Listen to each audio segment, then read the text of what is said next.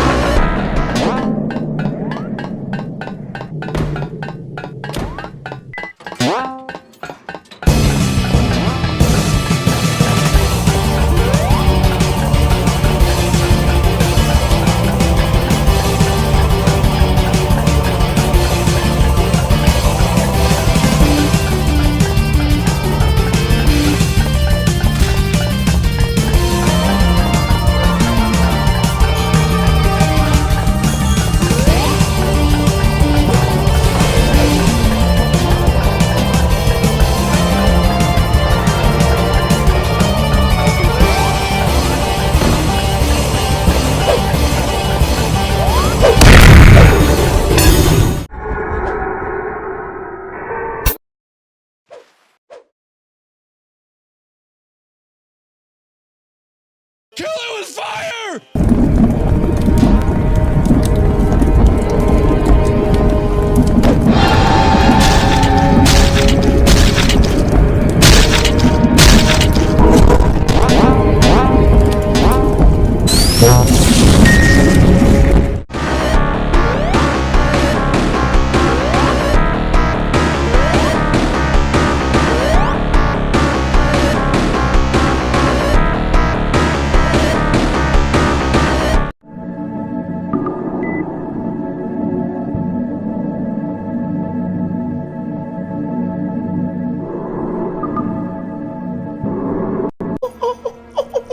The door opened. I can finally leave.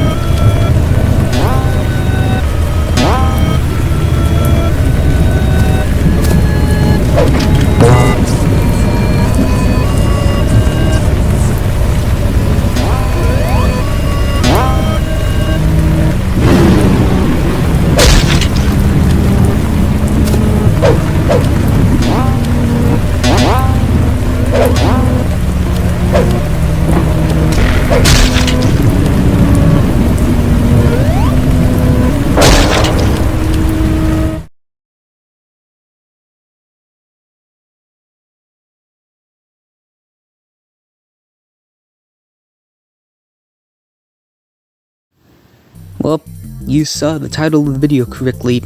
I think that Tails the Fox from Sonic.exe The Disaster is a flawed character, and there are several reasons why I believe this. Compared to other survivors, he just doesn't have what it takes to be the best. Is he bad in any sort of way? No, he ain't bad. But he is flawed, and I would like to talk about said flaws. So that's what I'm gonna be doing in this video. I hope you enjoy, and I don't know, leave a comment or something if you disagree and or agree with me. Anyways, without further ado, let's just jump into the video.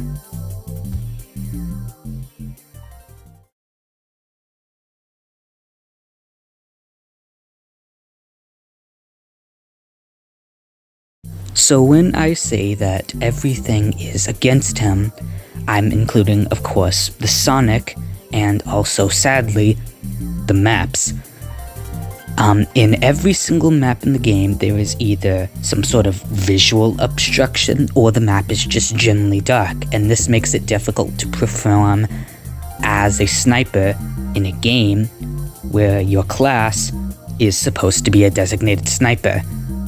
There's also the fact that it's way easier for minions to attack and kill you, because every single time you charge up your cannon, you become incredibly slow, which I've always felt was unnecessary. Making Tails slow whenever he has to fire his weapon is just such a huge nerf, in my opinion. Like, yeah, it's 100% a good idea that he can't charge up his weapon instantly and kill you, but why does he also need to slow down to walking speed? Something else that is also worth mentioning is the fact that the red rings do not pair well with his ability, whereas with every other character, the red rings can be used for helping you take the EXE off guard by stunning him, or they can be used to get away. Whereas with Tails, the only instance in which you're going to use the red rings is to get away. And you can't run faster than Sonic when you have the red rings, you only run slightly faster than before. So getting away becomes a bit of an issue, and that's why having the ability to stun while using a red ring is great. But because it slows him down and obscures his vision greatly, especially when there's already another visual impairment in the game at the moment, at that point it's just better to not pick one up. And this is something that no other character struggles with, because despite having vision impairments, you can still straight up go through an enemy as Eggman, or jump around and then punch them if you think you know where they are. Whereas with Tails, you might as well just not pick one up, because you ain't gonna be moving until you shoot your weapon. And because of how difficult it is to see, you ain't gonna immediately shoot the Sonic. You're going to wait a little bit. Something that's also worth mentioning is that you also can't jump while using the arm cannon. So what exactly are you supposed to do? You are physically unable to do a single thing besides cancel the arm cannon, and why would you want to cancel the arm cannon unless the enemy is physically no longer in your sights?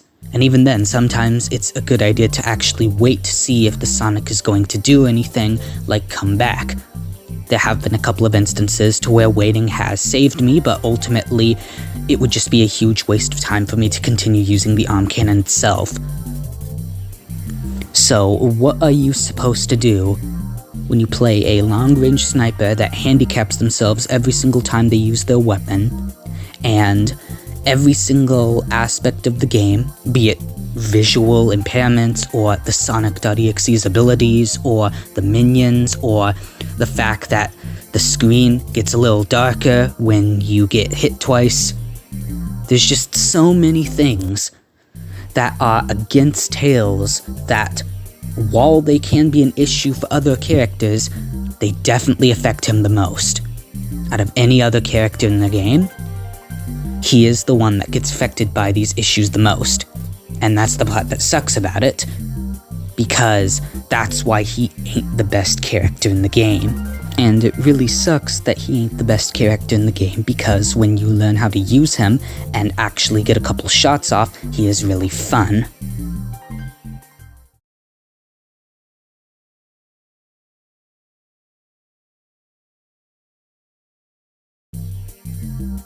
So when I mean things like self-defense capabilities, I mean doing anything that can keep the EXE off his back. This can include things like using the glide or the arm cannon, or using the red rings, having teammates to protect you. Now in general, Tails the Fox is a mid to long ranged sniper character, so there aren't going to be too many instances where you're going to have to get up and close with the Sonic. Except for the times when there are. Because the truth of the matter is that if the Sonic sees you as a threat, he can just beeline towards you. I cannot tell you how many times I've had an instance where the Sonic straight up leaves everybody else out and will hit me 3 times until I die because I hit him once or twice. It's like they become extremely paranoid. But the truth is that, overall, his self-defense capabilities aren't all that good. Glide, while it is especially useful and can get you far and you can do cool things with it, it ain't that immediate satisfaction. You're still going to have moments to where the Sonic.exe can hit you while you're gliding, because it is the easiest ability for the Sonic.exe to hit. And you're also going to have moments to where, in general, glide isn't going to take you anywhere.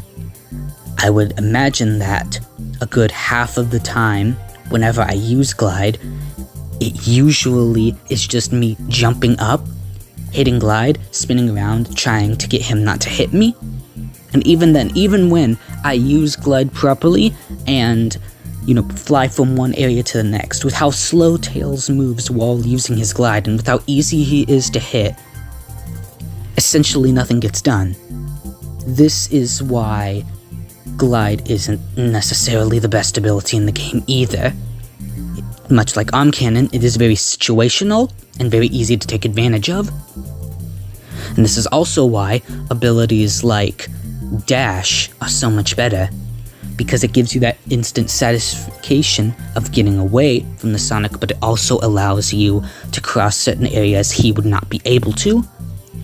So ultimately, it can do things that the glide has issues with. It's also worth noting that he has no way of seeing the Sonic while invisible unless he has help from Rouge.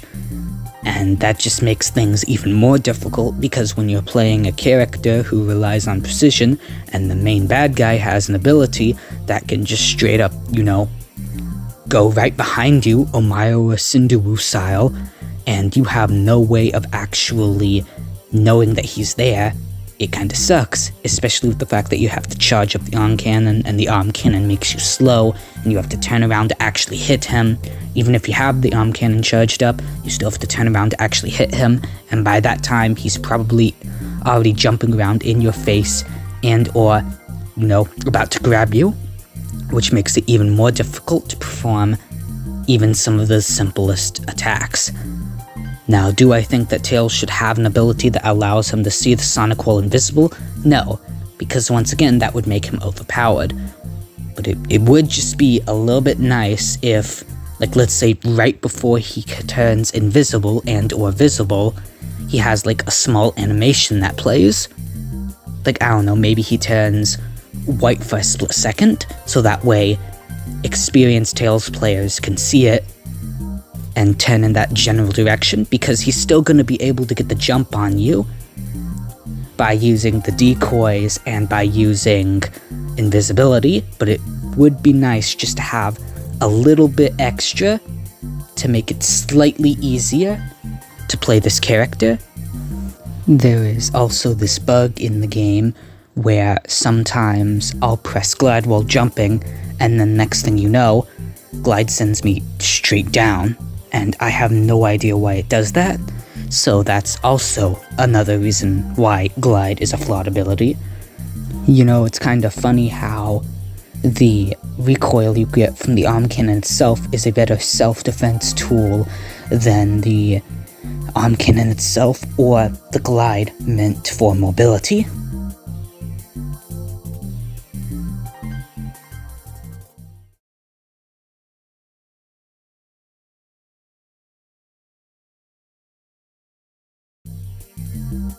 So if he is the only ranged character in the game, what exactly do I mean by saying that he can be outclassed?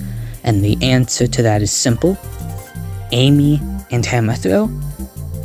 Both of these abilities are currently not in the game, but for a good while they were in the game. They were around in 1.0 and were removed in 1.01. And essentially what the ability did is that it allowed Amy to use two types of stuns.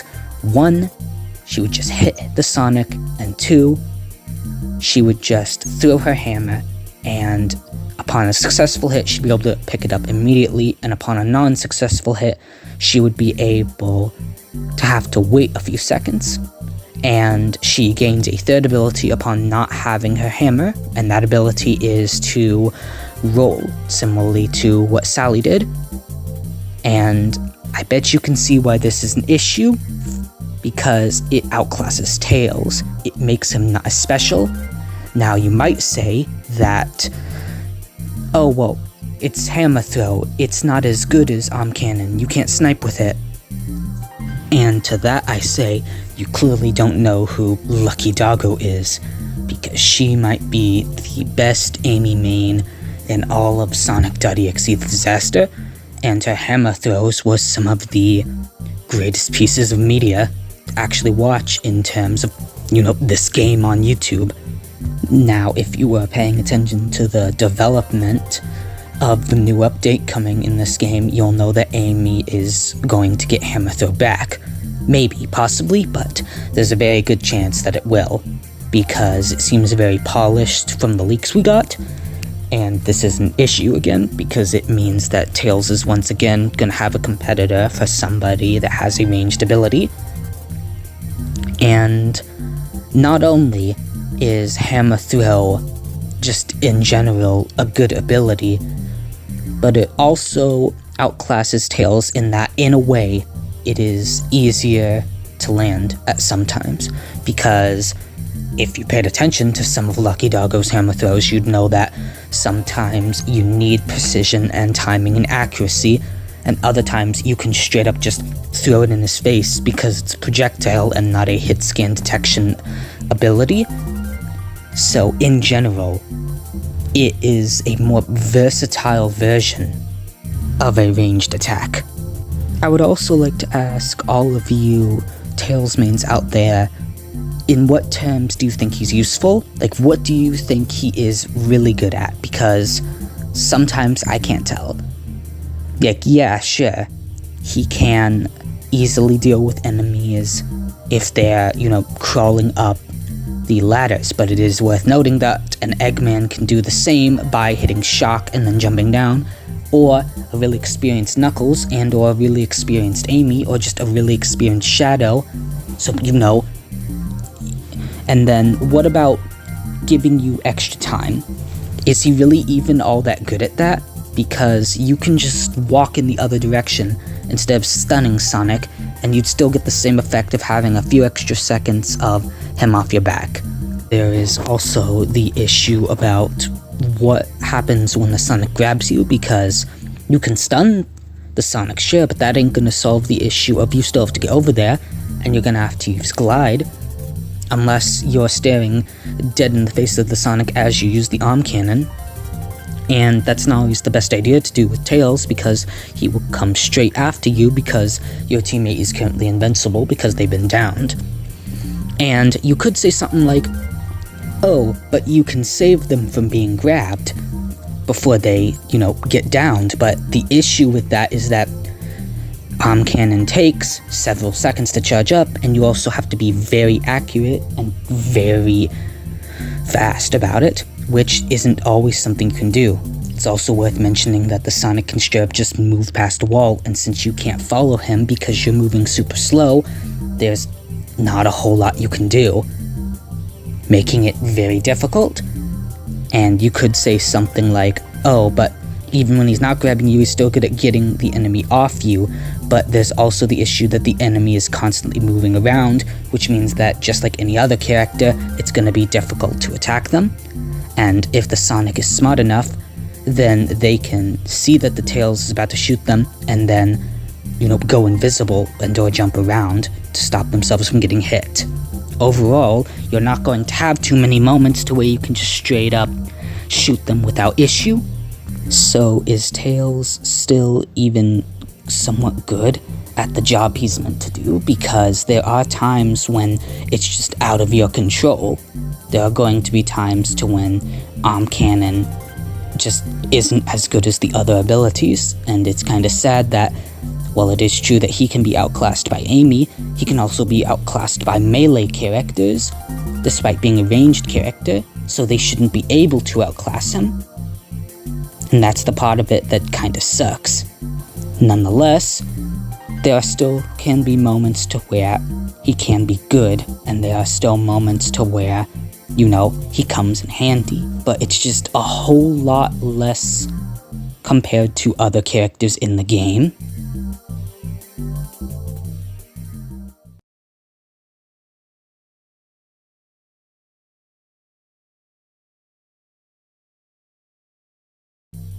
So there's one thing that I don't see a lot of people bring up most of the time, probably because they don't experience it that much, but considering the fact that I just played a ton of Tails in these last few hours, I think it's safe to say that this deserves its own topic discussion.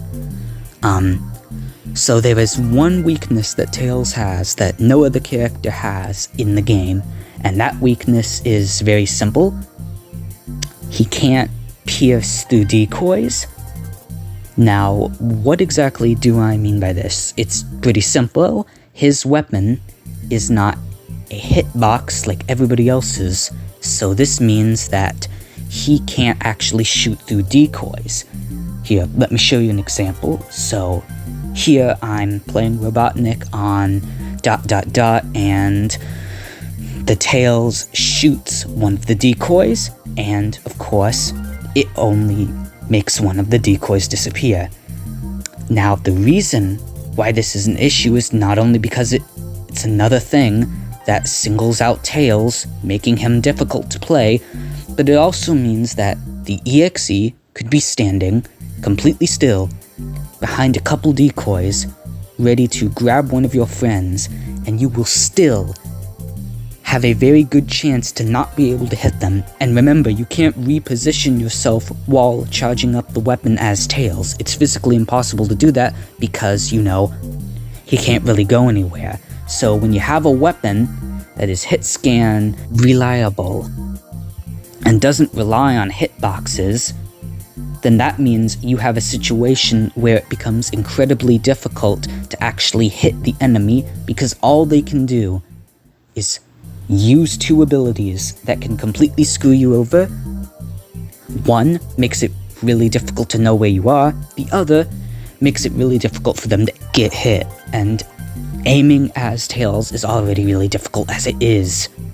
So having more abilities like that in Sonic.exe's kit makes it really difficult. Decoys, the whole point of them is to make survivors waste their abilities, but with Tails, they're straight up just a meat shield. How exactly is this fair? It isn't, because the truth of the matter is that this is once again another thing that Tails struggles with that nobody else does. And the thing is that since Hammer Throw, it is a hitbox ability, that means that you're not going to have that problem when using it. So once again, that is another reason why Hammer Throw is better than Arm Cannon.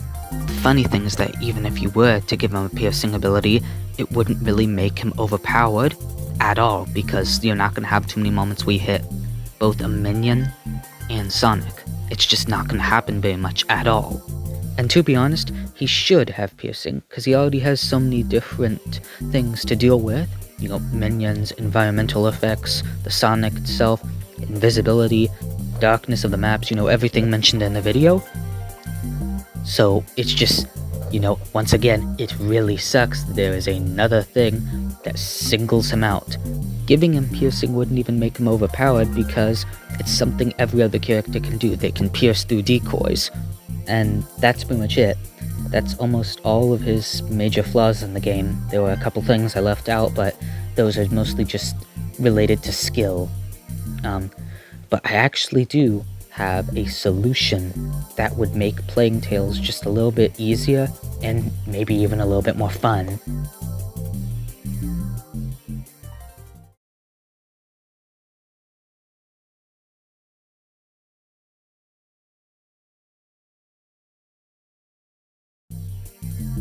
So if I were to just spend, you know, the whole time talking about Tails' flaws without actually providing a solution, then that would kind of be me just ranting, but I'm not here to rant, I'm here to point out a character's flaws and then give a possible solution. I've thought long and hard about this solution, and I finally come up with something. At first I thought about giving him splash damage, that would make him overpowered, and then next I thought about giving him Rouge's senses because Rouge isn't really known for using those types of things. And in the Sonic movies, we know that Tails is very much handy. He can make tons of things like translator, inverse gravity grenade, and, you know, an actual gun. So it would make more sense for him to have these things, but it would kind of change Rouge up a bit and devalue her as a character, because that's sort of what she's been doing the whole time she's been in this game. But after a long time of thinking, I have finally come up with a solution. And the solution is this. Yes, ignore the TF2 background. What this is a poorly drawn icon for a set of goggles that would be on Tails' head. So essentially a third ability. This third ability has several uses and a couple downsides. The ability can go on Tails' head. It allows him to see in the dark, so he can shoot easier. It gives him piercing, and it gives him aim assist. If you don't know what aim assist is, it's essentially just when you point your crosshair over somebody and the crosshair turns red. However, to counterbalance this, the ability is going to be on a 31-second cooldown as opposed to Tails' arm cannon's 21-second cooldown. So if you want to use the goggles more often, you're going to have to be more sparingly with your shots. And, you know, it's always a good idea to just charge up your cannon and instantly shoot somebody. However, with this new ability, you now have the choice between deciding whether or not instantly charging up your arm cannon to shoot the Sonic is a good idea. Because who knows, you might want to put on the goggles. It should also be noted that the ability will only last 7 seconds instead of the arm cannon's 14, so you're going to have to be more quick about aiming when you put this thing on if you want to get any use out of it. Well, thank you for watching. If you got this far, then that means you could stomach my voice better than I could. If you disagree with me, make sure to leave a comment, or if you have some other suggestion, then do so as well.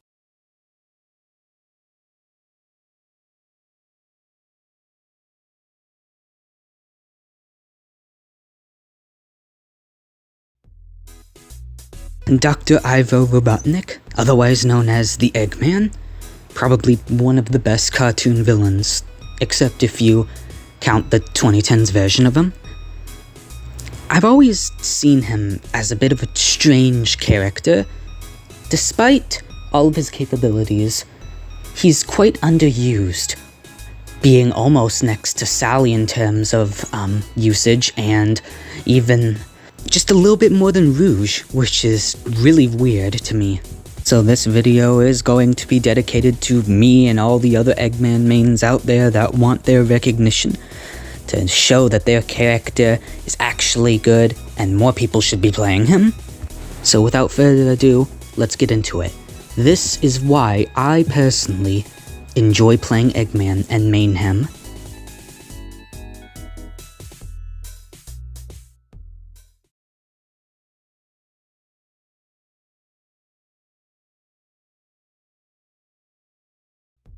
So I decided to look for videos featuring Eggman in Sonic.exe The Disaster on YouTube, and what I found was quite weird, in that I found almost nothing.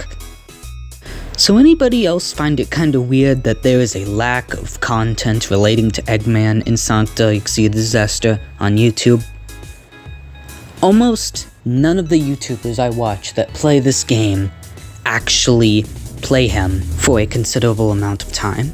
Lucky Doggo, Illogical Interest, Songs VA, Uvenus, Dream Shakes, and even Koikia. Nobody really plays him too much for too long, and it's kinda sad just because of how cool and fun he can be. But if I had to guess why nobody really plays him for that long, it has to be the fact that everybody sees him as very simple, or everybody sees him as not very good because he has the biggest hitbox. So I'm here to discredit both of those. For one, he is not very simple, he just has simple abilities, but the strategies you can use with him are usually very complex if you want to hit an EXE that, understands the basics of the game, because any EXE that does understand the basics of the game ain't gonna fall for you by beelining straight towards you. And his hitbox isn't as big as an issue as you think it would be. I'm not saying his hitbox ain't a bad thing, but it's definitely made out by some people to be this absolutely game-changing mechanic, and it really just ain't. And let's be honest, it's really satisfying for the EXE to continuously miss hitting you, get upset, you shock them, and then run away, and then they get even more angry. But this video isn't really a video meant for defending him. This video is meant for me to describe why I like him, so I might as well get into that now.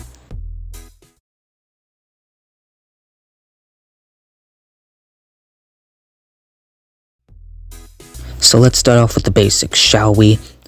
Eggman has the biggest hitbox of any character, his shock cooldown is 28, and his jetpack boost cooldown is 34. This means that most of the time you're going to be using him is going to be for last resort type situations, since his character is meant to be midlines. He isn't meant to be in the back, and he isn't really meant to be in the front. He's meant for cleaning up messes in case somebody makes a mistake.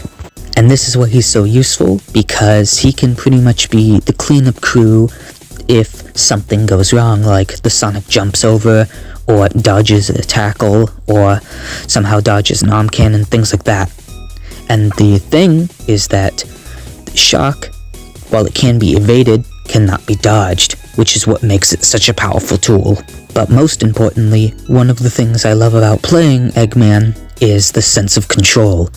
When you play this character, all eyes are either going to be on you, or the Sonic is going to get stunned.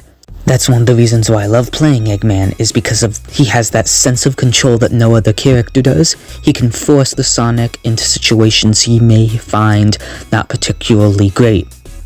And no other character can really do that besides Tails, and really, all Tails can do is make the EXE zigzag around a bunch, but he can't really force him away from a body, or a spring, or a teammate, anything like that. Now let's talk a little bit more about Shock, because it's actually a really powerful tool if that wasn't already obvious, which is one other reason why I love playing him.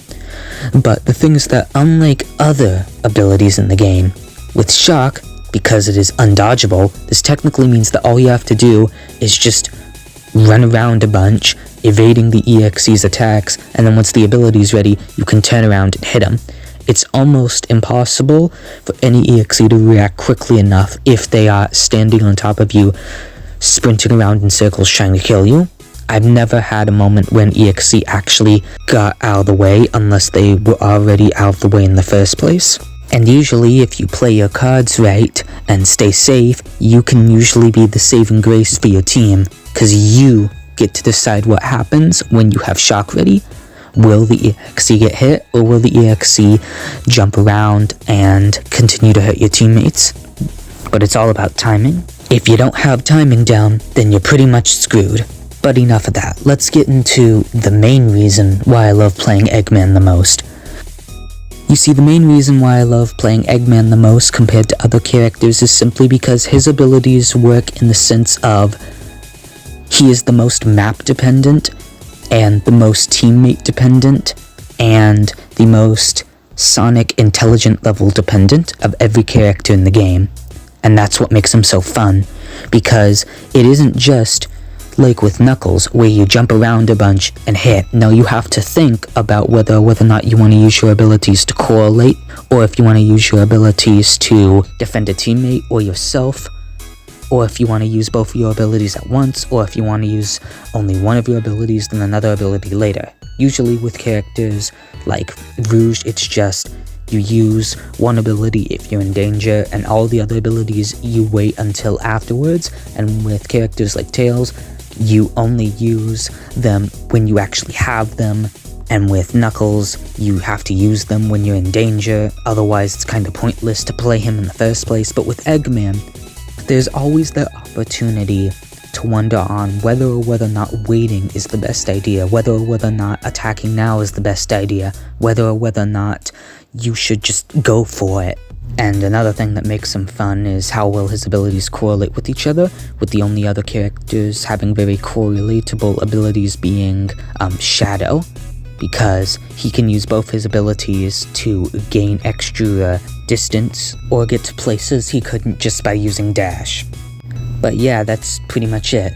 The reason why I love playing Eggman so much is because despite being incredibly simple, he can use both his abilities to correlate very well, depending on map knowledge and the intelligence of the EXE, and no other character can really do it as good as him.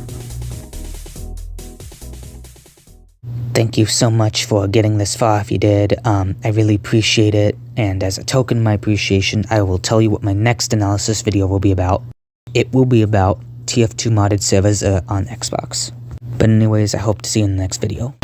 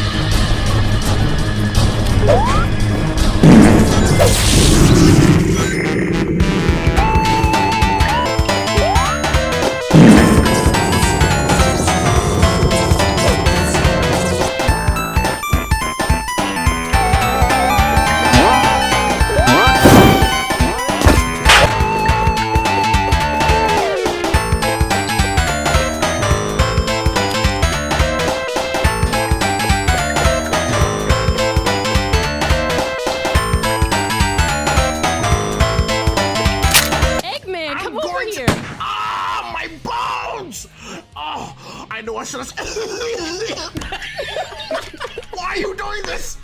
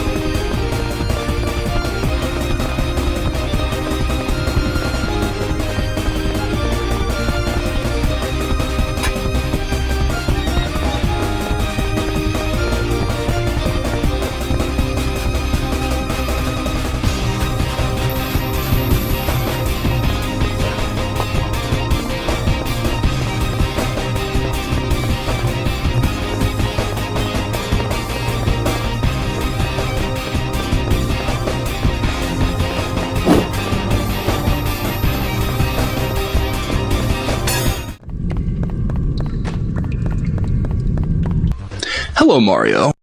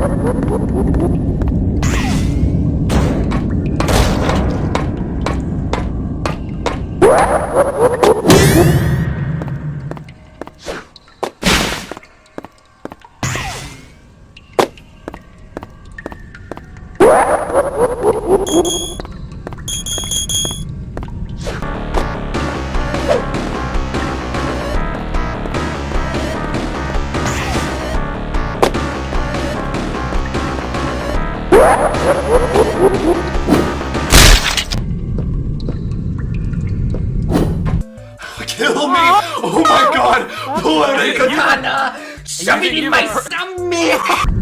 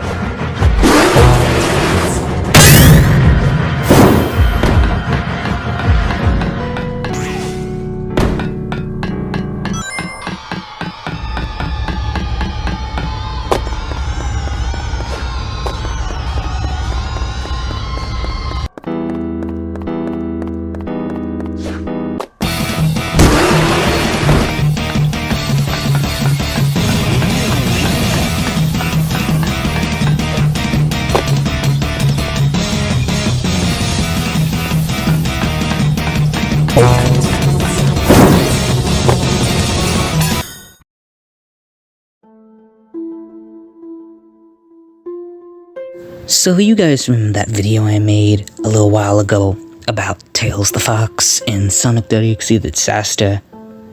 I called him flawed and way too situational for a lot of instances and easily manipulatable. Well, as time has passed, I've started to regret some of the things I said. I still believe he is a flawed character, don't get me wrong on that part, but he isn't as flawed as I once thought him to be. While I still do believe he should be able to shoot through decoys because that's something every other character can deal with, every other thing I said in the video was sort of just me not liking the way he plays. But now that I've gotten better at him, I don't really feel all that way anymore. He's become a very fun and cool character to play now. He's got issues, but these issues can be easily dealt with most of the time. And despite everything, I think he's definitely a whole lot better than I originally thought. Which is why, after I realized that there was a chance he would be getting some changes in the new update, I was very ecstatic, because I thought these changes would make him better. And then I played 1.02, and realized, oh dear god, is he so much worse? This is why I'm gonna be making the video, because this just sucks. 1.02 Tails might be one of the worst experiences I've had playing this game at all. He is just so bad, to the point that I don't really understand how anybody could enjoy playing him. Everything that was an issue with him has been turned up to the max, and things that were never changed just got worse because of it. So this video is going to be dedicated to talking about 1.02 Tails, and how he might be the worst character this game has to offer at the moment.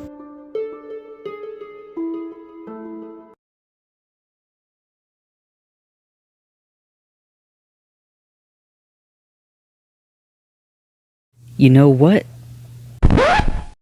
Screw it, I'm not gonna do this editing thing that I've been doing. I'm just gonna show all the facts, because this character is just so bad to where I don't wanna put effort into explaining why. Okay, so let's start off small, shall we?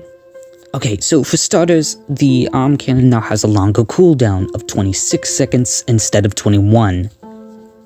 Now, the reason why I'm upset about this is strictly because the arm cannon had the shortest cooldown of any stun in the game. The whole point of the arm cannon was that it was an ability that was difficult to land, but if you could land it, it could be a lifesaver.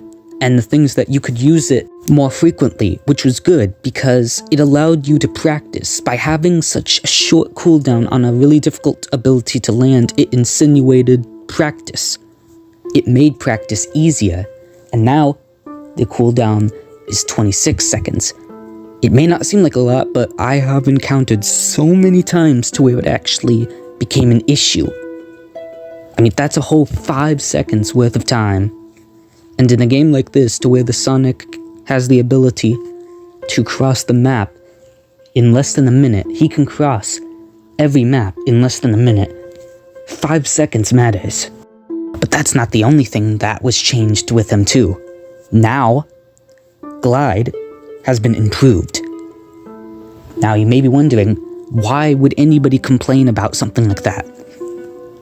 And it's the things that, it's not that I don't like the changes to Glide, it's simply that when you make a character super fast but not very strong, and you continue making that character faster and faster, and less strong, because think about it. Tails has been getting weaker and weaker in terms of what he can do with his arm cannon, but his glide has gotten stronger and stronger with every update. It used to be he could only glide down, and then he had control over if he moved up or down, and now it's he can move so fast with his glide that there's not really much of a need to use the arm cannon. You can keep yourself safe longer with the glide than you can with the arm cannon, because every single time you nerf something or buffs something, it indirectly buffs and nerfs the other ability in a character's kit every single time, with any game at all. When you buff something, it indirectly buffs and nerfs the things around it. Although, even if Glide didn't have any changes, the changes made to the arm cannon were already enough to screw it over. Not only does the arm cannon have a longer cooldown, but it also now takes longer, considerably longer, for the thing to charge up. Originally, when I first saw the charge effect in Sonic.exe The Disaster, in some of the teasers, I originally thought it was going to be some sort of special ability. And then somebody told me it was strictly cosmetic. And you know, I'm completely fine with that. Because the truth of the matter is that I didn't think Tails needed any changes besides the whole decoy thing. But then I realized when I played it, it isn't a buff, it isn't cosmetic, it is a nerf. It now takes the arm cannon longer to charge up now. And may I just say, why? Why would you want to? Nobody complained about this. Nobody complained about its cooldown or the fact that the tails could instantly stun somebody. That was the whole point of the gun having a charge up in the first place. You can hear the gun charging up as Sonic and know you need to defend yourself. So why would you have this? Tails didn't need this type of nerf. He didn't need to take longer to actually be able to use his ability, because his ability already had increased penalties in the first place, that being the fact that it was incredibly difficult to shoot. Even if you were an experienced Tails player, you still wouldn't even be able to absolutely destroy the EXE, because the problem still remains that he is flawed in some ways. But guess what? Now there is actually a penalty for using the arm cannon. You get a penalty for using the ability that is supposed to save you. An ability that's already so difficult to use. And you wanna know what it is? You can't run while using it. The whole point of slowing down while the arm cannon was charged up was so that way you couldn't do things that could be seen as unfair. But why in the fresh hell do you need to make him move slower while charging it up? It just means that Tails is completely helpless to being grabbed, to being charged, to being hit in general. The whole point of it was that you need to use the ability the second you get the chance to. But now, you have to worry about using the ability at all. It's significantly more difficult to deal with in terms of self-defense, because what exactly are you supposed to do in a situation like this? Not to mention the fact that he can no longer jump while charging up the arm cannon. And you want to know why this is an issue? Well, there's actually two reasons. Reason one, if you are in a situation where you need to use glide and use the arm cannon, you're screwed. You used to be able to charge it up, jump, fly, and have some sort of form of self-defense in that aspect. With the arm cannon, now, you are physically unable to jump from one place to another. And it's just, why? Why do you need to make him as vulnerable as possible while using an already difficult to use ability in the first place? And the funny thing is that Amy now has the ability to move while using her hammer throw, which means she's more mobile now. And it's so upsetting when you have this character who already was somewhat flawed in certain aspects, and you're hoping that they'll get better, or at least stay the same, and then they just get worse. Now, for reason number two, the trick shot part of it. Anybody that has watched the YouTubers Uranus and Lucky Doggo know what I'm talking about. Their videos where they would use the arm cannon in self-defense and jump around and then land these cool trick shots were really fun to watch. They were really fun to watch because of how much skill it took. Now, the reason why I'm bringing this up is simply put, those were cool. Those were cool things to watch. I wanted to try and get better at Tails and do things like that. And now, I no longer have that option. And the reason why that sucks is simply put, now Tails has less options for what he can do. Once you get good at actually landing shots, there's now nothing else for you to do. There's no getting better with trick shotting now when it comes to jumping around, because that option is no longer available. So not only is Tails now harder to use, but even if you somehow get used to using him, he's more boring. He's more simple. He's less fun. And now onto my next reason. The camera change. It sucks balls. The crosshair is a lie. Don't believe me? Let me show you this clip.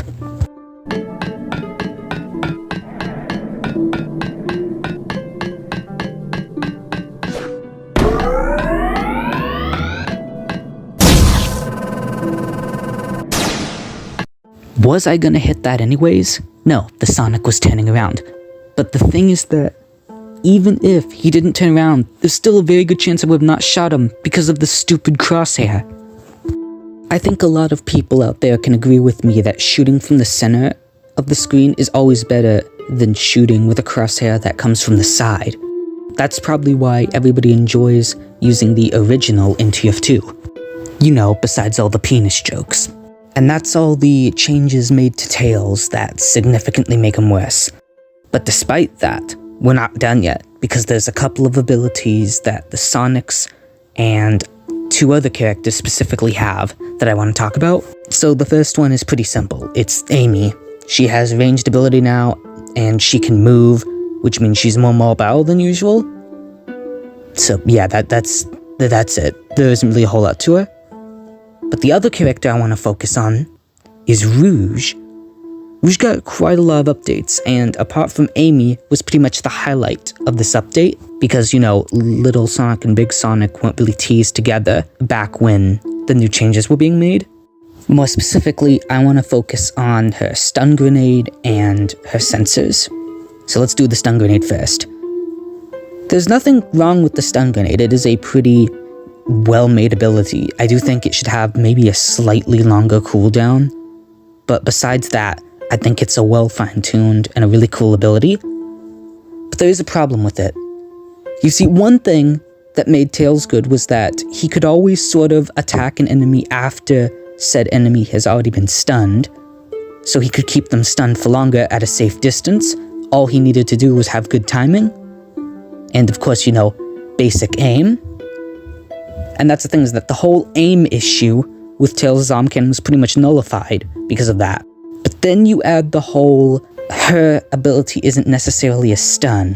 Her ability cannot save to grab teammates, but what it can do is that it can help keep the Sonic down for longer when he's stunned, because since the ability isn't a stun, you don't have to worry about timing. You can just stick it down right after the enemy gets stunned, and boom, he still can't get to you.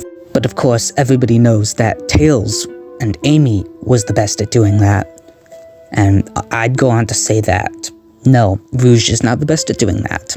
So once again, there's another thing that's better than Tails. So now I want to talk about the 2 Sonics. Big Sonic's charge isn't really all that dangerous if he's heading straight for you, but it can be difficult to actually land a hit while he's charging, unless he's coming directly towards you. I'm more interested in block. Due to how loud the arm cannon is, and the noise it makes before Tails actually gets the option to turn around and shoot you, you have plenty of time to use the block ability. Even if the Tails manages to hit you, you really don't have to worry. And I'm gonna be honest, that's not really that big of an issue for me, because block is mostly going to be used to defend themselves from Amy players and Eggman players. Most of the time, you're not going to be in a situation where the Sonic is going to use the block on you. But there is that occasional time when you're playing and the Sonic will block right as they're getting hit by a Knuckles, and then you shoot them, and then they end up taking the block. I could see how that could be annoying, but that hasn't really happened to me yet. What I want to focus more on is Little Sonic. I don't really care about the teleportation ability. Despite what it may sound like, it's not really that much of a detriment to Tails. What I want to talk about is invisibility. So, you may have noticed that I didn't talk about Rouge's sensors, and that's simply because I wanted to save them for later, for talking about Little Sonic. You can now no longer see Sonic while invisible. but rather how it works is that you see his general area. While invisible, there will be a little arrow that shows where he is, but it will never show specifically where he is. Why? When playing Tails, you need to be specific. Isn't the whole point that Rouge and Tails had good synergy with each other? So why would you remove this? Not to mention the fact that invisibility also allows Sonic to attack much faster when he actually turns uninvisible. As if he didn't have enough issues to deal with, now he has to worry about instantly getting hit the second the Sonic goes visible. But that's not the only thing. There's still one more thing I haven't talked about, and that's the decoys. The stupid decoys. There's now more of them. He can now hold a total of 4 of them instead of 3. And despite the fact that they can't be destroyed, they still have a hitbox, and Tails still can't shoot through them. Why? Why the hell would you not allow them to shoot through it? Because it's not there. It can't be destroyed. Why does it matter? Why isn't that an option? This character is so shitty. So goddamn awful. Word of advice, don't play 1.2 Tails. You're not gonna have fun. I can tell you that right now. Goodbye.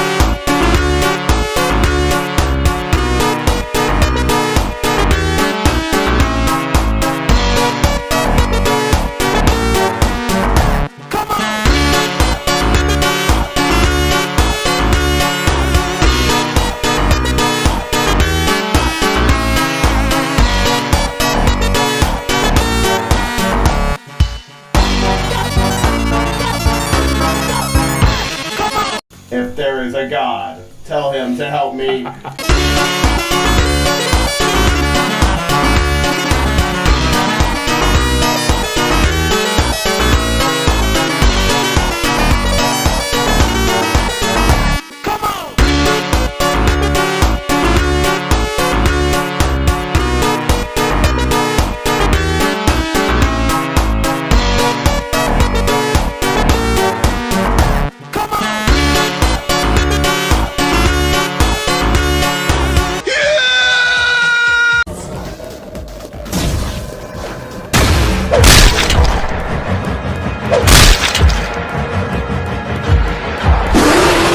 I like it cut, G.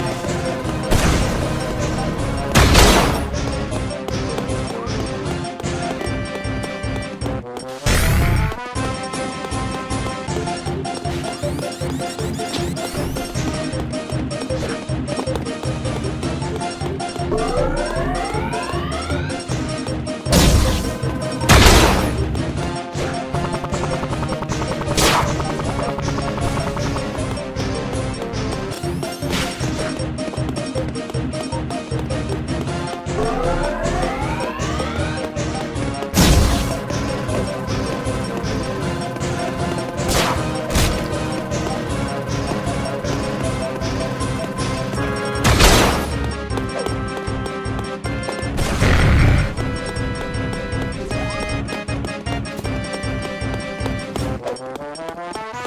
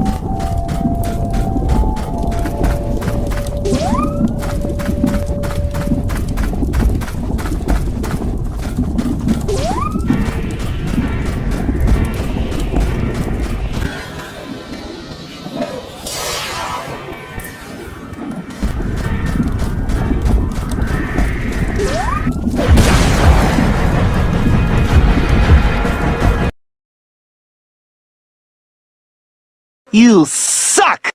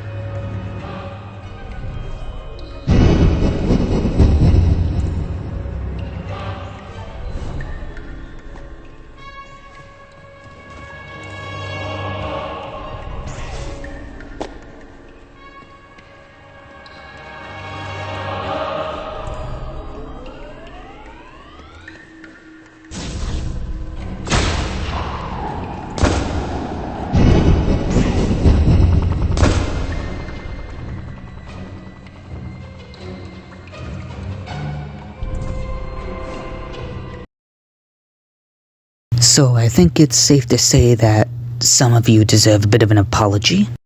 And those people I'm talking about are Tails mains.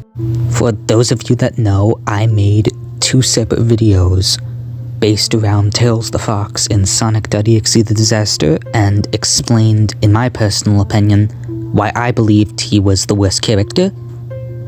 I feel like I gave a lot of good examples and evidence and facts, but over time I've started to disagree with a lot of things that I've said regarding those 2 videos. And while it is true I did give quite a few facts about why this guy might not be as good as the others, I did give mostly opinions, and opinions can change. So that's why I'm making this part of the intro, and why I'm making this video in general, because I've learned that Tails is not the worst character in the game. And to be honest, I'm not really sure why I started thinking this.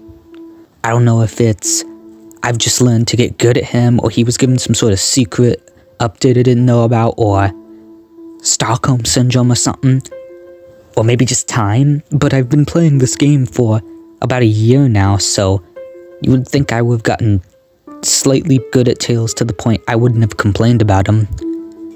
But as to what the reason is, I don't really know. But over time, not only has he become sort of a good character in my eyes, he's become a fun character in my eyes. I really enjoy playing him, despite the fact that I made several videos talking about why I didn't like him very much, and why he wasn't all that fun to play. So yeah, I now think Tails is a pretty solid character, all things considered. But if I consider him to be good now, who is actually the worst character in my eyes? Well, unfortunately, that goes to... You fat bald bastard, you piece of subhuman trash! 2,000 years of constant human evolution to create a hairless fuck.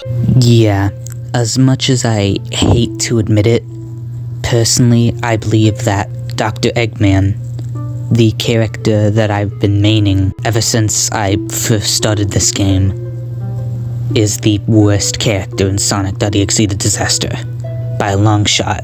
And it seems like a lot of people seem to agree with me on that, because I almost never see anybody playing him, let alone main him. I sometimes even see YouTubers talking about how they don't have very much experience and aren't very good with him. And I knew that a lot of people didn't really have an experience with him back then, but I honestly can't help but agree with them. You shouldn't want to pick up this character, because this character isn't as fun, exciting, or powerful as he used to be anymore. And that's why, for today's video, I'm going to be talking about each and every single one of his nerfs and buffs that he has received since version 1.0. With all that being said, let's jump into the video.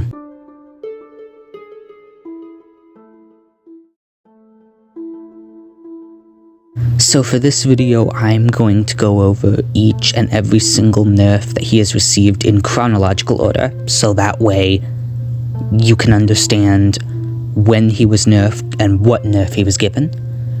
So some of the first few nerfs he got were in version 1.1. So let's go over them. So transitioning from 1.0 to 1.1, Jetpack Boost was nerfed. The Nerves of Steel perk was removed from Eggman, and the radius of the stun itself was nerfed as well, being closer towards Eggman himself. And to be completely honest, I like each and every single one of these changes. The old Jetpack Boost was incredibly powerful and really versatile. The enemy was chasing you, you could just use that ability to get tons of ground away from them. The ability also had the ability to reach heights that it shouldn't have been able to, because you could literally just press yourself against a wall, and then you'd be able to go up in places you shouldn't have been able to. Not to mention the fact that the ability was so versatile, you could even see Eggman players use it to jump on the places nobody else could get to. And I'm going to be completely honest, I saw more people using Eggman to jetpack boost into places they shouldn't rather than use him to actually play the game correctly. It was kind of annoying. So personally, I enjoy the changes he was given. And even if Jetpack Boost was kind of nerfed, it was given a little bit of a buff in that it gave more vertical height, so that way you wouldn't have to press yourself against a wall to get up to places. All things considered, it was a good change. And so was removing the Nerves of Steel perk. Having a character whose weakness is having a big hitbox and giving him the ability to have a resistance toward an ability that can insta-kill somebody is kind of overpowered. It sort of invalidates his main weakness, so having this is actually super powerful. I'm gonna be completely honest, I don't know why so many people slept on him back then. And the final change that he was given was that the radius of shock itself was actually nerfed, being more close to Eggman like I said earlier. And I also like this change because there would be times to where I'd clearly be outside of the hitbox, yet I would still get shocked. And at first I thought it was my internet, but then I realized, oh no, it's definitely closer towards him compared to how it used to be. I should probably also mention how he was given a buff between 1.1 and 1.0 in that he activated shock faster than he used to, which is, in my opinion, a good change. It made him more powerful, but at the same time, it didn't make him overpowered because there was still a delay, but it was enough of a delay to where it was easier to predict and land the ability itself, which is nice. Now let's take a look at Eggman in the more modern times of 1.2, because there's quite a lot of changes that he was given, and I'm gonna be honest, I don't like any of them. So transitioning between 1.1 and 1.2, he was given 3 significant nerfs. Once again, Jetpack Boost was nerfed. Big Sonic was introduced, which has 2 abilities that inhibit Eggman pretty badly, and his invincibility frames were removed. And I'm gonna be honest, I don't like any of these changes, even though I can slightly understand the first one. I can understand why Jetpack Boost was nerfed again, because the ability could still comfortably get you to places with very little effort, so nerfing the ability to where you would have to put more effort into using it compared to before is a good change, even if I don't like it very much. But then Big Sonic was introduced, and then Little Sonic was given a new ability so that way he'd be more powerful. And both of them were given abilities that sort of counter Eggman gameplay. And what do I mean by that? Well, Lil Sonic was given a teleport ability, which allows him to teleport anywhere on the map as long as he has a teleport point down. So if you were to shock him while he was on a low point in the ground and then jump up using Jetpack Boost to get higher, then he could just teleport right next to you. And I'm gonna be honest, I think that's a good counter, because typically selfish Eggman players would usually wait around for Sonic to follow them into some sort of dark hole, and then he would shock them and then use Jetpack Boost to get to a safe place. So I think having an ability like that is good. But then Big Sonic is a bit of a different story. He was given a block ability that allows you to absorb any damage that isn't knockback. And the thing is that, unlike Teleport, this ability is infuriating because it pretty much shuts down Eggman entirely. Eggman's whole thing is that he's supposed to come in to save the day when your teammates are in danger. He's a last resort type option, so having an ability that can easily counter him with so little effort put into it. All you have to do is just press a button, and boom, you've successfully defended yourself against Robotnik. And the reason why this sucks so much is, it's not like he's punching you, it's not like he's hitting you with a hammer, shooting you with a gun. No, he's using an electric AoE shock ability, which I don't even understand how you're supposed to be able to block something like that. You shouldn't be able to. The whole point of Eggman is that he has an ability that's easy to land, but if your enemy is far away enough or they see it coming, they can just easily avoid it. It shouldn't be so counterable. It has a long cooldown for a reason. You use it when your teammates need it. You shouldn't be able to just block it. And speaking of cooldowns, did you know that Shock now has a longer cooldown? Yeah, that's something I didn't put in the list because I forgot about it, but yeah, it now has a 30-second long cooldown. And combined with Jetpack Boost's long cooldown, basically you're just gonna be sitting there doing nothing. With every other character, they have either an ability that has a long cooldown and a short cooldown, or an ability that has a long cooldown but is especially useful. And one thing I'd like to mention about this is the only other character that has 2 really long cooldowns is Cream, and it makes sense why she does. It doesn't make sense why Robotnik doesn't, because your teammates are gonna get in trouble all the time, your teammates are gonna mess up a bunch, and I do understand that's their fault, not yours, but I don't understand why the character that has an ability that's so easy to counter needs long cooldowns, because Big Sonic and Little Sonic have a way to counter it. And then there's the instance of targeting. I just don't understand, since he's so much weaker now and can have abilities that can be countered so easily. But I guess if you have your teammates there to help you, it won't be that big of an issue. Most of the time, at least. I wish I could say that this was the end of the video, though, but no, unfortunately, he gets nerfed even more. So, anybody else that's tried to play him in 1.2 may have noticed that he has less invincibility frames. I don't know if they're all gone or most of them are gone, but definitely a good chunk of them are gone, and it's enough of them to make a big difference. And I would say that this is easily the worst change that he was given. Just 100% the absolute worst change that he was given. And it's pretty simple, really. I have never gotten hit when I land a shot as Knuckles or Amy with the hammer or a punch. That has never happened to me. Sure, I've gotten hit when I've used punch or hammer swing too early, and sure, if I've missed, I've gotten hit, but I've never used the ability, and as I successfully hit them, I've gotten hit. That's just never been something that happens. But with this ability, with Shock, I don't know if it's because the ability doesn't necessarily move its hitbox, you know how, like, punch and hammer attack do, or maybe it's Eggman's big hitbox. I'm not 100% sure what the issue is, but it is so easy to use this ability, run towards the Sonic, he puts his arms up, and he somehow hits you. And this sucks because when I look at Eggman, I should be thinking, oh, an enemy with a powerful stun, let me either counter or run away. I shouldn't be thinking, if I time this correctly, I can somehow manage to hit him. That has never been a problem when playing any other character, and the funny thing is that other characters in this game don't have invincibility frames. I have never once had to deal with Sonic.exe hitting me when I play as Shadow, and Shadow has no invincibility frames whatsoever. Yet when playing as Eggman, I get hit almost all the time.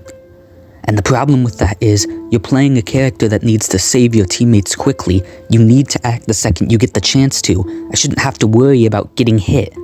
But because of this, I sometimes feel scared to actually try and help my team. Because why should I if I'm just gonna get hit when doing it? Like, if I jump down to save a teammate, I'm most likely gonna get hit, unfortunately. Because of his big hitbox, and the fact that I need to be standing practically right next to him, due to the fact that the radius of Shock was nerfed. And due to this change of removing his invincibility frames, personally, I believe that there are characters that are better at saving teammates than Eggman. Like, Shadow's boost is literally just jetpack boost plus Shock. Not to mention the fact that Shadow actually combos very well with Tails, meaning you can use boost to save your teammate, homing attack to keep him down for longer, and then Tails can shoot him, which will keep him down significantly longer than Eggman's Shock ever could. Now, I do understand that that requires 2 people instead of 1, but it's just objectively better if the Tails is good at landing his shots. And then there's Metal Sonic, who has invincibility frames while he uses his ability, and he can save his teammates even if he puts himself in danger, but 100% that teammate is going to be saved. Not to mention the fact that you can't block push, which means that it's not like your efforts are going to be for nothing. And push has a shorter cooldown than Shock. And push activates immediately once you press the button. And push doesn't have the same effect as a regular stun, which means that if you stun Sonic after he's been pushed around, he won't get up faster than normal, which is something he does with Eggman. But yeah, that's why I personally believe that this is the worst change that Eggman could have ever gotten. He was given one buff though, in 102, which is that he activates Shock almost immediately compared to before. This change just sucks. And you wanna know why? Because it encourages selfish Eggman behavior.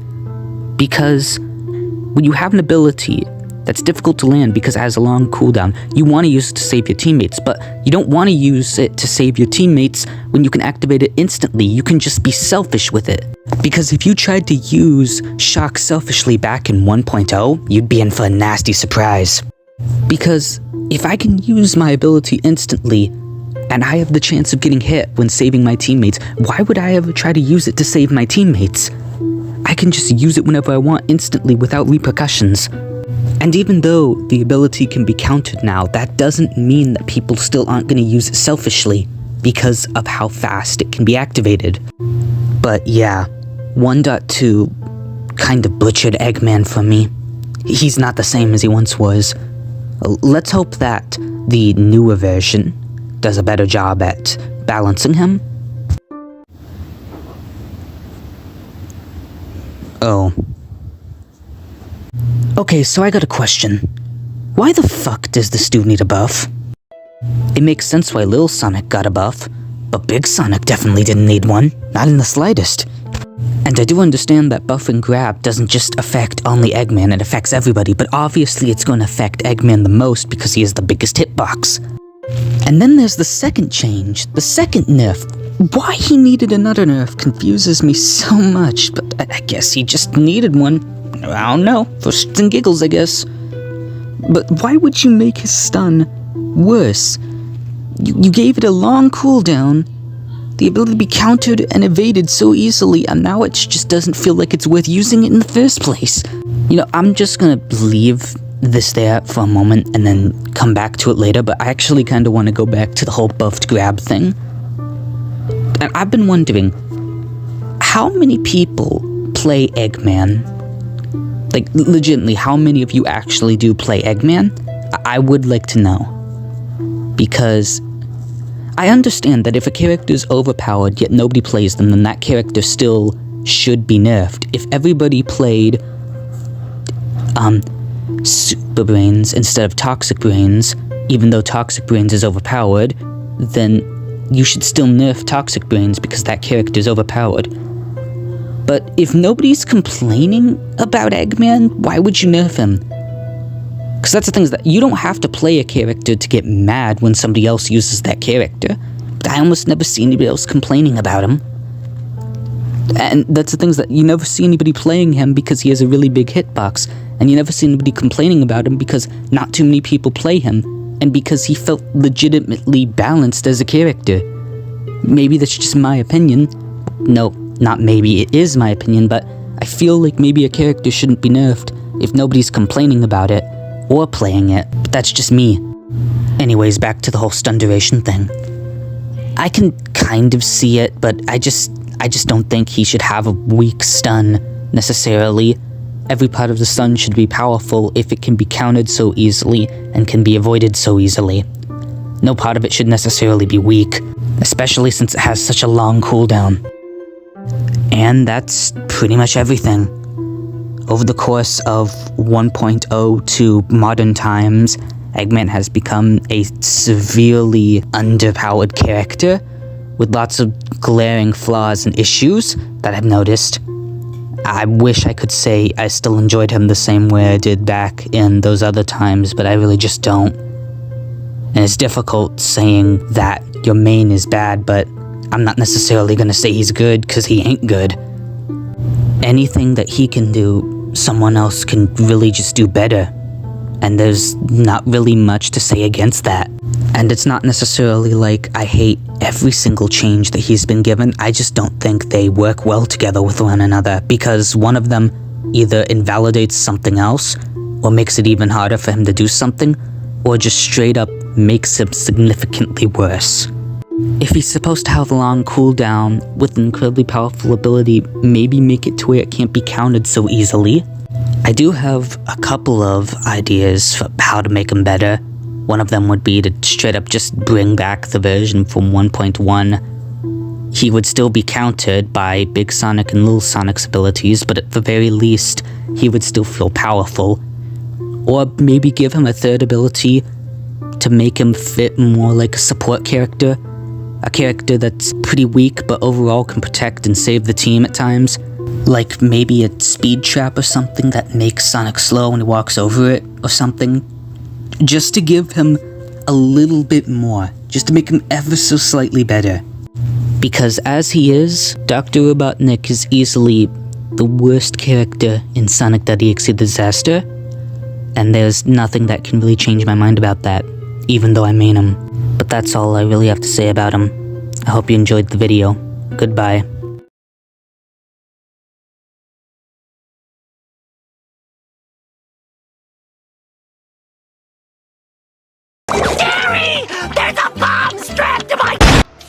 You know what?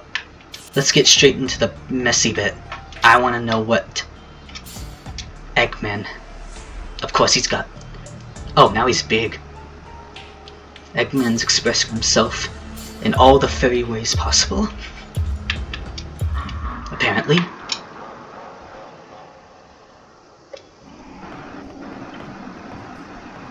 Wait, he's got guns now?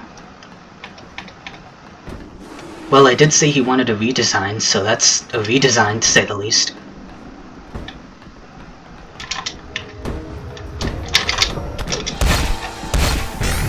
Well, that's different.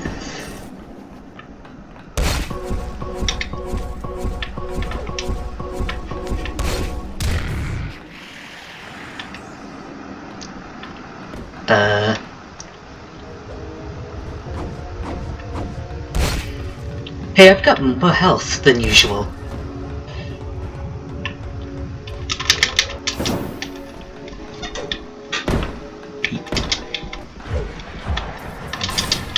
And of course, now he's got the giant stick coming out of him.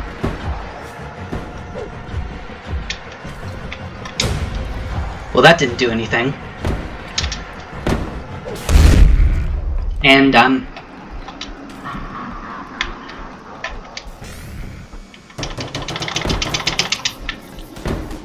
that's how it works.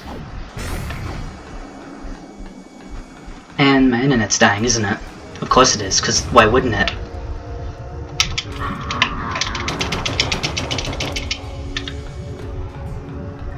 This is taking me back to when I played TF2. I have no idea what... Shooting fire magic over there.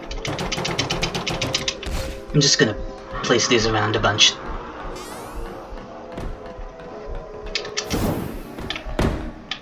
Okay, so that's how that works.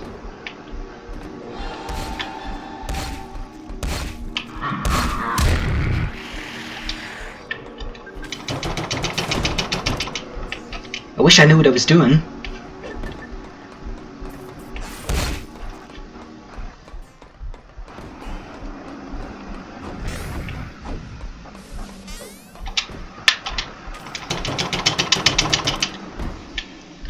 I guess I've done something? I don't know what, though.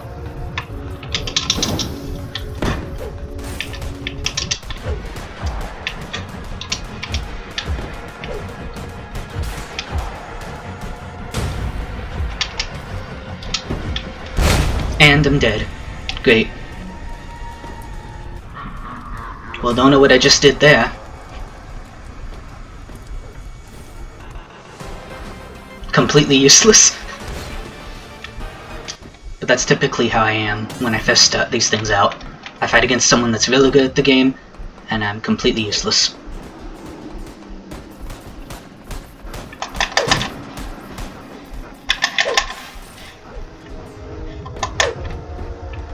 And these also seem to be useless.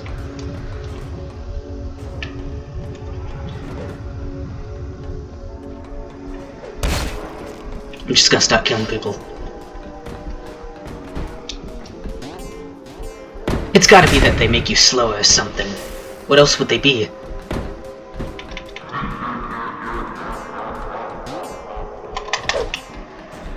She's summoning fire magic over here. Then again, that's not that uncommon for her.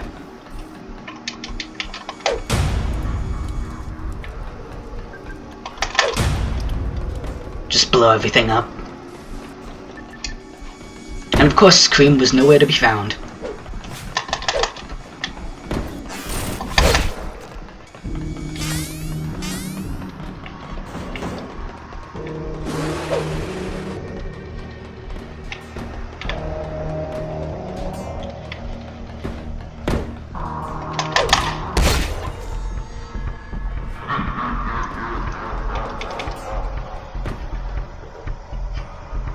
Is better. Let's go Sally. I like the Halloween outfits. They're pretty nice looking. Something tells me I'm not gonna play as Blaze or Silver.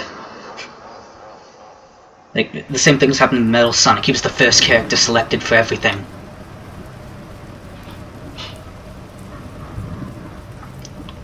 And my internet's dying again. Because why not? Why wouldn't it? It's not like I'm trying to have fun.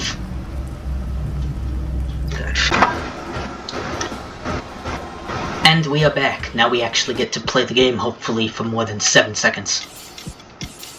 Back to Sally. So, it looked like, did Small Sonic get any sort of design changes? I don't know.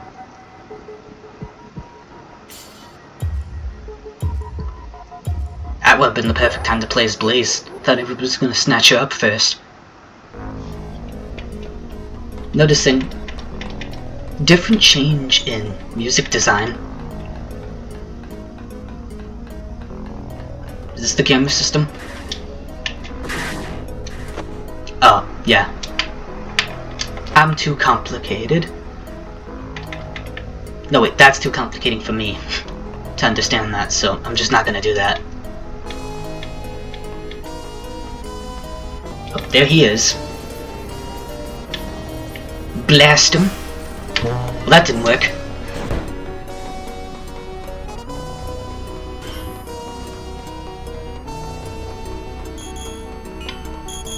Huh. Well, that's interesting. So he has 3 abilities. Not that I didn't really expect nonetheless from a character like Silver. His whole deal is being incredibly complicated. Ooh, Cream can overheal people now?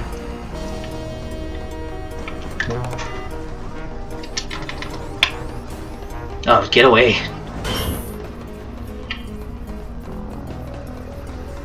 Blast him!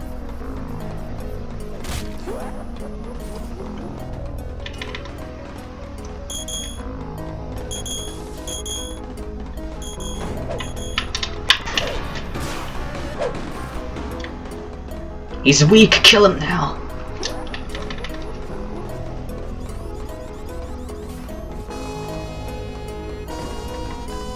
Before my internet dies. Silver still being chased? No. Yes, he is. Just gonna give him that already. Oh wait, no.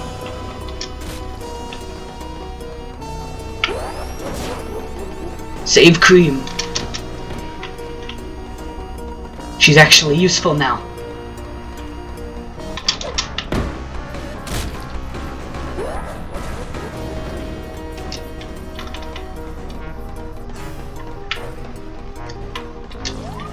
Still upset. This probably could have been the perfect time to play as Blaze.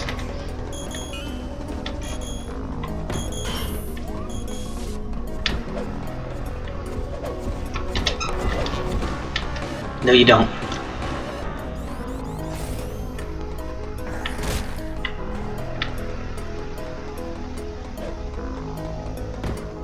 Yippee!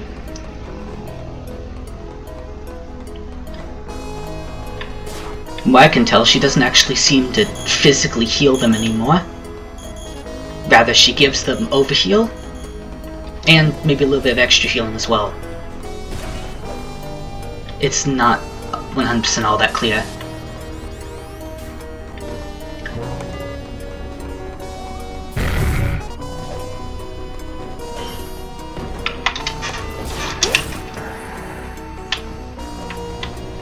We're doing it. We're doing it. Successful first victory? Yes, please.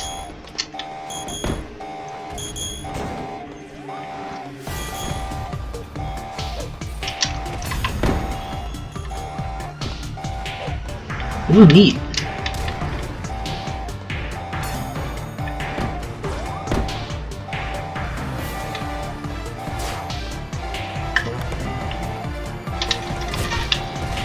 Jump. That only did 5 damage. Really? I didn't think Little Sonic really needed a nerf with Spin Dash. It was his lunge that was the problem. Or at least his lunge was what everybody was complaining about.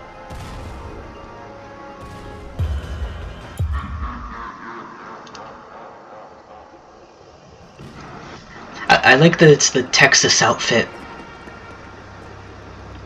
Those are either gloves or... yeah, those are gloves. I was about to say those look like the shovel claws, but no.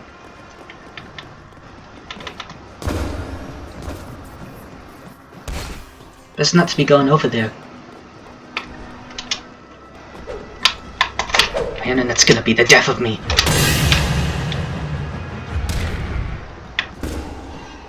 Fuck off, whoever runs my internet.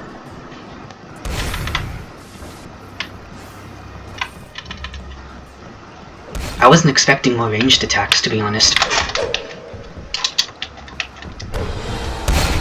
You gotta be fucking with me. The stupid internet.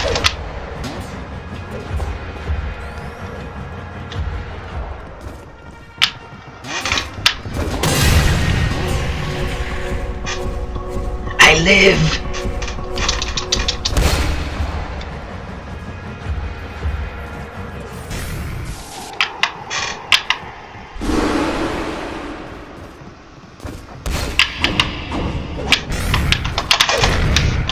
And it's significantly more close range Knuckles punch, which I guess makes sense. Didn't mean to pick that up.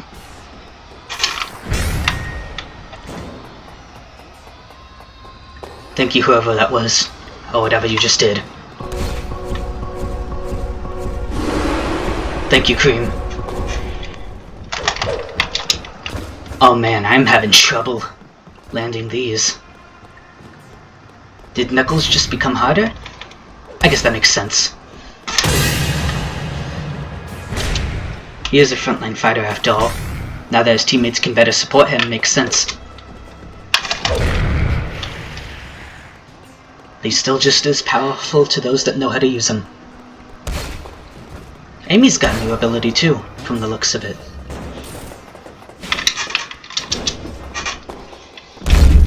And I'm dead.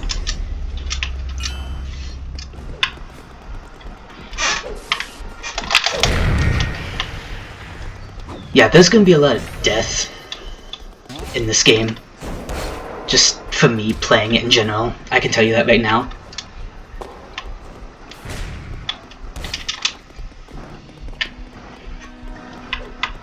Come on, dude, you just downed her.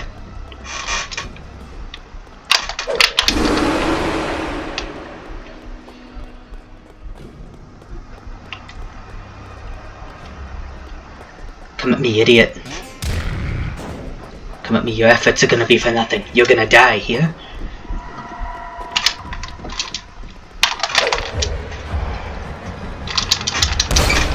And I'm fucking dead. Fuck you too, buddy. I still hate big Sonic players. Just as much as I always have.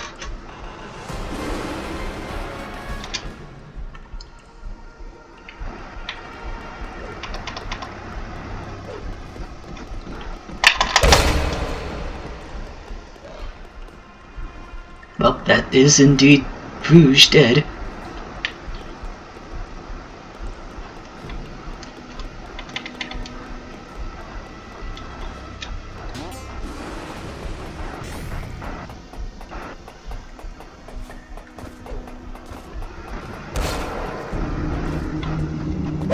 We did not pull this one off as well as I'd hoped.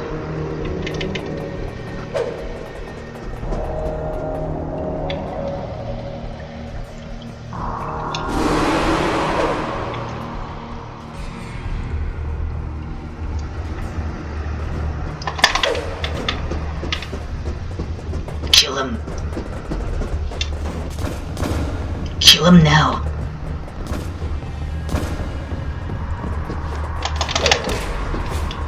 Punch him in the face. Really, Cream? There's no need for that. Cream maidens will be cream maidens.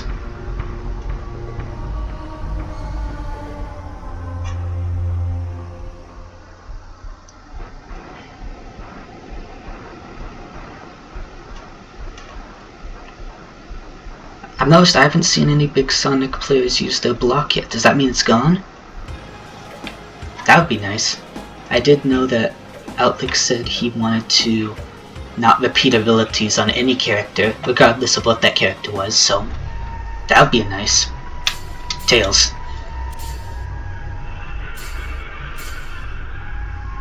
His tails keep getting floofier, that's for sure. Well, let's see if he got worse or better.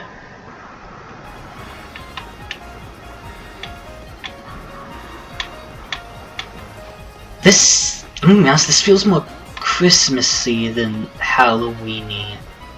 It might just be all the bright white colors.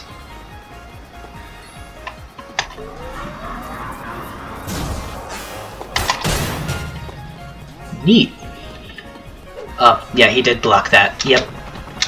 I thought we weren't repeating abilities. I thought that was the thing we weren't doing.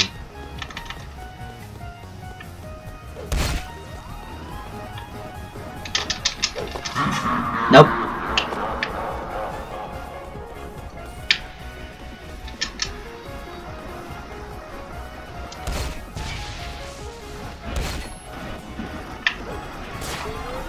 Come on, we got this. I believe in us.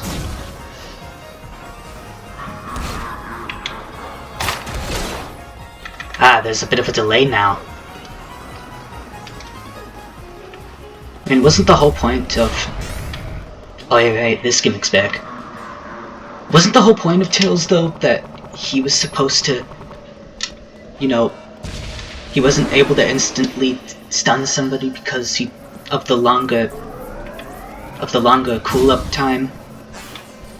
I don't know. Maybe that's just me.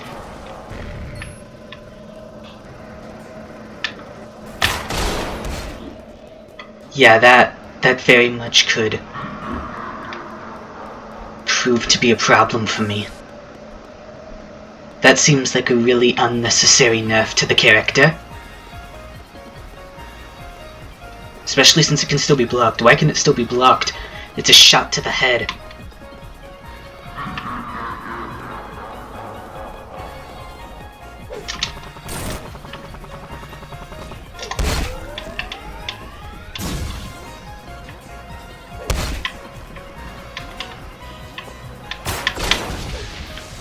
Oh yeah, that's gonna mess me up. That's gonna seriously mess me up.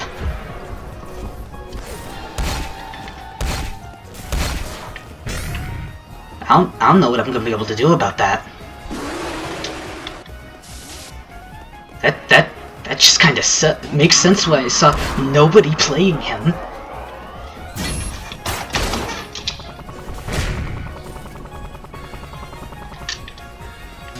Oh man. I think it's safe to say who everybody's not gonna be playing.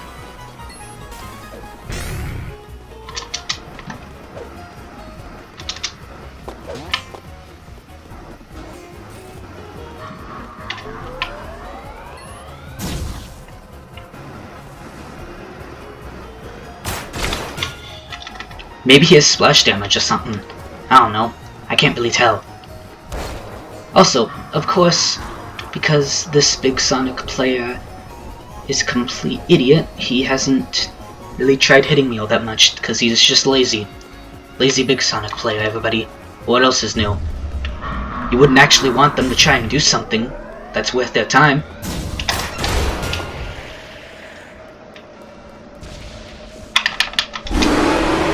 It's not like they're not completely worthless douchebags or anything.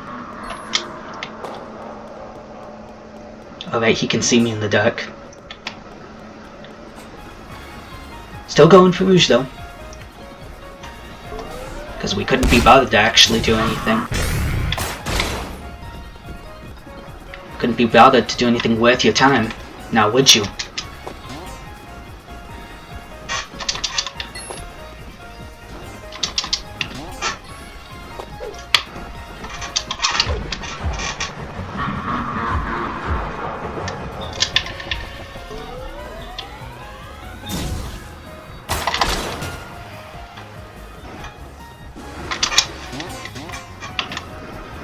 No silver, no silver, no silver. Ow! Oh, minion damage has been changed too. It's been nerfed.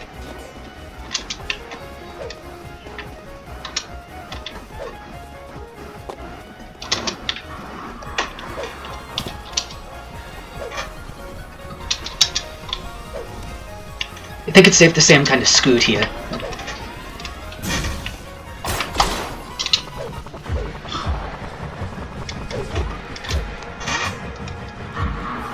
Even if somehow managed to get out of this alive, didn't really feel all that fair because he just went for anybody else besides me. Get better at the game, noob.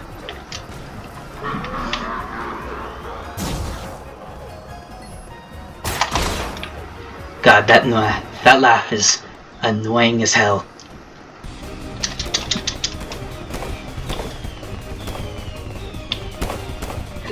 Ah, good. Silver's lagging. Victory will be mine.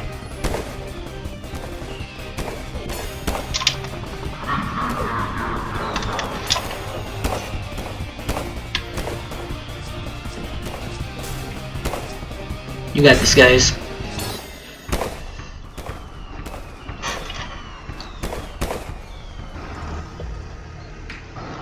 Me and the squad pulling up. About to order some McDonald's at 3 AM.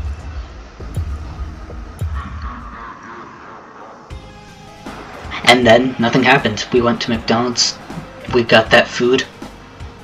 No demons tried to kill us.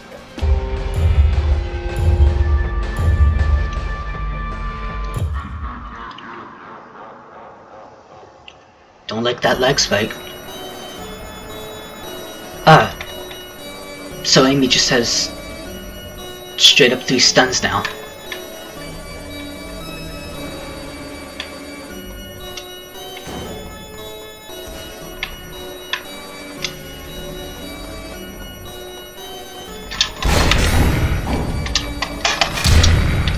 Neat.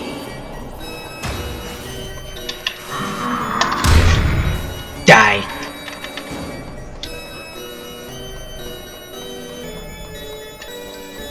I say, for what this update is, for the little bit, great.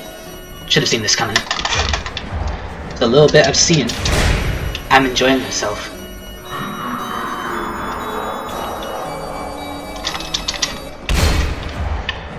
Okay, that clearly didn't hit me, but alright. Not the first time that's happened. Can you stop hammer camping?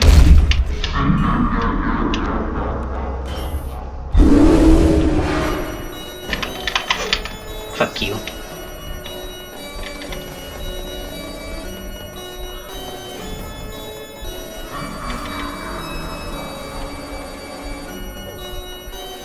Can you stop going after people you've already hit? Is that really too much to ask? When you insta-kill people?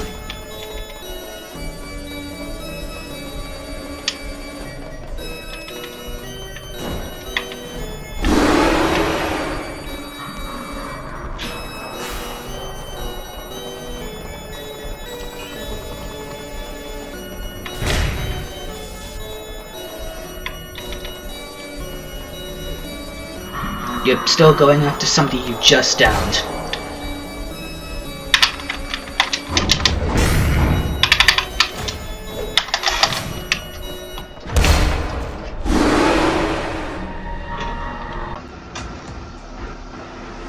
Blaze gameplay.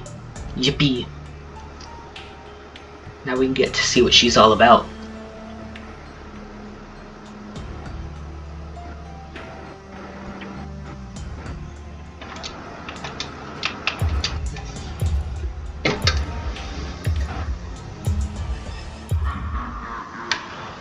That Tails outfit has to be a reference to Tails' Halloween, right? Fire, tornado, and heat wave. Makes sense. She throws fire from her hands.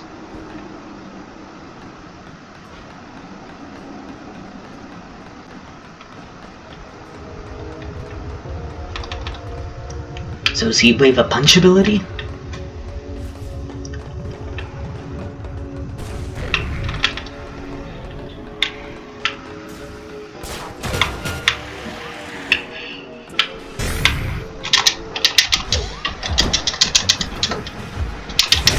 Oh, you have to charge it up.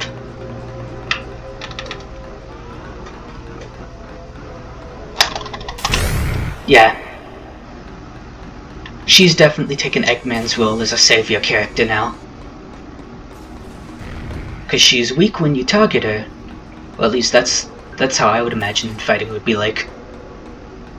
If you go for her, then she's gonna have a bit of trouble fighting back.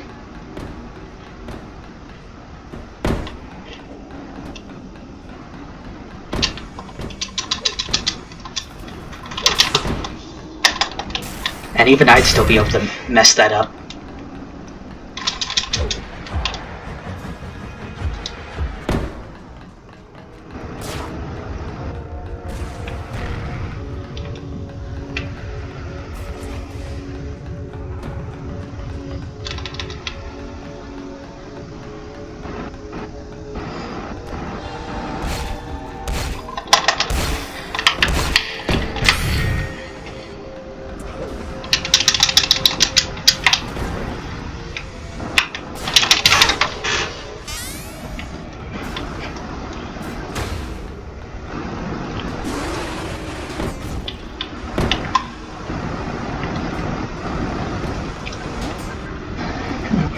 So I definitely like this character a lot. Silver's complicated in a good way, Blaze is simple and also in a good way.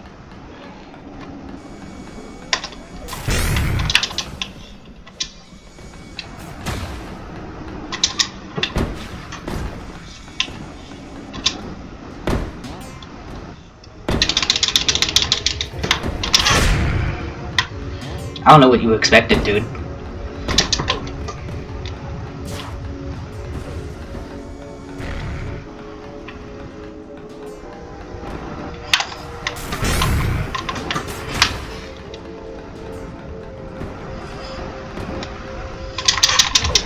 And besides the fact that Metal Sonic was literally standing right next to you.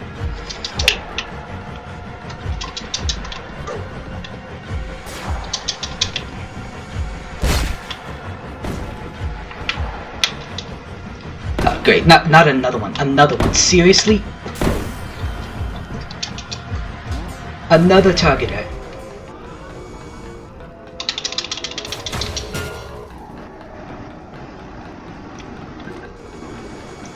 Oh, now you don't want to go for me, because you're a pussy.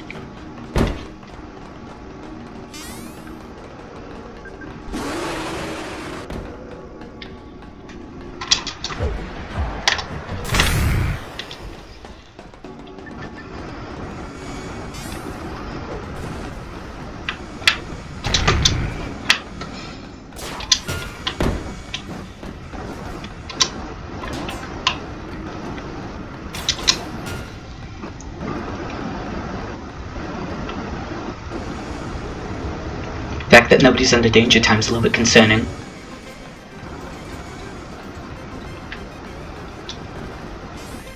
Okay, let's do this. Come on, guys. Wherever you guys are. There you are.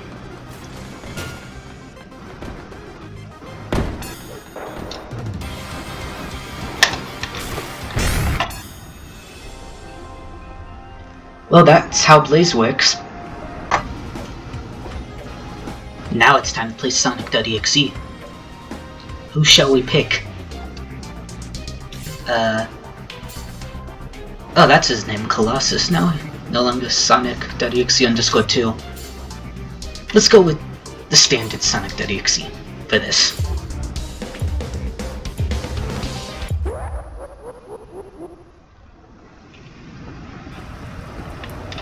I would imagine everything is still the same, besides the apparent spin dash nerf that he needed for some reason.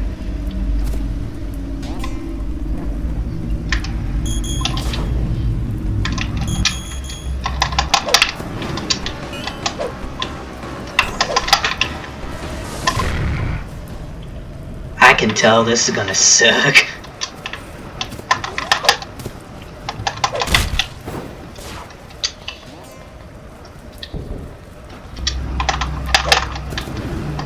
Wasted all your abilities, Silver.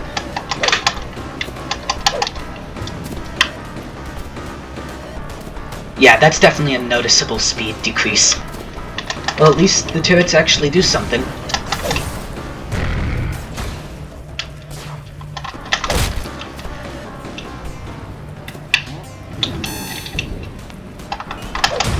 I'm destroying that.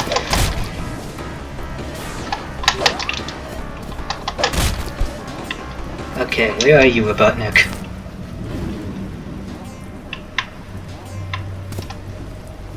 Yeah, I could see Robotnik totally becoming a selfish character now. Or maybe he's just AFK.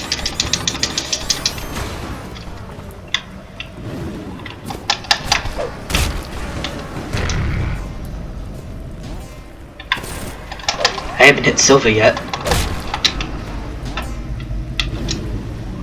Wherever he is.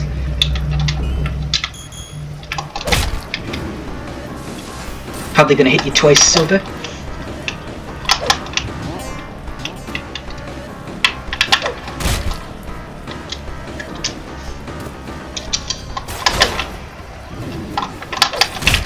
Now I hit Metal Sonic.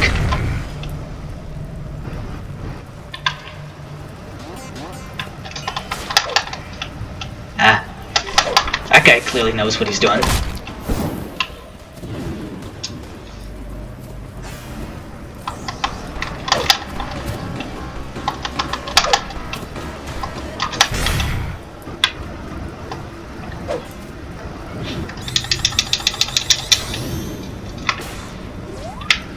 Wait, I just downed Metal Sonic. Oh wait, he's gonna kill himself.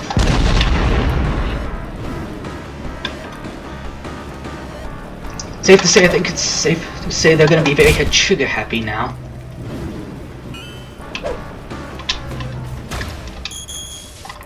Robotnik, it's been a hot minute since I've hit you. Yeah, he doesn't have any eyes anymore.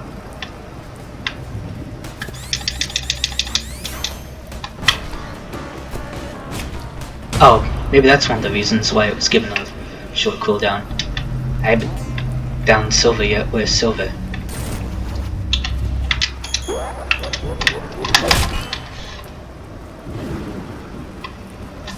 Die, Blaze!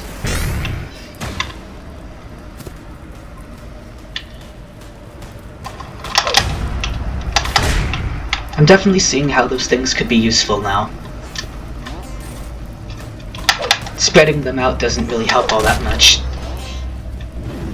No, wait, I'm an idiot. That would be the reason why you'd want to spread them out. Keeping them together would be what you wouldn't want to do.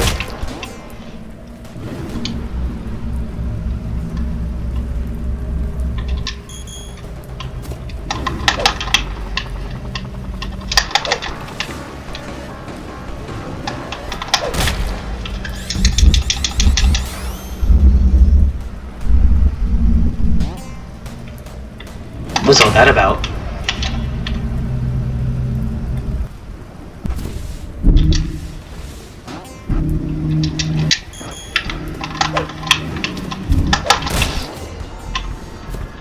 But GG's, I guess.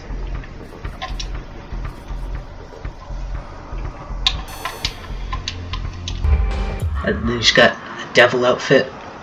Wouldn't it make sense for her to have an angel and devil outfit? Remote chat? Whoops. She What?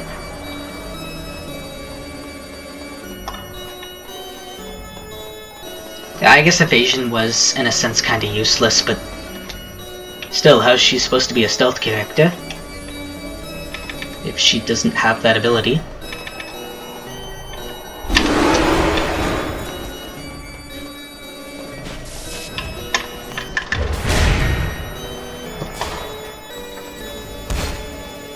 Only one way to figure out what it does.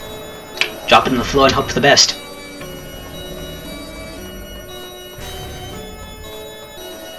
Ah. So I can just blow up this now? She's more of a recon character now, to be honest. Yeah, that's recon character type deal. Oh, that... I could see that being annoying as all hell.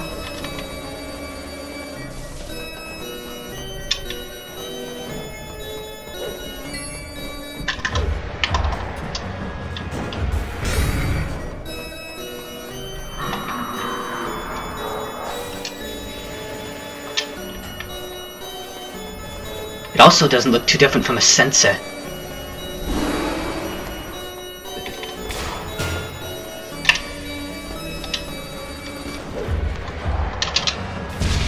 Would have been the perfect time to use the bomb. If my internet didn't lag out at one of the most inconvenient times ever. Then again, would expect no less from it. You just downed Blaze, dude. Could you not be bothered to do anything else with your life?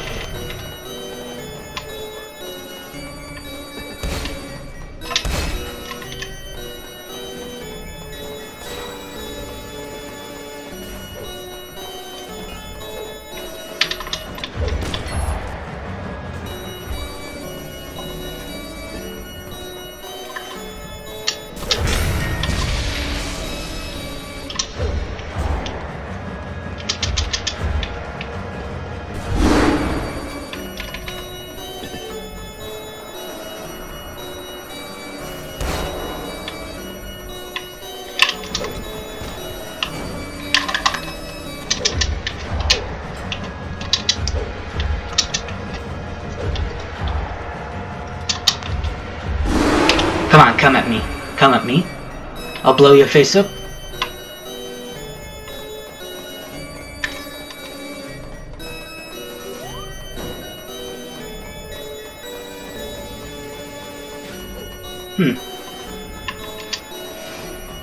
Wait, that was a minion for a second.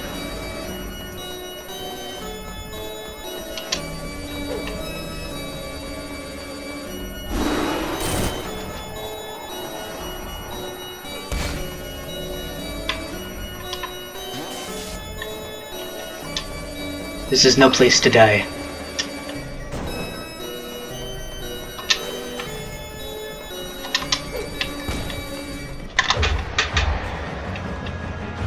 Sit down.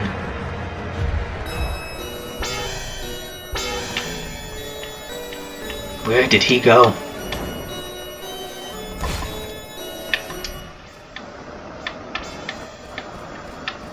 Oh, I do not like being here.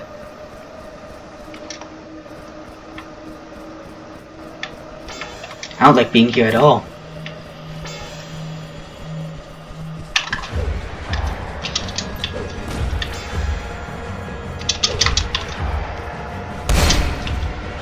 At some of the most inconvenient fucking times. My internet dies. Fuck you.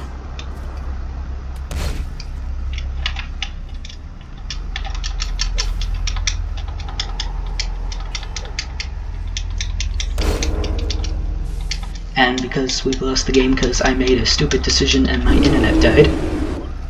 Wait.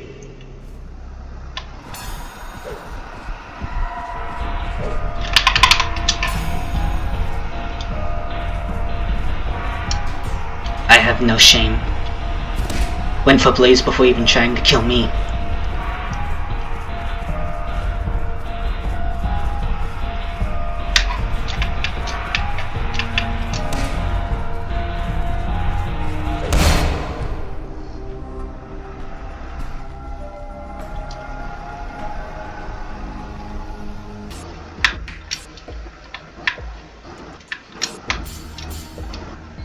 Is it Metal Sonic time?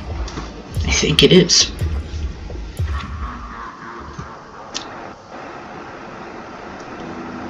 So he's exactly the same as expected. He's got red eyes now. Thought the whole point of him... No, wait, no, because the Sonic.exes don't have, like, the red eyes that Metal has anymore. They don't have the circle eyes anymore.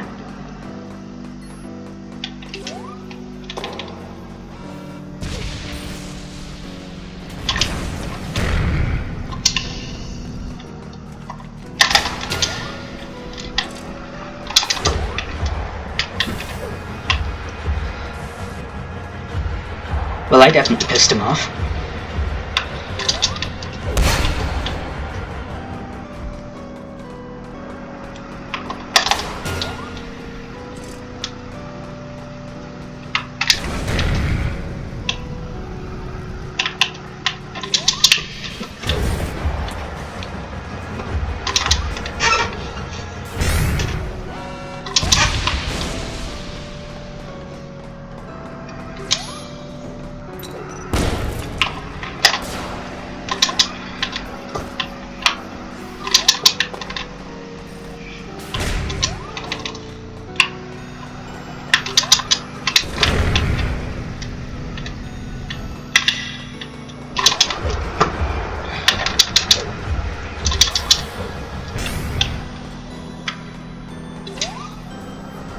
Metal Sonic. I mean, that kinda works.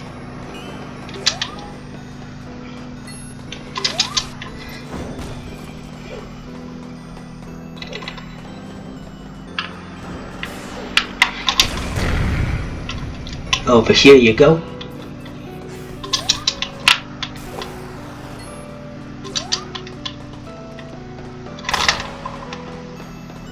I mean, yeah, that was totally my fault. The grapple didn't even aim weird.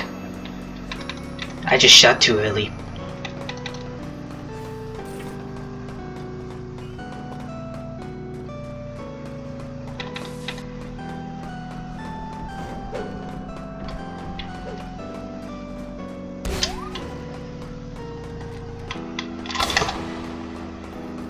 Okay, that might have been the grapple shooting weird.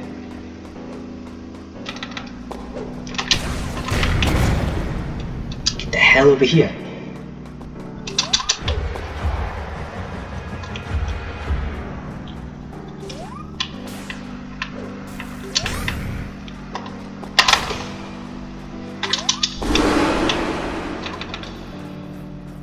Kill him.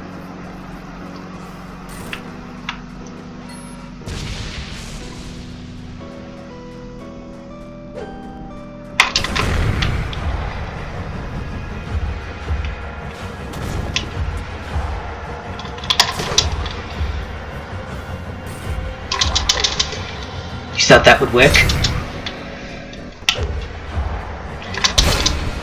Somehow that worked.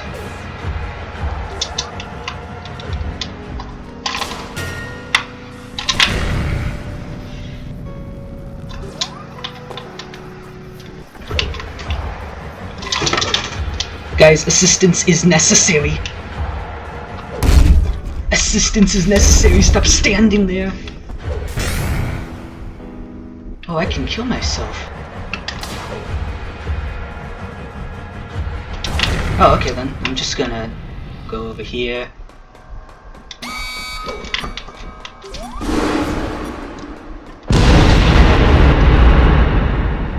Well, that's a fun way to contribute to the game.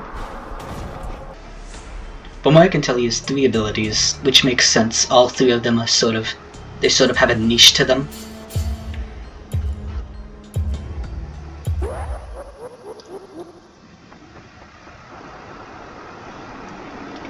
Yeah.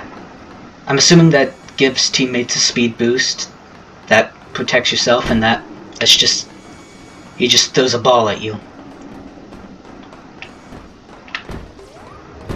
Let's see if it has splash damage. It does not. The speed boost has a pretty big radius though, so that's nice.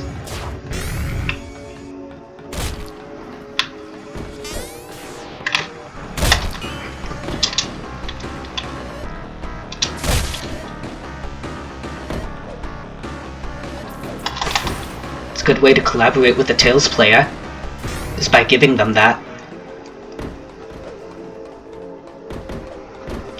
This is definitely one of those all-in, all-out characters, though. Not sure how good I'm gonna be with them. Hey, Cream.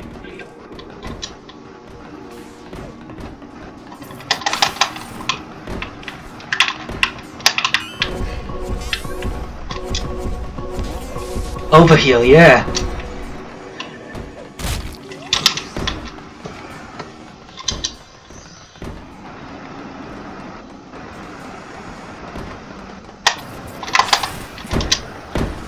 Yeah, it doesn't last very long, which makes me think, well, that's because it can be activated so quickly. And it's got a really short cooldown. That just makes Tails even worse in my opinion. And I'm dead.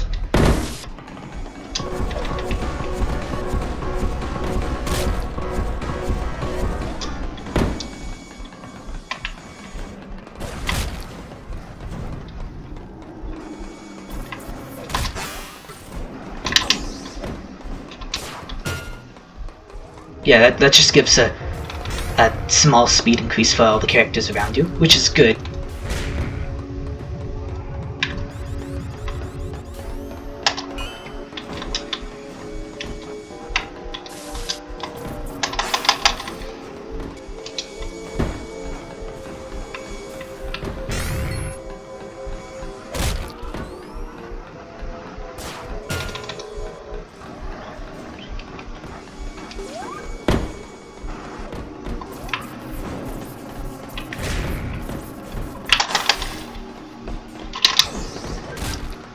Speed boosts for everyone.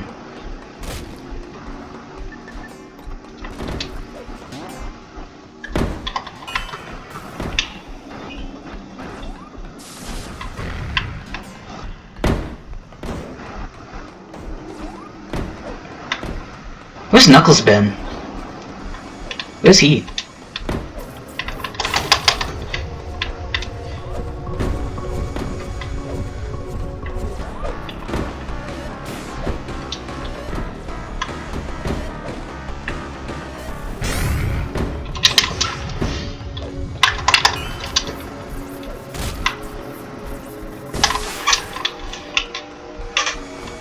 Just completely ignores me. Well, I guess it makes sense. There's some people he hasn't downed yet, like Rouge.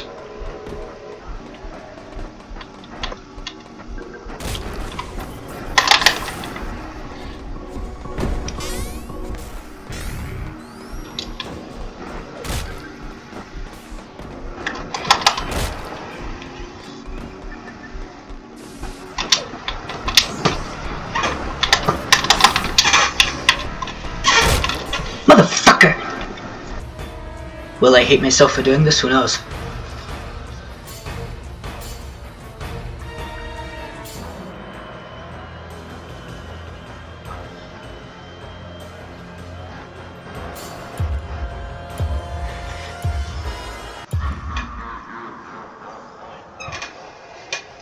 Yippee!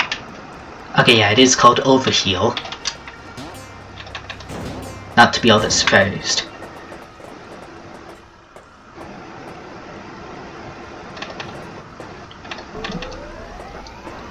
Small Cream. One thing you can never say about Cream, she was always cute. Just a pain in the butt.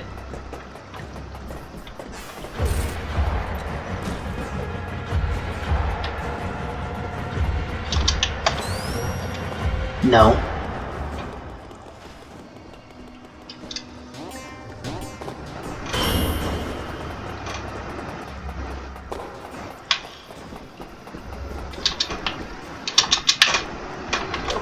No.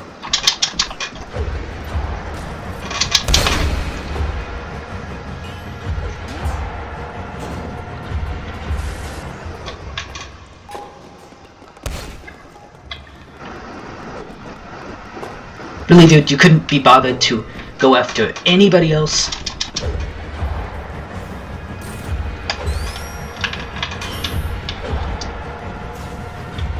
Is your ego really that inflated?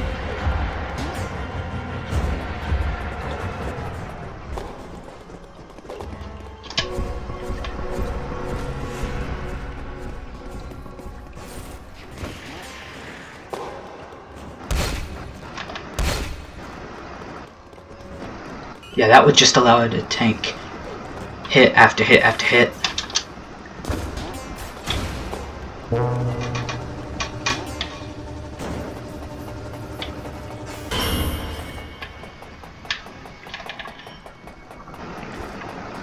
It does not seem to heal though. Like actually heal, which I guess makes sense. You shouldn't be able to comfortably survive another attack without some sort of problem going on. So you about to get hit? Nope, but Silver did.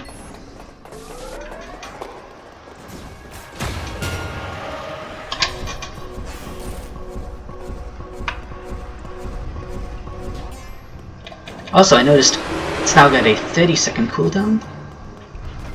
So Cream overall has been buffed. And then Tails and Knuckles were either kept the same or nerfed.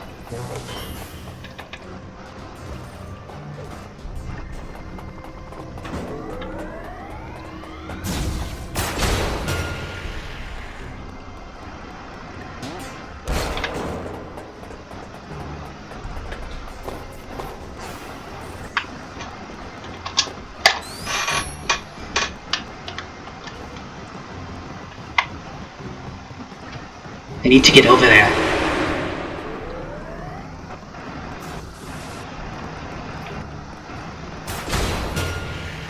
Good job, Tails.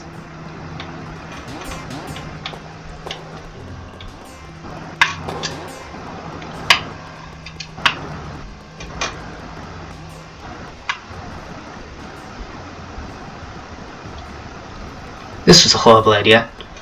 Why did I decide to do this?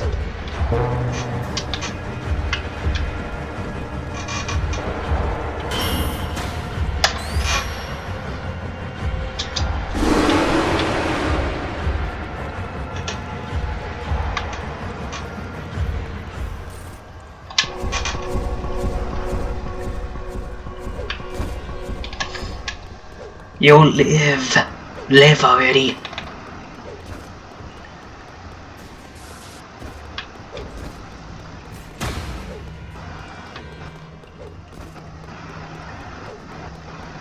Yeah, and if a character's got enough health, the ability will almost be back down on cooldown by the time they're one-shot again. Which is neat. That's a neat ability.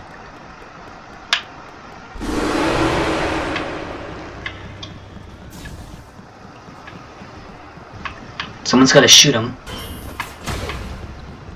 Someone's gotta shoot him. I can't save her if someone doesn't shoot him.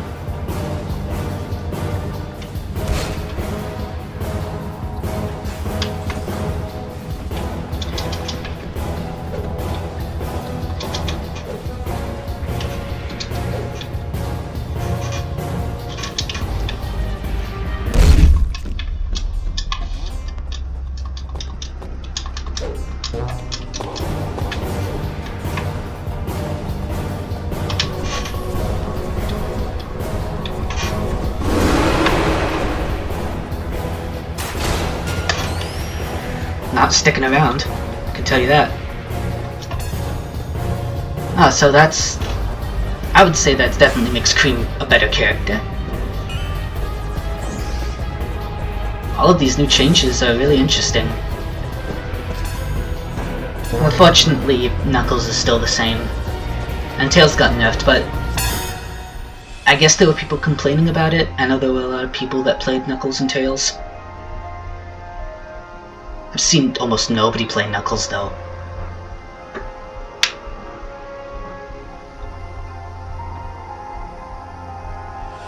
With all that being said, I think I've covered just about every character now besides Big Sonic, but he probably hasn't changed at all, besides his actual design. So I think I'm gonna end the video here. If you guys enjoyed, I don't know, comment for more? I don't really know. I wouldn't really say leave a like, because this wasn't all that interesting. There's always much better people to watch besides me. But with all that being said, I guess, bye.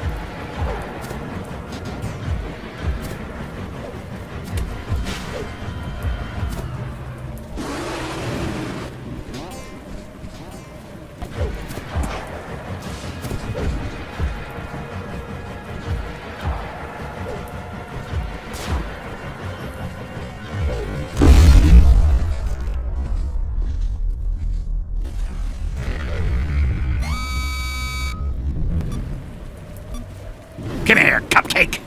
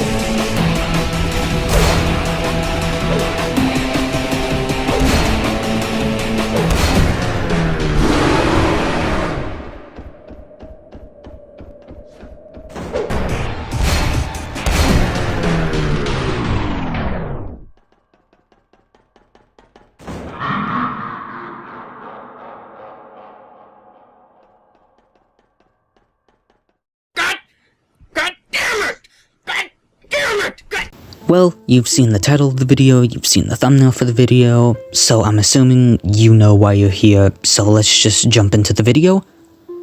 Eggman in the 1.2 full release is not very good.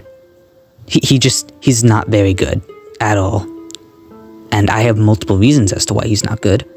Just to give you guys a little bit of a preview, here are all the things that will be discussed in this video. I plan on going in-depth with each of one of these to try and explain why I believe Eggman is such a bad character. But before doing so, I should probably go over his base stats. So Eggman is a support character with a big hitbox and a jetpack boost ability with a 25-second cooldown. The turrets have a 12-second cooldown, and you can place exactly 5 of them. What they do is that they slow down Sonic.exe, and they also can stack with each other, meaning that if you place down all of them at once, the ability stacks even more. It takes roughly 1.5 seconds in order to build the machine, and then will proceed to shoot 50 times, as it takes 2% ammo for each shot, and there's only 100% ammo in total. The ammo will then need to be restocked, which takes roughly around the same time as it does to build it. Building it and repairing it does the exact same thing. There's not really any difference besides the fact that you don't have to place it down. And Tails can also repair turrets as well. Although this feels more like a niche reference to the fact that Tails isn't an idiot rather than an actually good game mechanic, because it's sort of just there. It rarely comes into play. But hey, it's better than nothing. So let's start talking about the turrets themselves, aka their situational usefulness, their niches, as well as how spammable they are. And to be honest, they just ain't spammable. Ain't spammable in the slightest. For example, it takes 12 seconds to put 1 down, 24 seconds to put 2 down, 36 seconds to put 3 down, 48 seconds to put 3 down, and 60 seconds to put down all 5 of them. Now, typically, the turret is usually at its best when there are 2 to 3, but the fact that he's at his best after 36 and or 60 seconds worth of time is just laughable. It's miserable. With how little the turrets provide and with how situational they are, it's really, and I mean really, difficult to get all of them down.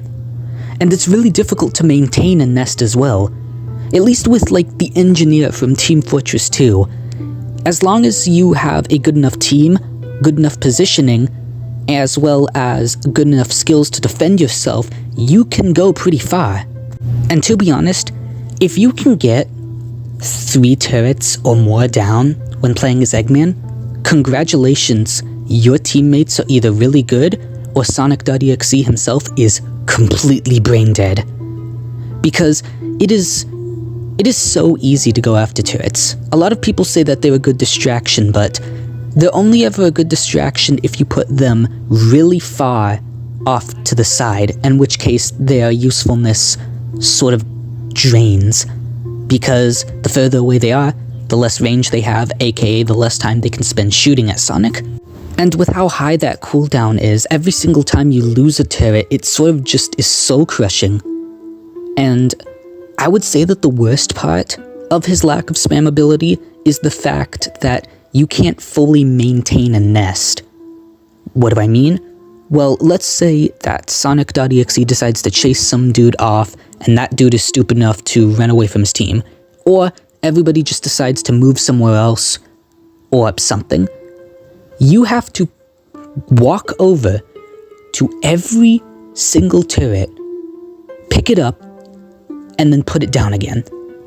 And unlike Rouge's detonation ability, it doesn't go on a shorter cooldown. It should, because you don't have to... Eggman shouldn't have to build anymore, he just picks it up. He isn't destroying it.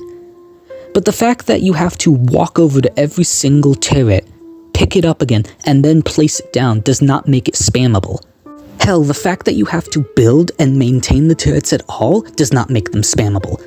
Because it is really easy to get hit while doing either one of those things. The turrets should either just destroy themselves upon reaching 0 ammo, or not function on an ammo system at all. You should just be able to place it down, build it, and then it just shoots forever. But the fact that Rouge is better as a more aggressive support character despite her being more defensive is crazy to me, because her whole thing is placing down things in advance in order to catch Sonic off guard or to lure Sonic into a trap, whereas with Eggman you have to be significantly more mobile with your turrets. You have to constantly pick them up and move them, you have to constantly repair them, you have to constantly place down new ones after they're destroyed. And unlike almost every other support character, since he can't place it down immediately, and it has a pretty hefty cooldown, this means that you can't really use it for self-defense. Honestly, it's better just to get away as far as possible, either using jetpack boost or just straight up running. Placing down a turret in an attempt to slow Sonic down to give you more time never works out unless Sonic is really far away from you, in which case he'll most likely just use a mobility option. But yeah, they're not spammable. The fact that you only have 5 and you have to constantly maintain them and pick them up whenever Sonic goes somewhere else with one of your teammates, and the fact that they can be destroyed so easily, and the fact that it takes 60 seconds to put all 5 of them down. Meanwhile, Rouge can place down all of her sensors and her bomb ability in significantly faster time. How are they supposed to be seen as spammable? Also, speaking of mobility options, I want to focus on how effective they are. In which case, while they can be effective, they are way too situational. Let me explain. So, Sonic has a few ways to get around them. He can destroy them instantly through regular means, but he can also destroy them through mobility options. Or he can just straight up use teleport if he's Sonic.exe, or he can just go invisible, in which case they will not be able to detect him. And because of this, mobility options tend to be the bane of any Robotnik player's existence.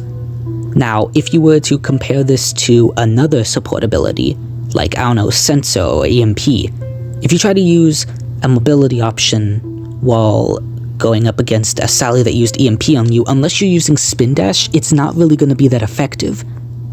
And if you're using a mobility option against sensors, they can sense you regardless of whether or not you're using a mobility option. The moment that you walk over it, you have been sensed. It's also worth mentioning that the turrets can indeed shoot up and down, but it is a very small sightline. So much so to where, unless there is a very small edge that Sonic can't jump to, you might as well just place them on the same floor as him. And there are very few instances where this comes into play. Most of the time, it's just better to place them on the same floor as him. But unfortunately, that's not the end of how situational the turrets can be. So, there was a video made by YouTuber Blaze, who is a fellow Eggman main, who was doing some testing with the turrets. And he found out that turrets do not slow the enemy down when they're using lunge. And I gotta ask, why exactly does it not slow him down when using lunge? Why does lunge just cancel it out? Why? There's no like good explanation for this. It just does. And it's not like it's some super cool mobility option that makes him really fast. But what this means is that lunge spam, which is easily regarded as one of the most annoying things to exist in this game in the present day, does not have a proper counter. Eggman's whole thing is literally slowing him down with turrets, and yet one of the few times when you'd want him to be slowed down, he just isn't. Keep in mind that if you try to lunge spam when going after Sally after she's used EMP on you, you're gonna have a rough time. But with Eggman, no, that just doesn't happen. But now that we've gone over everything about the turrets, let's truly put together in a small list about just how situational they are. The turrets work at their best when Sonic does not use a mobility option, does not use an ability that conceals himself, is not already on top of a teammate, is not spamming lunge, and is not currently going after the turret, not to mention the fact that you need multiple turrets for it to be the most effective, not to mention the fact that it's best when the turrets are on a slightly slanted platform, not to mention the fact that you also have to put the turrets to the side. Keep in mind, there are going to be places and springs and important key points where you can't put them to the side. All of this combined with their quote-unquote spam ability makes them really bad as an ability. And keep in mind, if the stars align and Sonic.exe doesn't go after the turrets and decides to, I don't know, go after you without doing anything like spamming lunge or using a mobility option, all they do is give a slight speed decrease to him. But yeah, the turrets suck as an ability. They're not spammy enough and too situational. But now I want to focus more on Eggman as a character, like how his abilities work, if his abilities combo well, and his line placement. But let's talk about his abilities and how well they combo with each other, or rather, the lack of comboing that they can do. So every other support character can combo with their ability. Sally can use EMP and give herself a shield to give herself massive invincibility frames as well as a speed boost that lasts for quite a long time.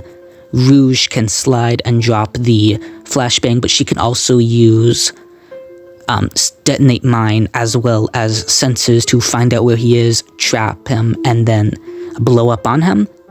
Silver can use speed resist to give him more time for her orb to recharge, but he can also use the barrier ability to stop charging Sonic and then use orb to keep him down for longer. Hell, even Cream, even though it's not the best, Cream can use speed boost to dodge an attack if Sonic.exe is coming at her. Eggman, he can't do that at all. When you use one of his two abilities, it forces you to use one of them. You cannot combo with them at all. This means that he's very much a low mobility combo character, because if you're using an ability, you're committing to it.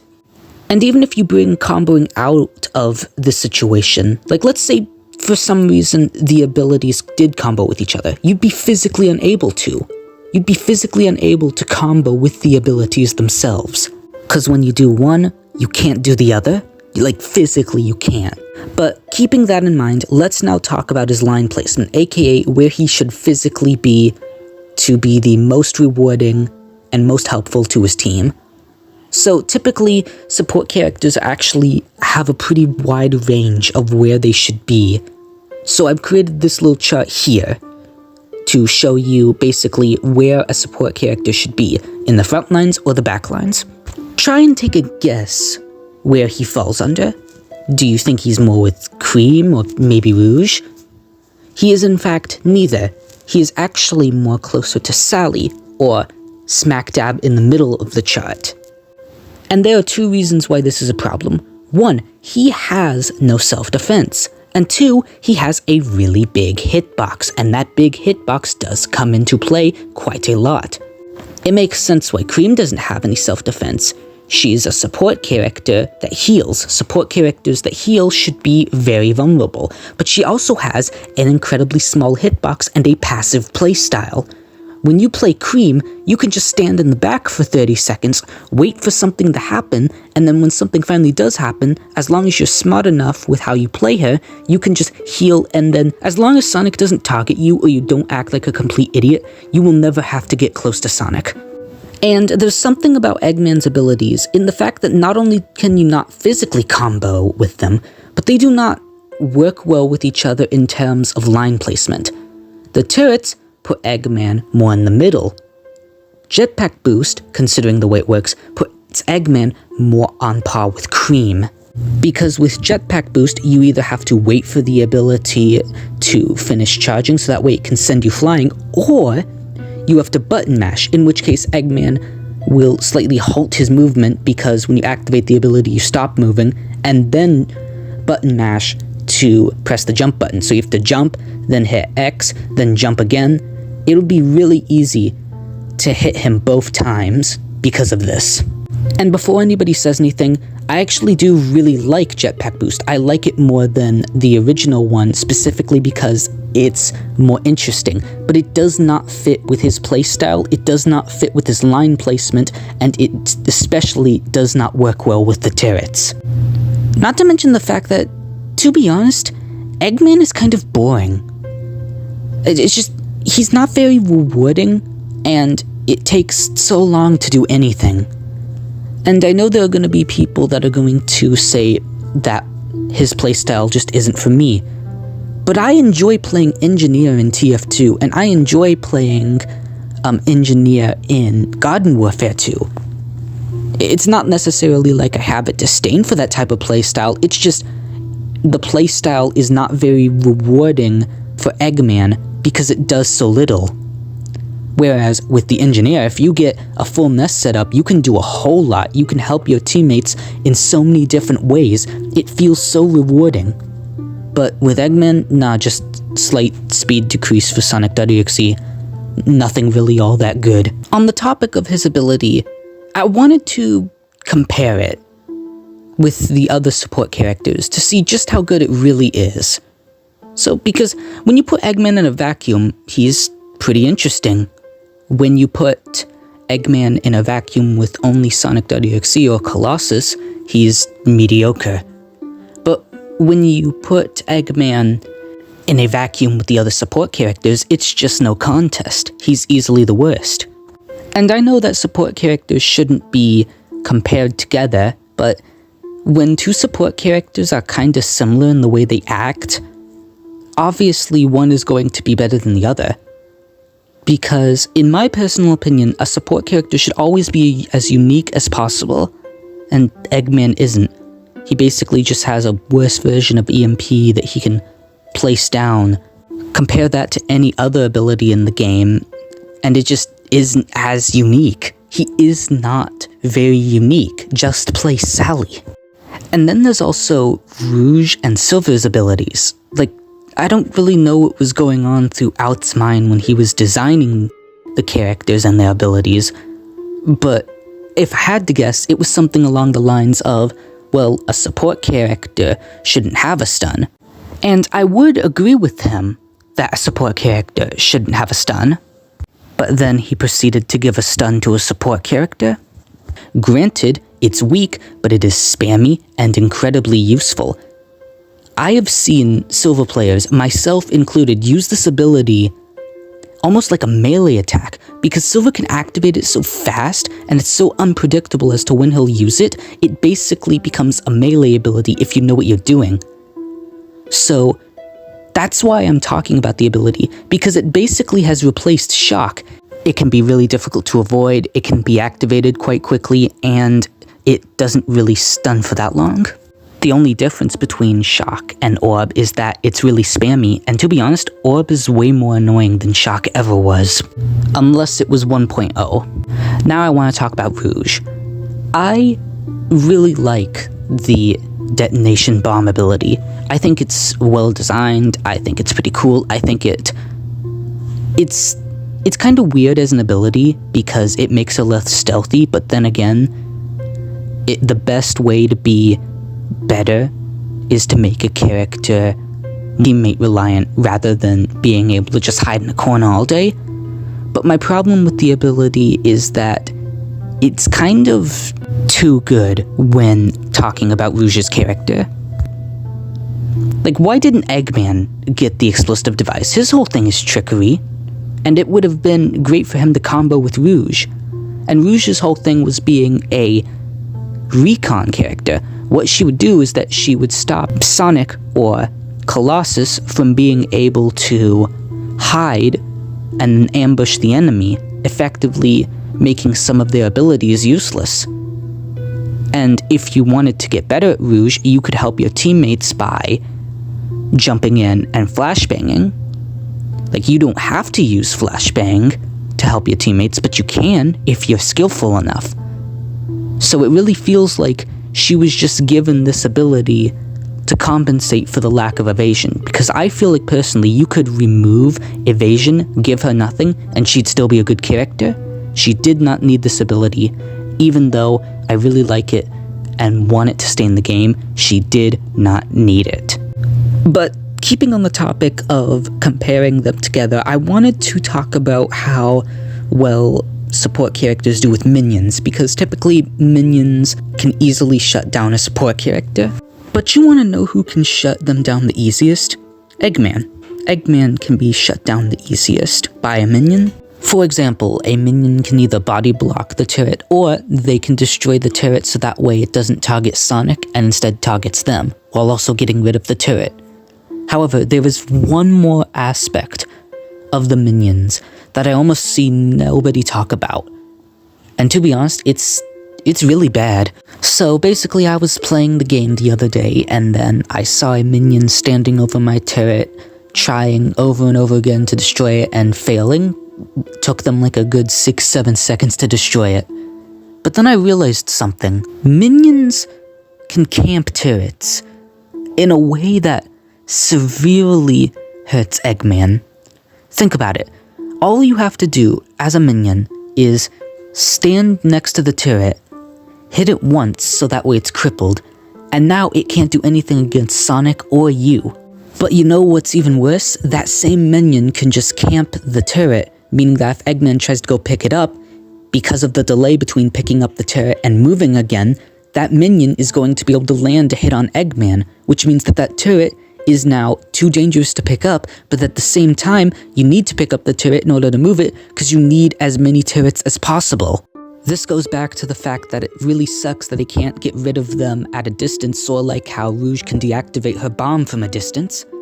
Since Eggman has no means of self-defense and he needs to go pick up the turret, there's not really anything he can do. He sort of just has to bite the bullet and get hit. And when you go back to all the other support characters, none of them, and I mean none of them, are crippled that badly by minions. It's only Eggman. Eggman is the only character that suffers that badly from minions. And this one aspect of Eggman's character is what turns him from mediocre to really, really shitty. But yeah, that's all I really have to say about Eggman. When you put all of these things together, he is not good in the slightest. And I know that Shock won't ever come back, which is why I actually want to talk a little bit about Shock itself. Personally, I think bringing Shock back wouldn't change anything. It wouldn't make him better, because think about it, he'd just be a worse version of Sally and Blaze if Shock were to come back.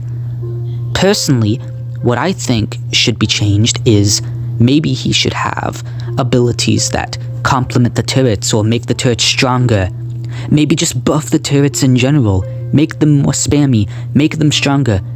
Give him abilities that allow him to make his turrets stronger or something. Just anything would be better than what he has now.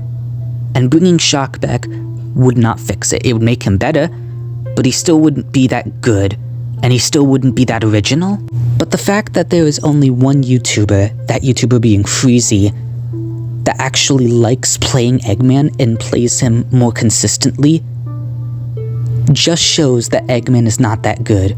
Because more people would be playing him if he was good. More people would be mentioning him if he was good. More people would be saying anything about him if he was good. And to be honest, Freezy has metal pipes stuck in his head, so I don't know how reliable his information is.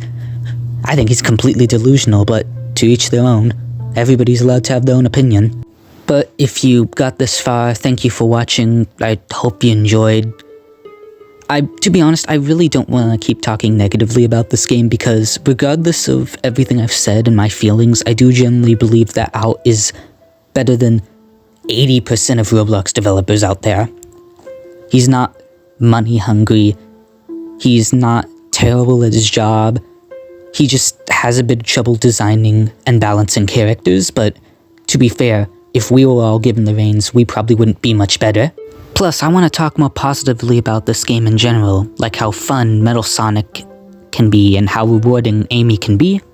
But regardless of whether or not he gets better or worse or stays the same, I don't plan on making another video about him, because I don't really see the point in doing it.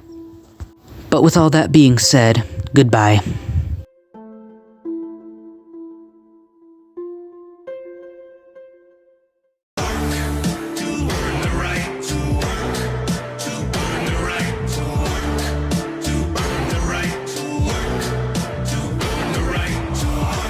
So before we start, I should probably give off the rules first. The rules are pretty simple. Set the graphics down to their lowest.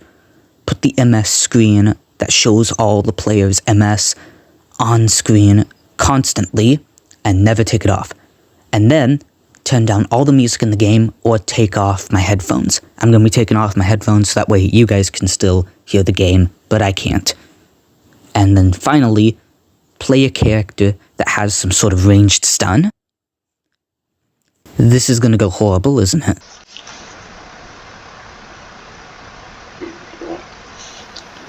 Okay, so the graphics settings are down to the lowest.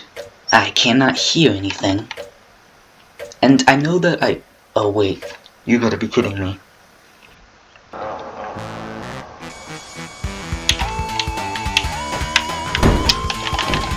Okay, so if it wasn't already obvious, yeah, the graphics are to the lowest. Most people typically don't play like this. It's really weird to look at, but I mean, it makes the challenge harder, even if by a little bit.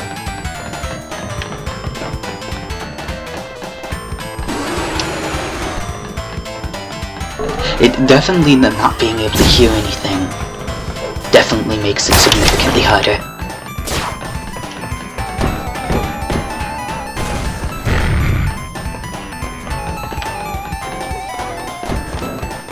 Something tells me I'm just gonna be a detriment to the team instead of actually being able to do my job. But then again, how many Tails players actually do their job anyways?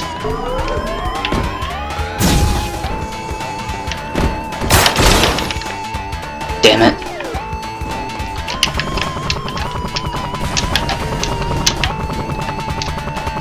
Is he coming straight for me? No, he isn't.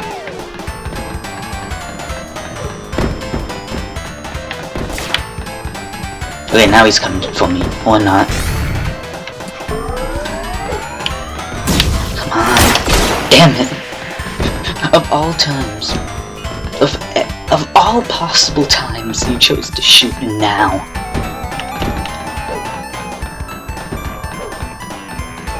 You know, this is one of the reasons why I want to start live streaming, because I'm good at talking to myself, but only when I'm alone. So if I don't have somebody to talk to, or I'm not alone, I sort of just don't really know what to say.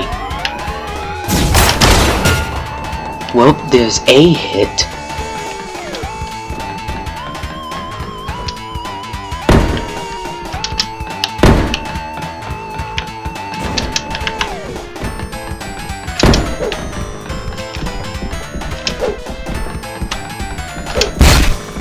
Ow. Oh yeah, that totally hit me.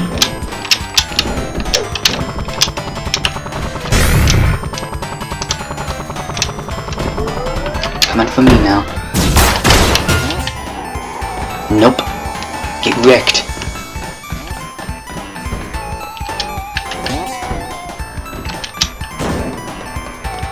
Still coming for me? No? Okay then. No, he's coming for me, of course.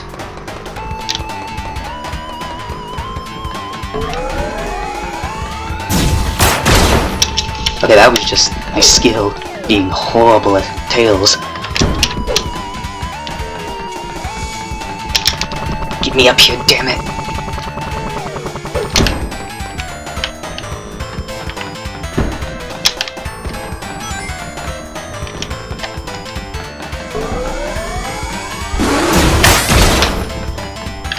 Thank you, Saw. Thank you, Sawblade. Where did the rest of my team go? What have they been doing this whole time? Just standing around with their foot up their ass or something.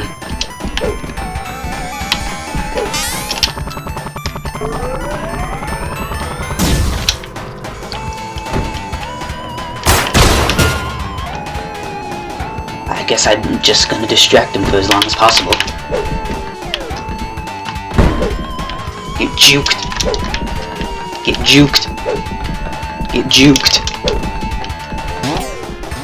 Get juked. Get juked all around.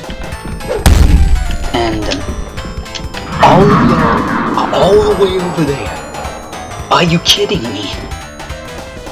Why am I the one that has to do everything? The real challenge is the fact that you guys just don't want to let me play that damn game.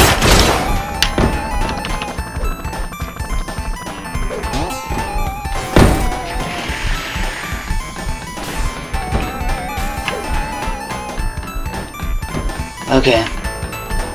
Well, we're most likely screwed, but at least we actually contributed. Really, dude? There's like so many other people who already downed me.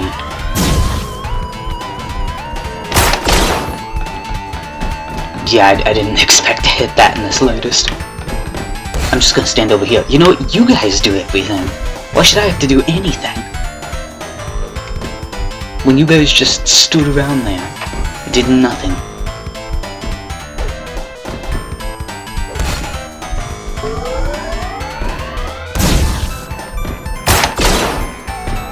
Nope.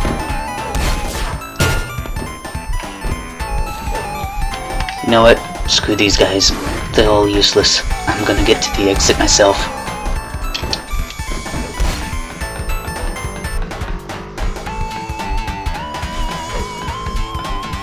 Just hope he doesn't see me.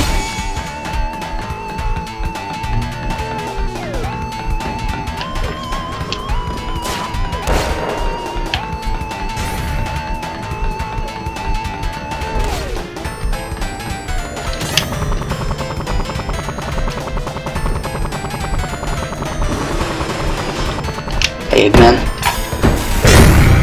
And our first victory! We did it! No thanks to really anybody else. But hey, victory nonetheless. So, that was my first experience with the deaf and partially blind challenge. I did pretty well, honestly.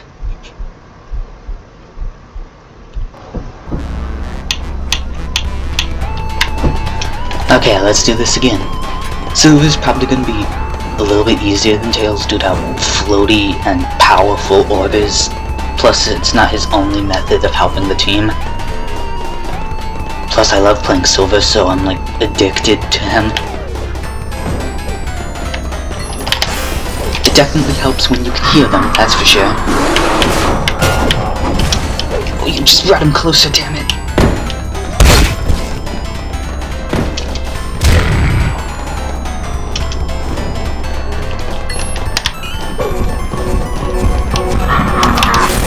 Yes, oh sorry Amy, you totally would have hit that. Silver players and metal players always stealing the thunder of somebody else.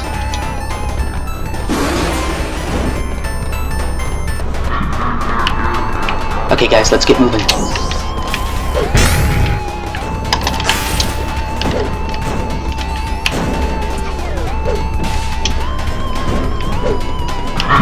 Not being able to hear just sucks.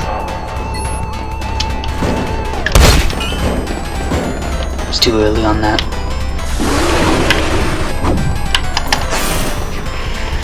Orb also has a really messed up hitbox. I mean, you guys have at least seen Orb hit somebody when it clearly didn't once, right? Like, compared to Hammerthrow's hitbox, which is significantly more lenient.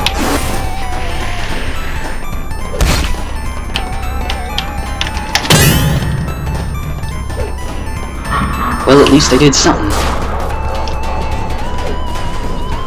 To be honest, the lack of being able to hear anything does make this a little bit boring, but I will say it is fun. It is fun hurting myself. Because that's basically what this is. Come on guys, move. We need to move as fast as possible. Blaze, you idiot. You absolute trash.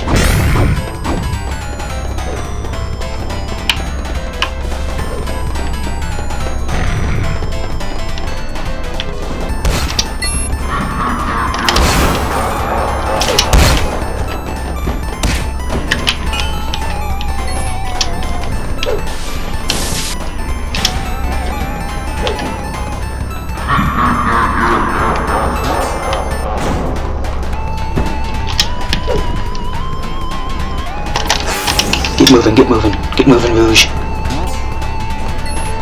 Rouge. Damn it, Rouge. What a coward. Come back here and fight me. No, Another good thing about Orb, since minions get stayed down for longer, and with how spammable it is, it's pretty damn good at what it does. Come on, Rouge! Chase me, you coward.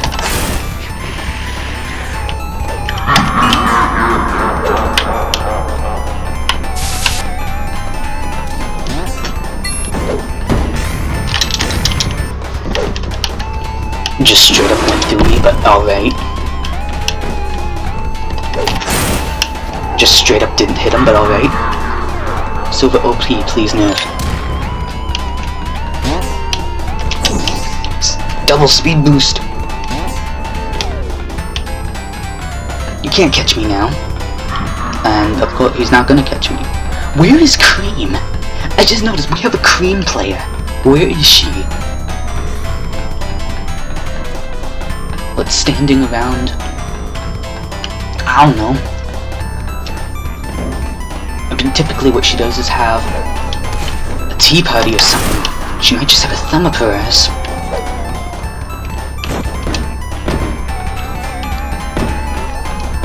And I have no idea where anything is. And everybody has decided to actually play Minion today. Ah yes, I totally saved Lunatic. They totally just didn't die. What causes that to happen? Like actually. It would be lovely to have some overheal or something.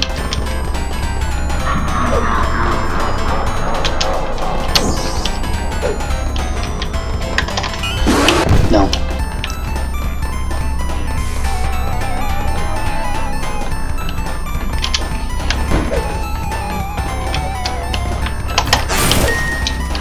Oh yes, I totally saved Spade. What the hell? What the hell is happening? You couldn't hit me before, you won't hit me now. Just give up already.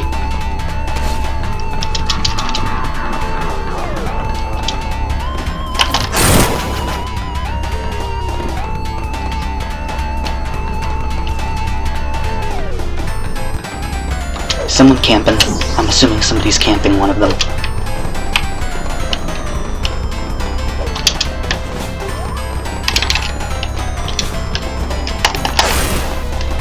I am the best silver player, and nobody can tell me otherwise.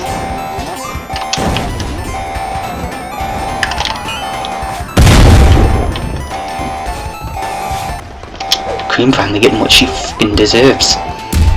And I'm dead. Don't bother coming for me, guys. It's not worth it.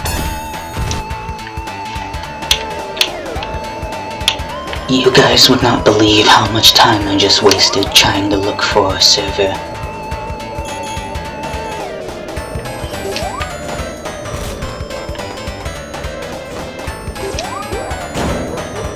It's crazy.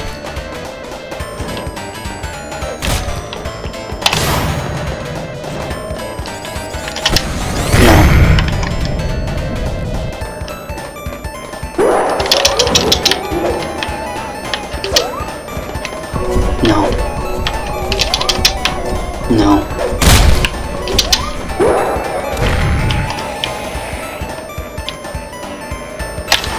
No. Damn it. Why are you walking? Cream, I need overheal. I need overheal stat.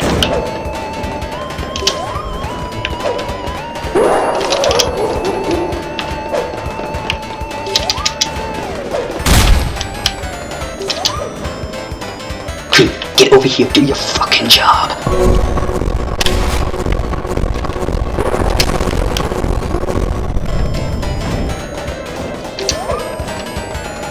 Where is Tails and Sally?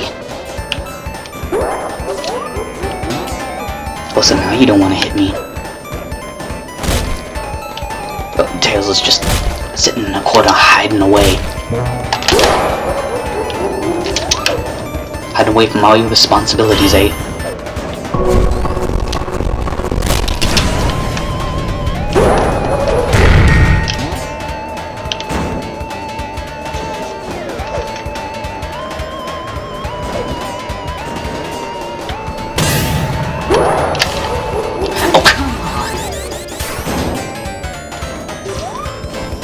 really do. I'm standing right the F here.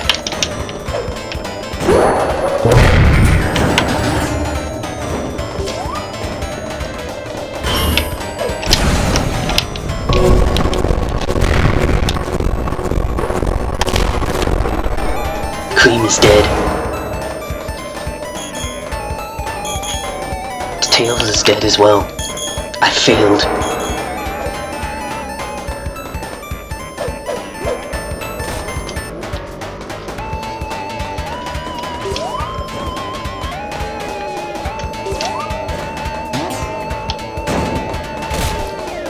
Don't worry, Knuckles, I got you.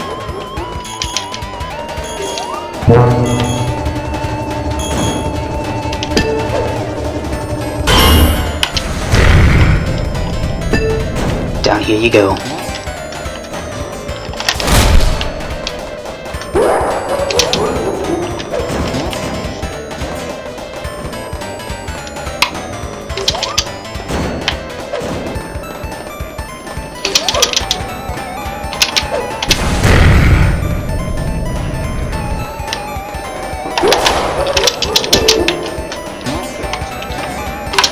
What would a sacrifice character be if he didn't sacrifice himself?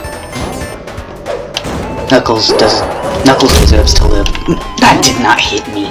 Knuckles deserves to live. Sally does not, as far as I'm concerned.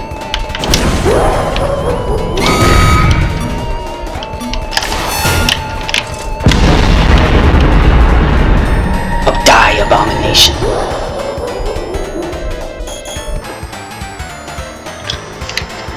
Okay, finally. We finally get to play Amy.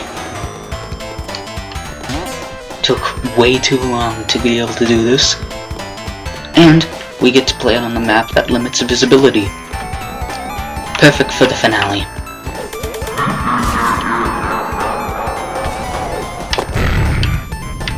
Oh god, he is lackey.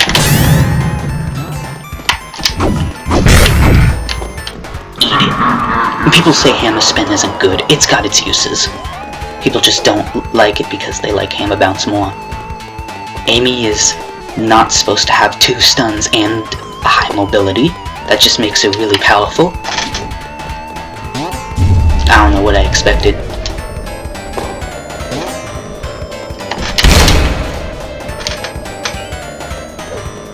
Come on, we gotta help Silver.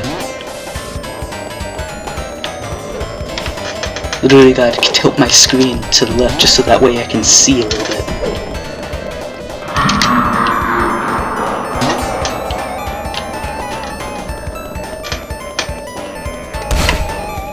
No, Silver.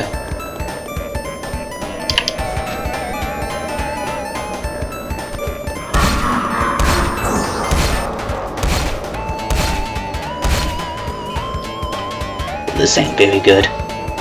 We're dropping like flies here.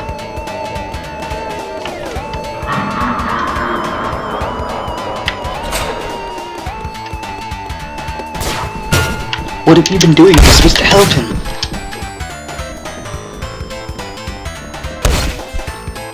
I swear to God.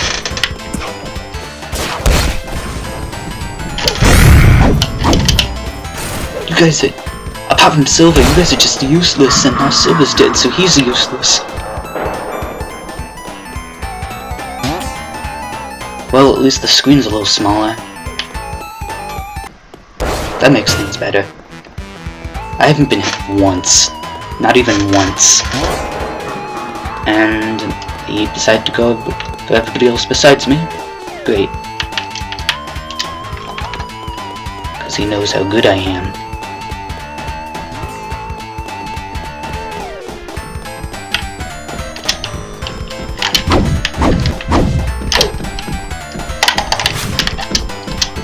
I'm good at this game, I swear.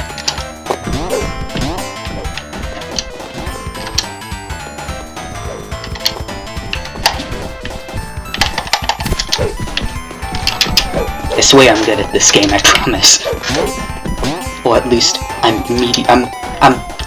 slightly better than mediocre. I'm subpar. I am subpar at this game. And I'm grabbed. Great. Really, dude? Really, you're gonna play that card right now, you dick. Just kill me, Metal. Kill me. Well, I can say that's every character with a ranged attack. If for some reason you enjoyed this challenge or want to do it for your own, go for it. It's not as difficult as I thought it would be, but it's still kinda hard. Anyways, I guess I'll see you guys around.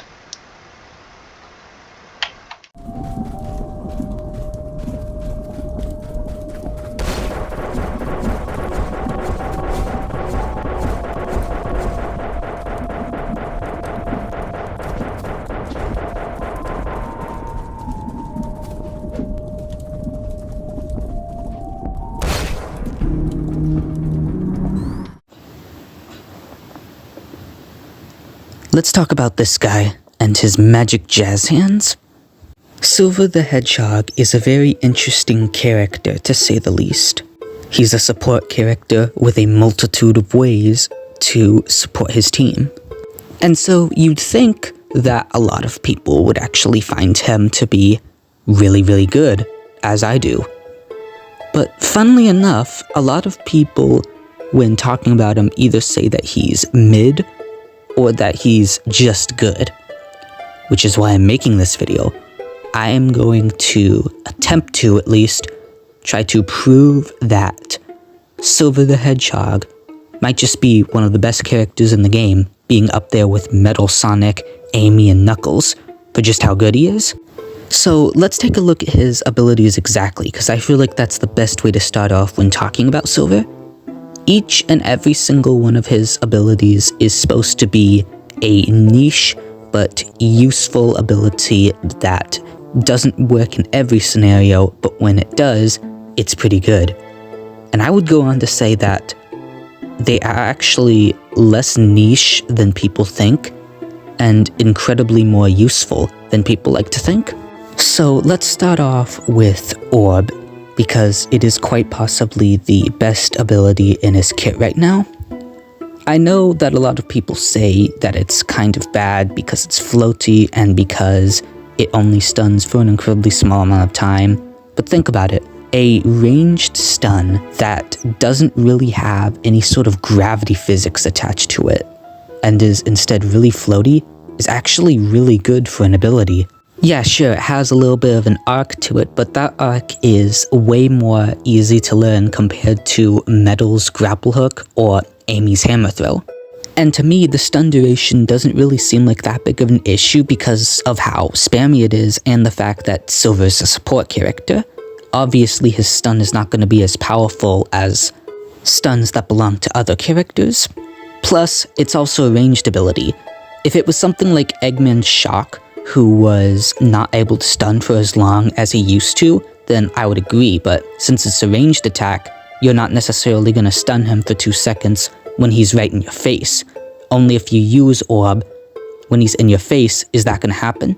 So while it doesn't stun for as long as other stuns, you are in significantly less danger compared to something like Eggman's Shock. And even when Sonic is in your face, it's not necessarily like using Orb as a melee option is a bad idea. Its low cooldown mixed with the fact that it can be activated instantly makes it really good. Compare that to any other ranged attack, and you realize just how powerful Orb really is at melee range, because every other character can either miss severely or has some sort of delay or a serious aiming problem, but with Silver, his weakness is that the stun doesn't last as long. So landing is really easy at melee range, and when you compare it to others, it's so much better.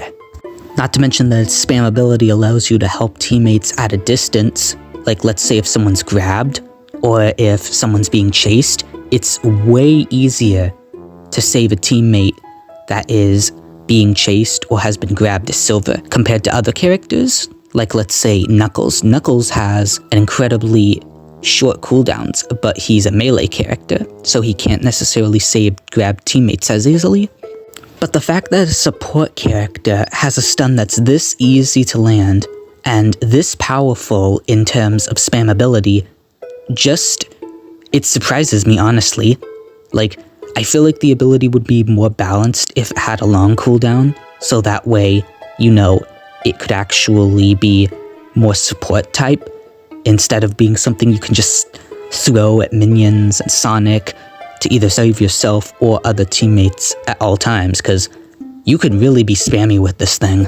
And it's significantly more difficult for a Sonic player to counter Orb because, of how fast he can activate and throw it. Compare that to something like Tails' arm cannon, you have significantly more time to react to him charging up and shooting the cannon, whereas with Silver it's just like that. Last time I checked, there was a moment in the early alpha versions of 1.2 where Amy could instantly throw her hammer, and everybody hated that, which is probably why Out gave a sort of delay. So basically, this thing is just a slightly worse version of 1.2 Alpha's hammer throw. Not to mention the fact that Orb actually has a pretty generous hitbox, and it's even somewhat kind of broken because there are times where I'll clearly see the Orb fly past Sonic, and he'll still get hit anyways. But that was just his first ability. We still haven't gotten to the other two, so let's talk about the second one, Speed Radius. Speed Radius is honestly really, really good and incredibly powerful. I honestly don't know why people consider it a niche type ability, because being able to move faster and make others move faster, regardless of where they are, as long as they're close to you, is really powerful. While it doesn't make you faster than Sonic, being able to stay away from him for longer by using Speed Radius can help your team out a lot. And you can also use it to move your entire team towards a grabbed teammate faster, making it so that way one person specifically isn't saving that grabbed teammate, but rather everybody is, because the speed boost it gives is pretty significant, and it definitely helps out when there's a grabbed teammate, or just in general when Sonic is near somebody and everybody else is sort of at a distance. But it is also good for more close-range encounters, as you do not have to be standing right next to your teammates, nor do you have to be standing on the same level as them, which I think is really nice. You don't have to do anything really specific or really challenging in order to do your job using Speed Radius. All you have to do is just stand near them. Plus, the ability is really good when juking is brought up, because it can allow you to move faster, aka throwing Sonic off just a little bit more than juking normally. But that's not even the best part of Speed Radius. No, I would say that the best part of Speed Radius is the synergy it has with other characters. For example, Metal Sonic. If you use Speed Radius and he's pushing Sonic, he pushes him further, and he is able to get away faster after pushing him. This is really, really powerful. And there's also Tails. One of his biggest weaknesses, besides the fact that he can't jump or use glide while charging up the arm cannon, is his speed. Speed Radius almost completely negates this. It negates one of his biggest weaknesses. Not only that, but it has really good synergy with both Sally and Eggman. Speed Radius makes Eggman a better character. I didn't think that could ever happen. Eggman being a better character, what a surprising concept. But now it is time to talk about Silver's final ability, and quite possibly the one that people think is the least useful, which makes sense. The ability has a very long cooldown, and it's pretty much the most situationally useful out of all of them, and it is definitely difficult to get the hang of if you don't play Silver a whole lot. But if you're here, I'm either assuming the algorithm brought you here, or you disagree with me, or you think Silver is a good character and want to get better at him. So let me explain the best uses for this ability. The ability is best used in typically crowded, incredibly narrow areas, and the best way to use it is to stop EXEs from charging, or to protect a teammate that's standing still, like maybe a Tails or a Cream when they're using one of their abilities. But all that is just the surface level stuff. There are still other aspects that the ability has that can make it better. For example, you can use the ability to pretty much cause Sonic to slap himself in the face when he's jumping up from a spring, which I think is really good. And you can also use it to stop him from climbing a ladder. At least temporarily, that is. Obviously, it will eventually disappear. But you can also use it to sort of juke out more experienced players. Let me explain. When a newer player typically is coming at you, they're either going to use a mobility option and then hit themselves in the face with the barrier, or they're going to just straight up walk into the barrier for like a good 2 to 3 seconds, because they don't really understand what just happened. But typically, experienced players sort of just walk around it. However, due to the fact that you can sort of hold down the ability, you don't need to immediately place it. What you can do with this ability is basically you can sort of play mind games with more experienced players, which causes them to find a way around the barrier. Hell, you don't even always need to use the ability. You can just straight up play mind games with them for 10 whole seconds as they attempt to try and find a way around you, if they're paranoid enough. Some of them are pretty confident and of course will not do this, but a lot of experienced players will typically notice that Silver has put his hands up and is now facing them. So you should always try and bring this into your strategy when you're fighting a more experienced player. Plus, there are specific places in some of the maps where the ability itself actually becomes really useful. Like for example, let's say that there's a corner somewhere. You can actually use barrier to sort of corner yourself, meaning that Sonic can't get to you for a few seconds, which basically means you are completely invincible until the barrier goes down. And yes, boxing yourself in sometimes isn't a good idea, but with Silver, since he has such spammy abilities, he can sort of capitalize on this. There are also several narrow places on certain maps to where the barrier pretty much covers the whole thing, forcing Sonic to not be able to get around it until it disappears, which is very situational, but it's still there nonetheless. You can also commit acts of silly with a fellow Metal Sonic player if you collaborate with them on the map Hide and Seek Act 2, and the reason why I bring this up is because of how interesting it is. Basically, a Metal Sonic player can push Sonic into a locker, and then you can use barrier to force him to stay in there. It requires a lot of collaboration, and it's not always the most useful thing, but it's still there nonetheless, and it still can be useful at times, but mostly it's just for the funnies.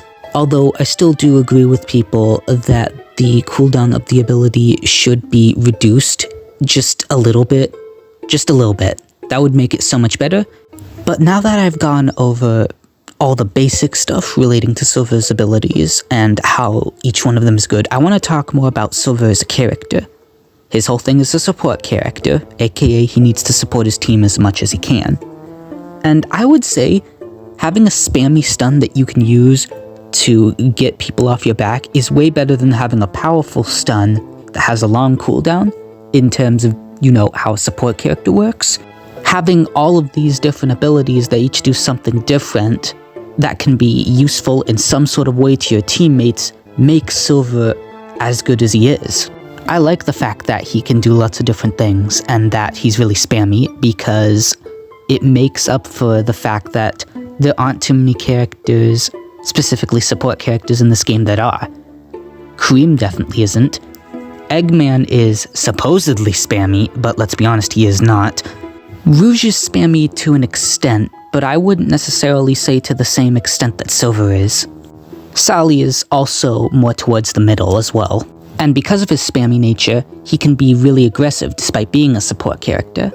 Aggressive support characters should be more of a thing in video games, in my opinion. Speaking of aggressiveness and abilities, there's something I want to talk about relating to Silver's abilities. In that I like that one of them does not lead to another being unusable. With Sally, yeah, she has 3 abilities, but if you use one of the shield abilities, the other one is unusable until the cooldown goes down. With Amy, if you use Hammer Throw, you are forced to not be able to use any of the other 2 abilities until you pick it up, and all abilities go on cooldown. With Metal Sonic, you are only able to use your 3rd ability if you're already mostly dead. But Silver, along with Rouge, doesn't really suffer from this problem, because each ability is different and each ability functions on its own cooldown. This means that you can combo with the abilities, either to help yourself or to help teammates. Like for example, using Orb to keep a Sonic player down for longer after they charged into one of your barriers, or using Speed Radius to give yourself more time for Orb to recharge. Being able to combo with your abilities makes Silver a way better character than if he, couldn't combo with his abilities. Eggman should take notes. And while it necessarily isn't always the best option to combo, having that option in the first place is never a bad idea, as it gives you the chance to make a hard decision. Should I combo with them, or should I not? Having options like that is what makes Silver such a good character. And now, we have reached the home stretch of this video, and I have saved, in my opinion, the best part of the video for last. I think when Out designed Silver, he made a lot of good choices. I genuinely believe that Silver is one of the best designed characters in this game, period. Let me explain. So, Silver can defend himself. If you want to, you can use all your abilities selfishly, and of course, while it is possible, and you can do it, it's not always the best idea. And that's what I like about a support character. Apart from healers, support characters should always be able to defend themselves to an extent. However, their abilities should be more powerful when they are around teammates. If you play Silver selfishly, and then choose to play him more teammate-centric, you're going to notice a pretty big difference. And one thing I like is how using his abilities for your own benefit isn't always a bad idea. Sometimes it's good to, sometimes you need to. This game isn't trying to make you feel like you need to use Silver's abilities to always help your teammates. It just makes the abilities more powerful when you use them to help your teammates, which is something most support characters should be. And because of this, I've actually gotten pretty good at holding my own as Silver, like when I'm one of the last few left, or maybe my teammates just aren't in a very helping mood. And to help support the idea that Silver is really good when around his teammates, and really good at holding his own in general, here are the 4 danger times that I had for the games shown in this video. And that's sort of all I had to say about him. I genuinely believe that Silver is the most well-designed, as well as one of the most fun support characters in the entire game, period. And if this video didn't persuade you, I don't really know what would. Maybe like a super cool orb landing compilation or something. But if that doesn't work, nothing will. But if this video did somehow manage to persuade you, well, that's good, because that means I'll be seeing more Silver players. More people will be able to take advantage of just how powerful he is. To others, he may seem weak. To me, he is way too powerful. Anyways, I'll see you guys in the next video. Bye. For the last several years, I have relied on prescription medication to make it through the days.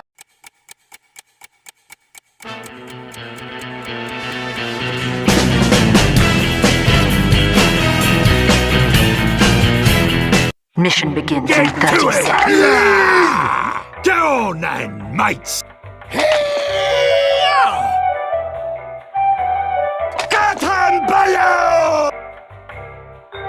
But of course, what did they expect?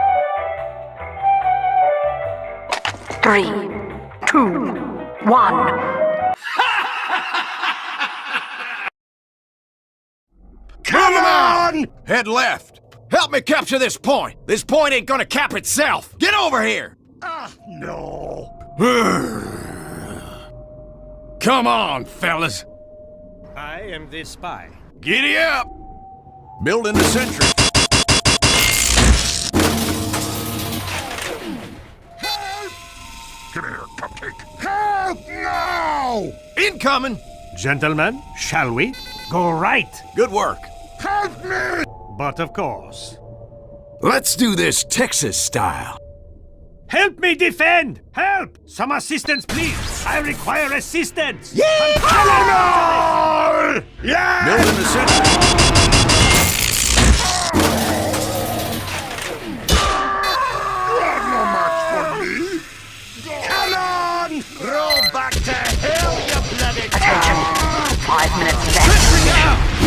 5 minutes left in the mission. Some assistance, please! Sentry down! Assistance! Go ahead and cry. Oh! Help! Good night, Irene. Help me! Hell. I live! Help! Come here, cupcake. Help me capture the point! Would someone care to help me capture this? Building the sentry. Sentry down! Incoming! It's rolling bloody back! Moving back! To the right! Surprise! Building the sentry. Well, off you visit your mother!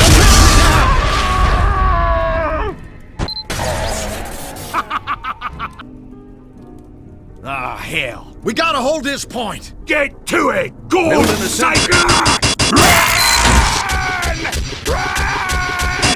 Run away, run away, run away! Out of my way, out of my way! Do it!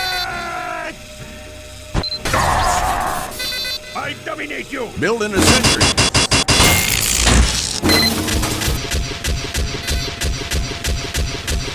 Out of my way! Out of my way! Ah! That was getting heavy.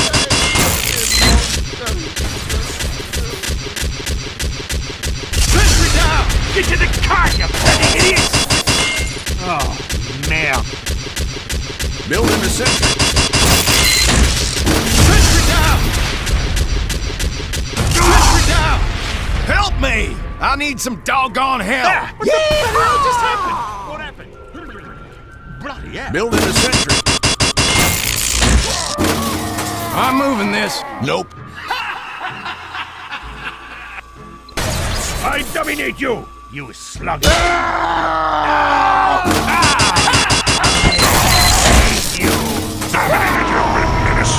I did what I could. Oh, really hit rock bottom. Sentry down!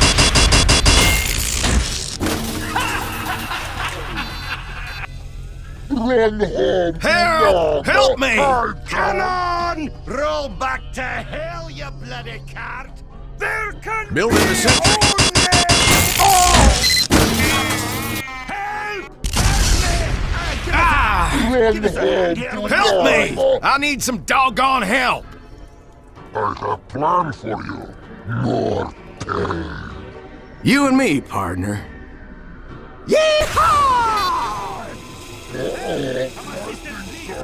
Packing up. Building a sentry.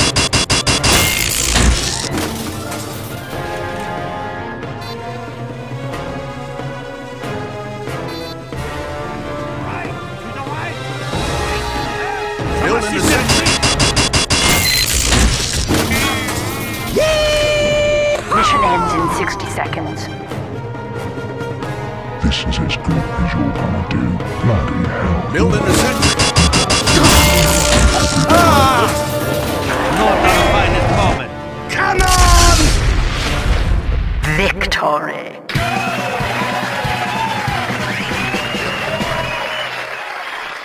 Watch this!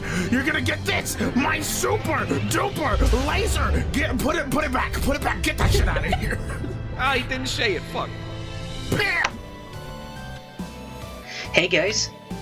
So, I mean, I did kind of expect a Christmas update. I was hoping for a Christmas update, but this was the last thing I was expecting for it to come out, honestly, this fast, all things considered.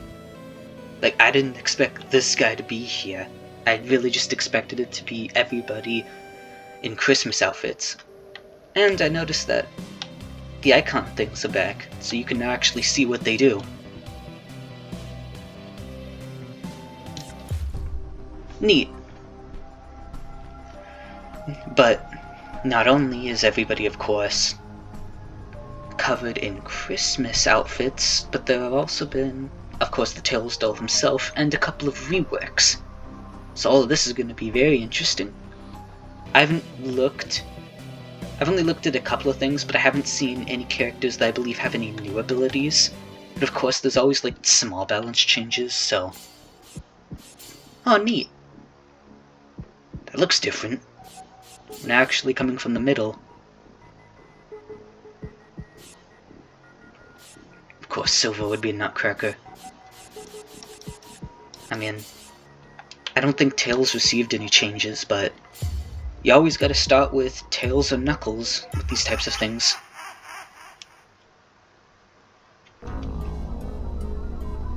Ooh, the title screen, finally.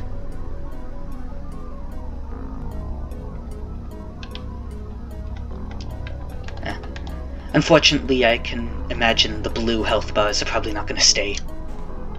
Cool nonetheless. Oh. Oh, Orbot's dead. Why the hell is he dead? More importantly, why is he here in the first place?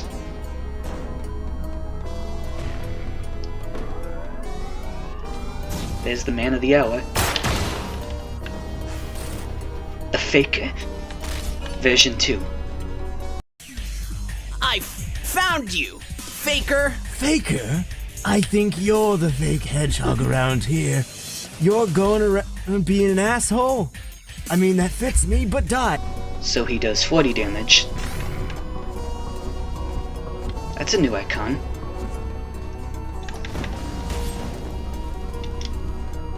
I was kinda hoping for him... No, wait, no. Him having to do more than 3 hits would probably make him very weak. And I still can't land my shots. Great. Fantastic.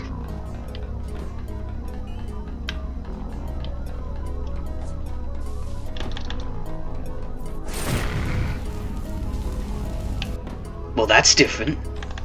Oh no, please don't tell me they removed Heat Wave. Fire Tornado was overpowered. They better have kept Heat Wave. Or maybe Blaze has 3 abilities. I hit something.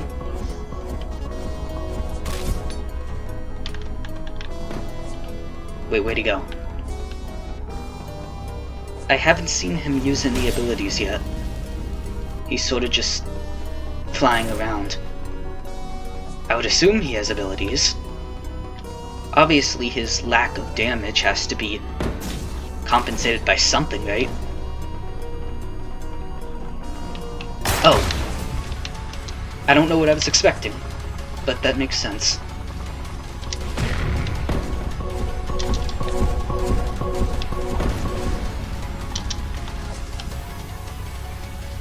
Man, this third music is such a banger. Possibly even more of a bangers than Son Noobs.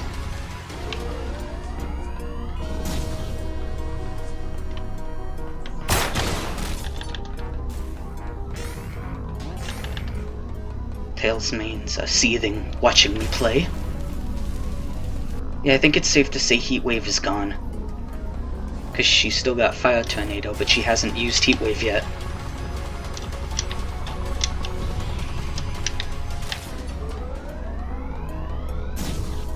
As if ladders weren't already a problem. I don't need this in my life.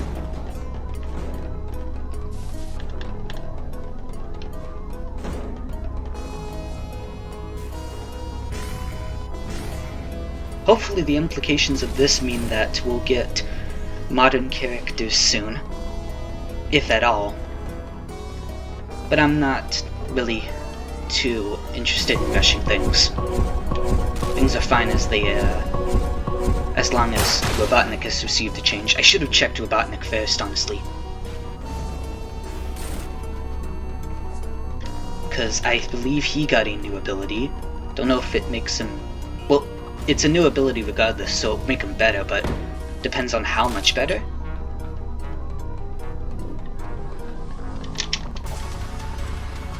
So he's placing traps, and he can fly. And he's got a tiny ass hitbox.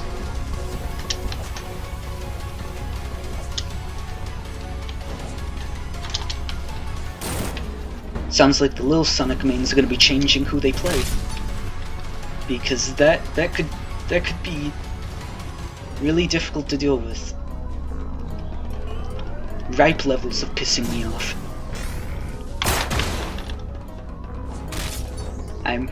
I'm worthless. That's what I am. This is gonna hurt me? Oh yeah, it does. Yeah, it hurts me. Okay. So he's got murder puddles.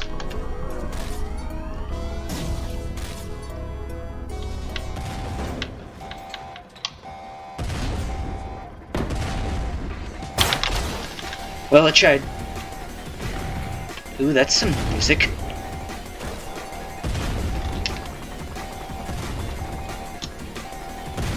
That was also a terrible idea. Why did I do that?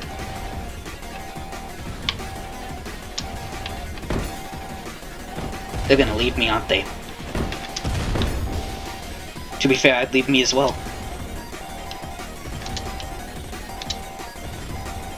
But we win regardless, so...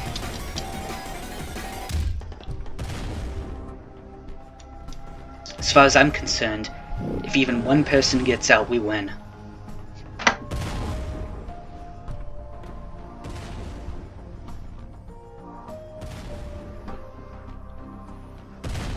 Well, this was an interesting experience. I mean, I'm gonna skip Knuckles. Something tells me Knuckles isn't too different. I'll just go... You think more people would want to play the killer? Good news, though, is that I don't have to worry about somebody stealing the character I want to play. Which means I get to play him the second I'm chosen.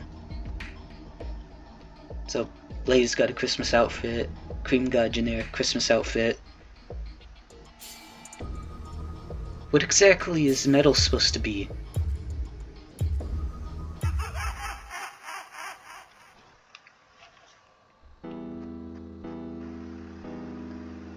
I like this title screen. Oh, I wasn't paying attention to what it was telling me.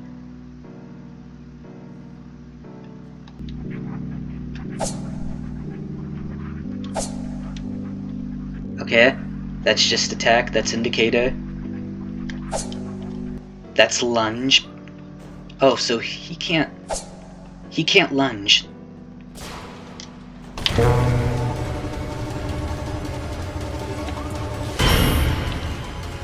Ah, that's fun.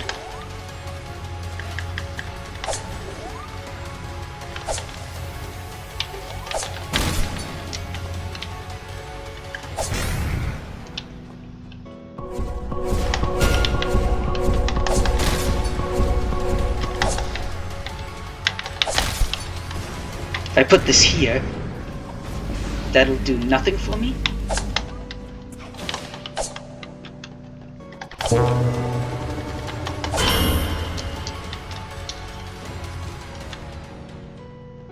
And flying allows me to fly, as to be expected.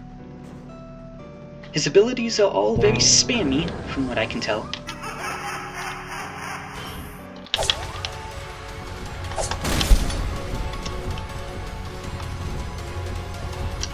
But I don't know how, if I'm supposed to be able to kill everybody with the playstyle that I usually use, things might be a little bit difficult.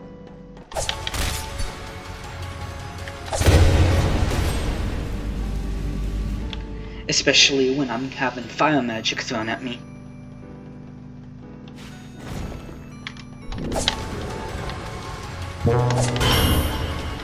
Don't you do something new? As far as I'm concerned, Sally has done nothing new.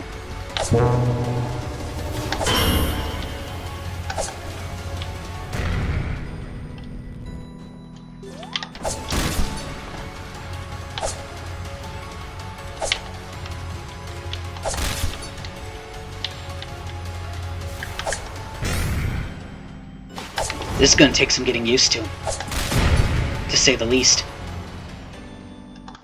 hit you just because. What the fuck? Oh, there's Cream. Boop.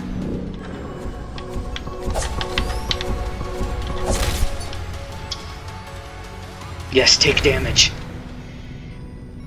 Take my 2 damage per second.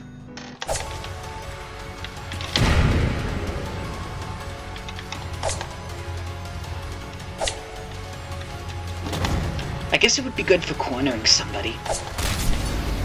This is all going to be very new to me. Safe to say I'm probably not going to do the best.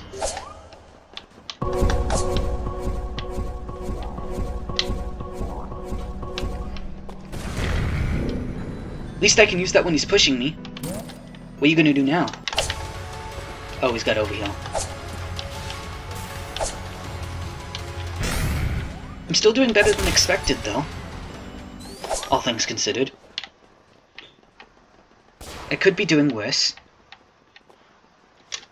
I haven't really gotten too much use out of flying, though.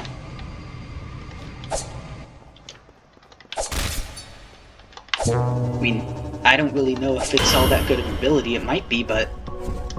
I mean, this map isn't really known for its... You know... Lost my train of thought. It isn't really known for its, you know... tall structures and stuff like that.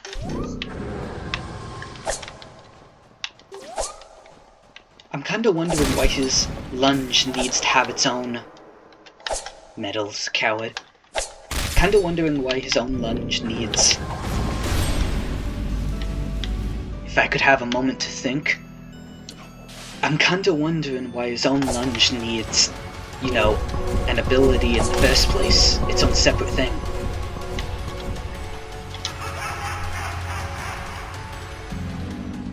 This stupid rabbit. You've plagued me for the last time.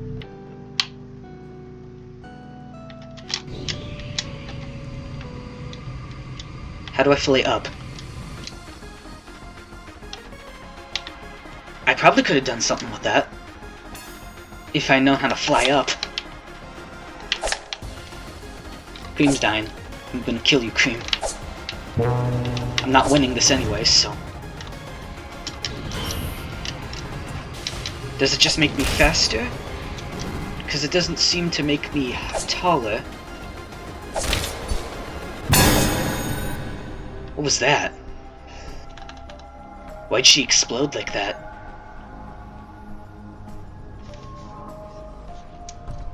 Oh, this was certainly an experience. A weird one to say.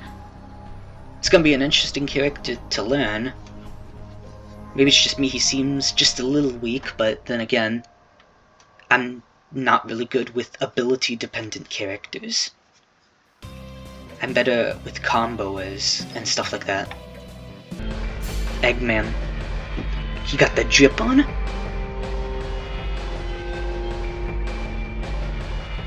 The map's looking the same. Yeah, I can't... What is metal supposed to be? A snowboarder? Some sort of hero in a Christmas story or something?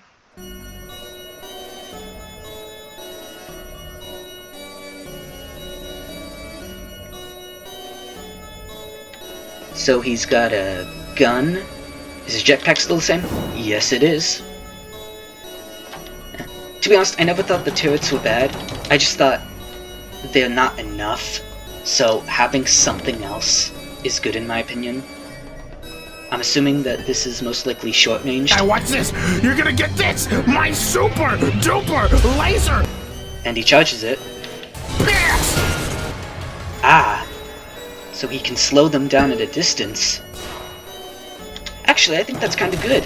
He's basically just got Sally's ability, but ranged. He requires a bit of skill to use, rather than just placing down turrets and doing nothing. Definitely not the change I would have gone with, but I don't necessarily believe it is a bad one. I might actually like playing Eggman now. Takes him a minute to charge up, but he is a sport character, so... I could see that being really annoying. The turrets still have a 12-second cooldown. They still need to be repaired, unfortunately. Why can't they repair themselves? I'm gonna be having a little Sonic moment for a good while. Took me a while to realize, like, Metal Sonic and Sonic.exe's differences. Safe to say it was kind of difficult for me for his introduction. But at least now he's got something else, so I'll take it.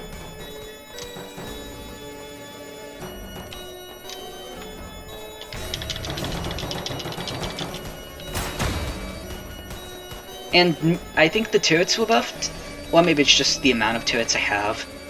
Either way.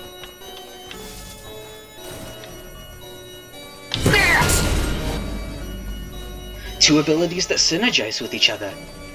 Ability that slows him down, ability that slows him down further.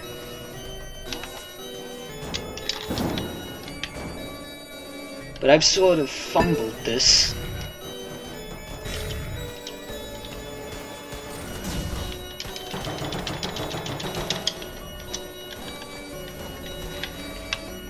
Let's just straight up give Eggman an actual gun. It's, I'm gonna say, pretty damn accurate. That ability seems cool. I can't wait to try that as Blaze. I've been actually wanting to make a video about her, talking about why Heat Wave is better than people believe, and Fire Tornado's a little bit overrated, but... You know, after seeing that, I think Fire Tornado's not that overrated anymore. Now the question is, it cannot be applied, so you can't combo with other characters. I'm assuming you can probably combo with Super Stunners and knockback tools, things like that. Slow him down, and then blast his face off.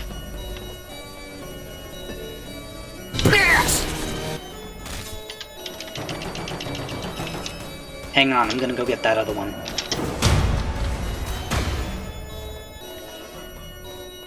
And he's still got 5, so nothing about the turrets themselves has probably changed. They might slow him down more, but I'm not sure. But at least now he's a better support character.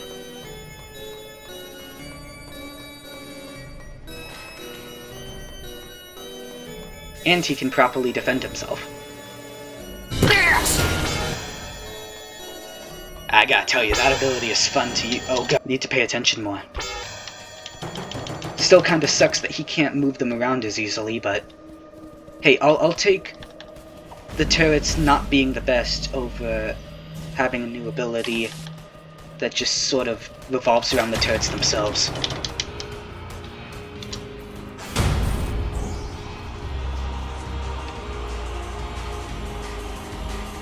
Is all the music the same? Is it gonna stay like that? I think Jetpack Boost might have been nerfed. Which makes me wonder, why the hell was it nerfed? Was it really that overpowered? Did it really deserve a nerf? I can't say I prefer him over the 1.1 version, but that's sort of because I played that version of him for so long. But he's definitely cool. Does nobody want to play the killer? Still looking the same. I like the Krampus outfit. At least I'm assuming that's what he's going for. Might be some other urban legend I don't know about.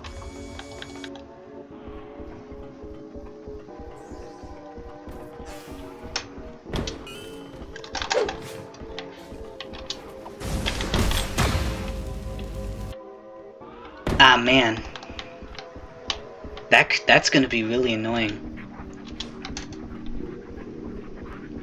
But not as annoying as Block. What happened to the camera there? One of y'all getting it. Sylvie, you're getting it.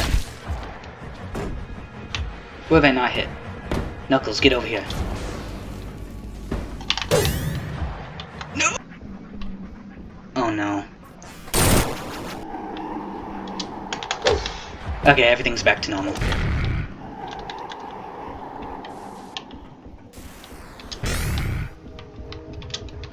And they're ganging up on me.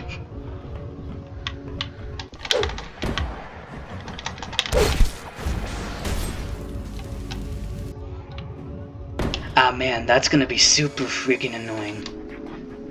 On another level. Where's Amy? I haven't hit Amy. No, I haven't hit Blaze either.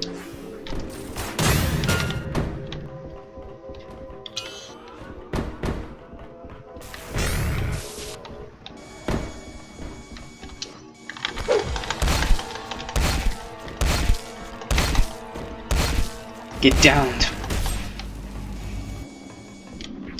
You're next, Blaze. Tails has abandoned his team. Unsurprisingly. There's always one guy.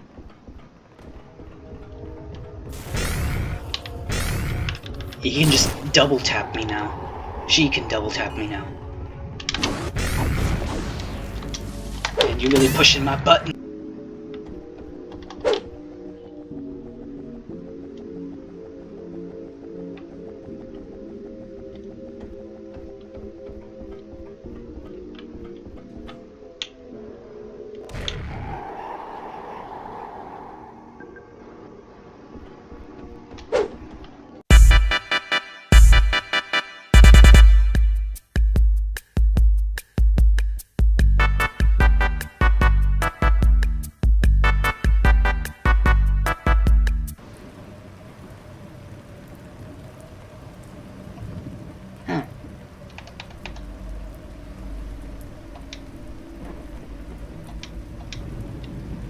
Oh, so that's how that works.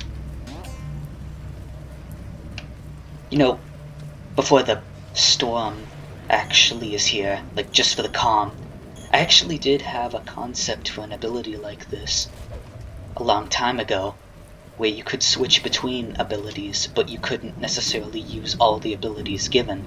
You'd have to swap them first. So that's pretty neat.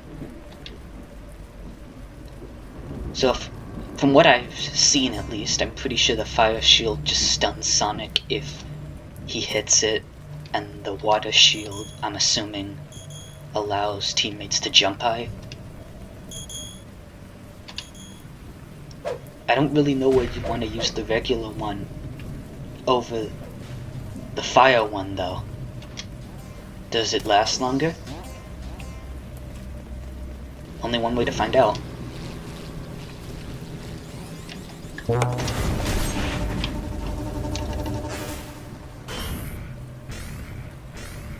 Huh. So that's how each one of the abilities is on their own cooldown now. Giving it and giving it to yourself. That's interesting.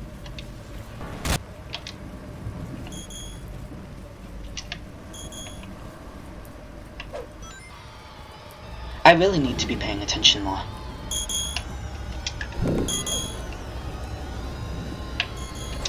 There's something on fire.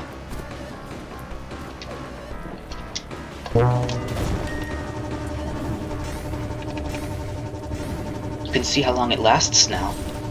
That's nice.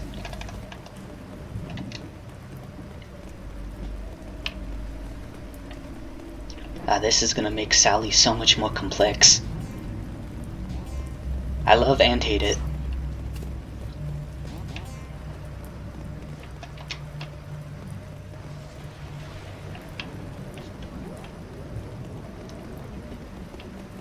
He must be going for metal.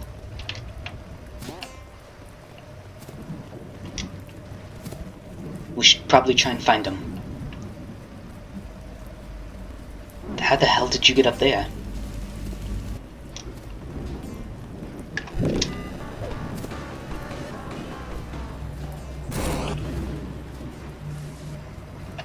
Yeah, I have no idea what the fire shield is supposed to do.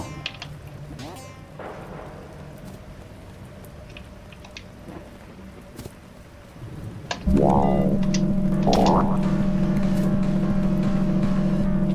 water one seems to be pretty self-explanatory. Look, we shouldn't be spread out like this. This is the worst thing that could happen.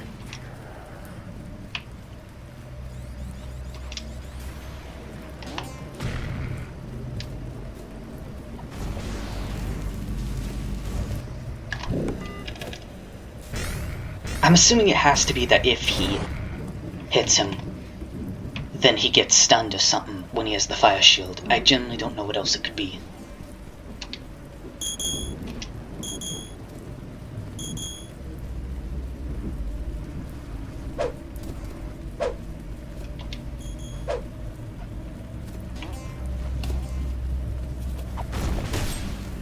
Push him back.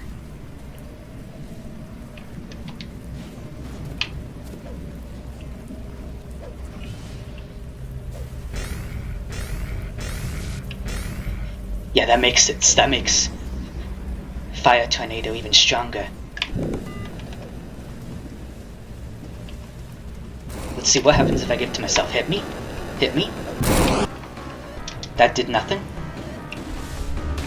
Was that supposed to do something?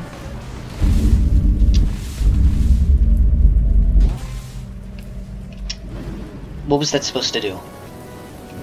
It didn't make me faster. It didn't stun him. It didn't slow him down.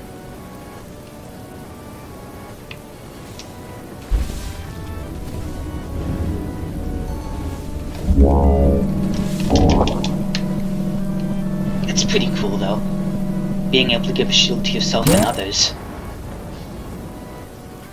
Even though she has no, like, self-defense in the classical kind of way.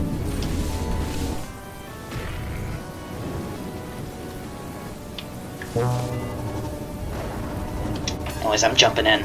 I'm not gonna get hit randomly and abandoned. Only way to find out what's different. I like the fact that the tips actually relate to the character that you play.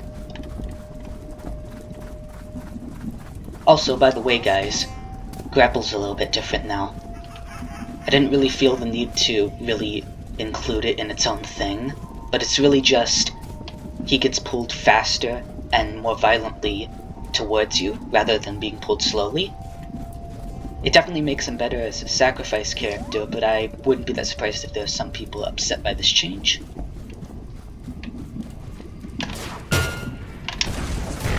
Like, see how violently and how fast I pulled him towards me?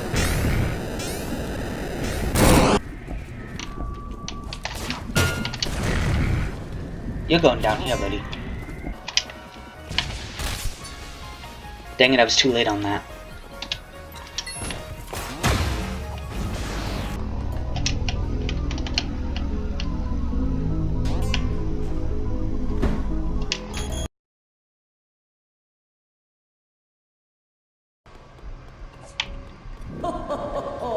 Merry Christmas! Alright then.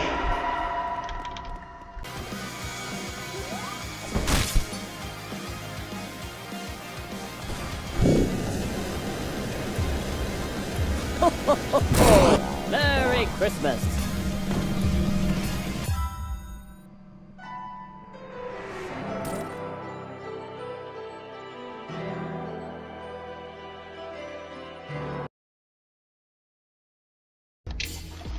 Blaze time. Now just how disappointed am I gonna be?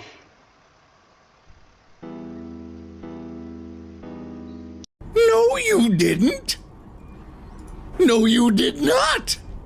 You didn't do that. Don't lie to me. Or am I gonna like it? Oh, it can be used on characters that have been stunned. No.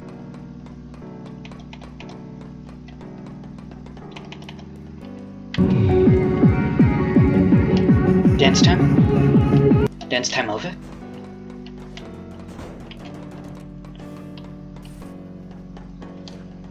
You know, maybe I should close the blinds in my room. I can barely see anything.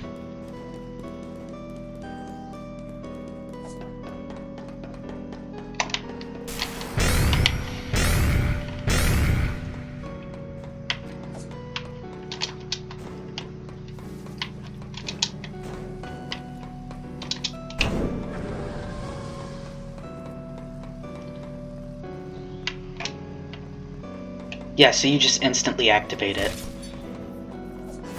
I don't know how I feel about that, to be honest. Like, obviously the ability is pretty cool and all that, but I like the original Heat Wave because it solidified her as, you know, a team savior. If you focus on her, she's obviously going to be weak, but now she can sort of just instantly activate this ability, making her super powerful. Like that. She shouldn't be able to do that. She's supposed to be a team savior.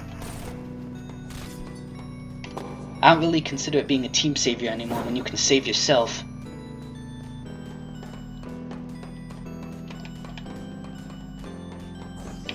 Even if I think the ability is just factually better.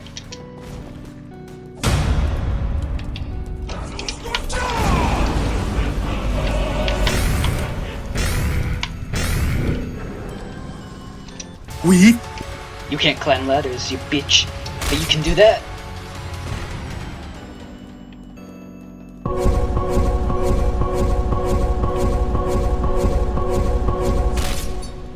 Not really anything I could have done about that.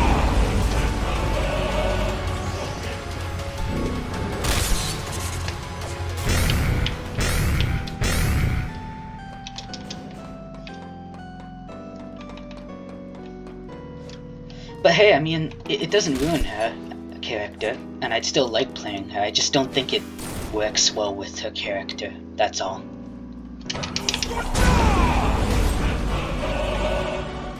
But hey, it's cool. At least there's that.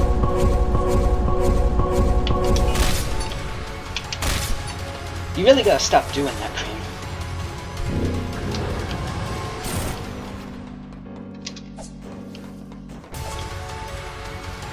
You can't hurt me, I got overheal.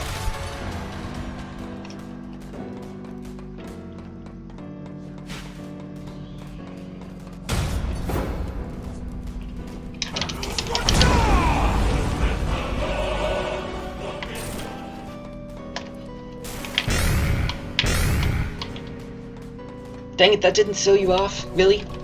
Cream gonna die. Yeah, Cream's dead.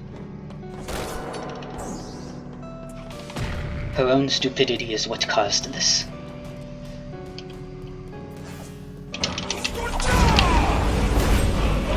Get kidnapped.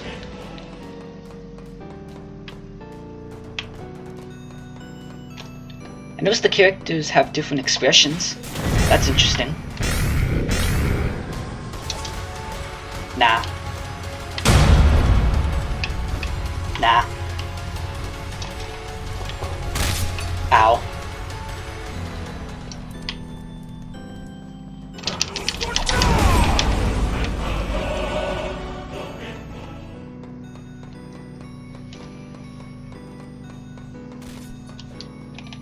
I think we still got this.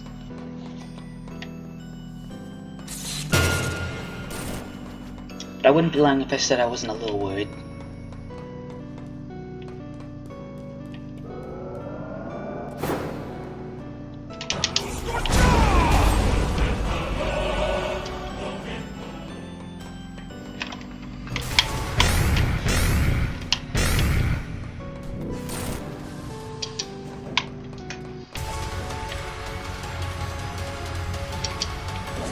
Ow. If you guys got the time, I would like some help.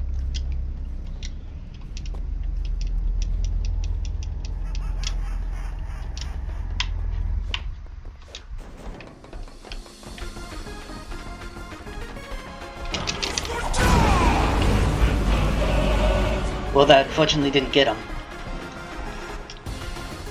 I'm not leaving either one of them behind because they both, you know, did their jobs like they're supposed to. You don't get things like that anymore.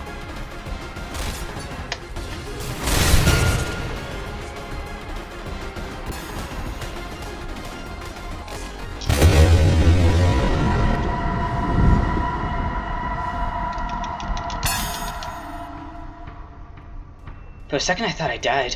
I think I just got stabbed. It's way too cocky there.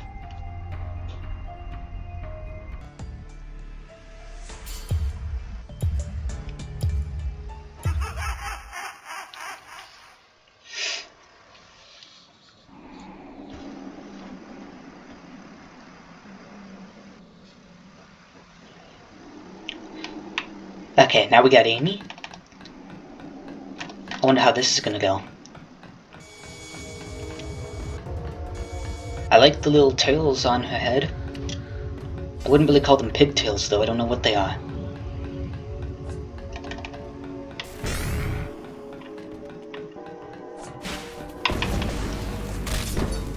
What, you're seriously telling me that didn't hit him?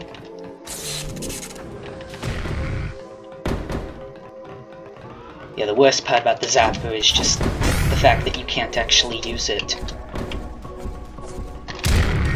You can't actually use it to hit down to enemies. That kinda sucks. But hey, it's better than nothing. I'll take that. I'll take it over, you know, nothing.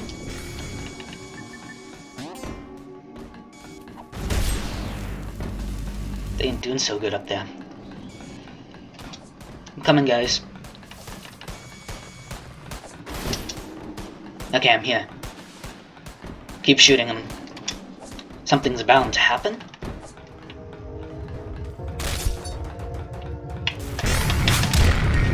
Oh! Push him off the side. Not where I wanted to push him.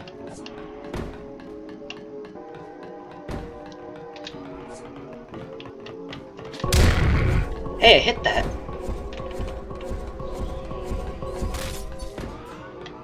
Well, at least she didn't hit Cream. Well, at least Cream ain't dead.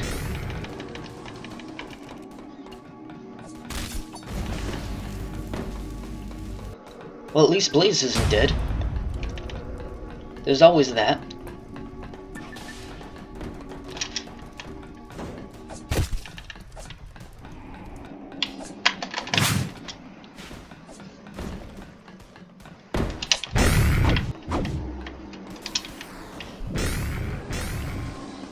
Dude has really just been ignoring me for the most part.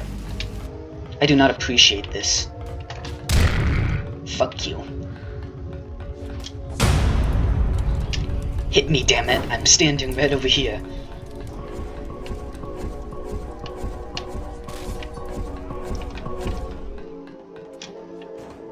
Let's go help Eggman. I'm taunting this guy next time I hit him. Maybe that'll get him to actually go for me.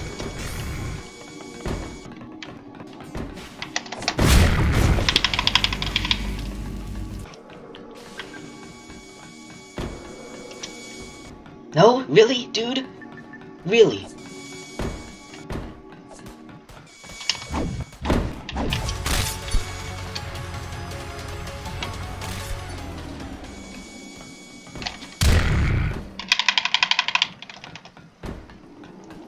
Maybe next time you'll learn.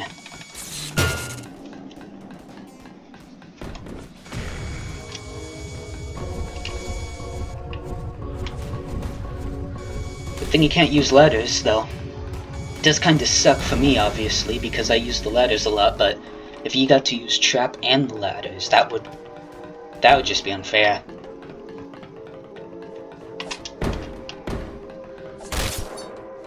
Blaze is dead.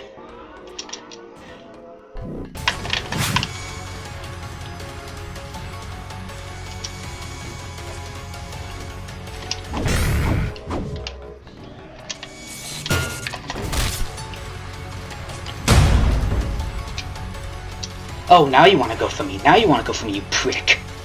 You didn't have the balls to do it earlier.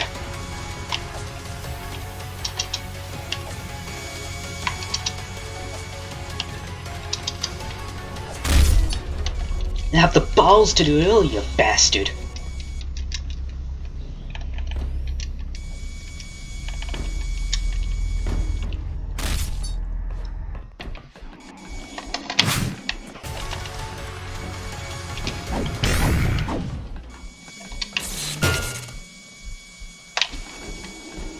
Oh, come on.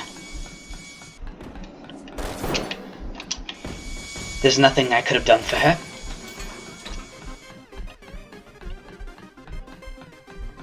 I don't want to leave Shadow behind.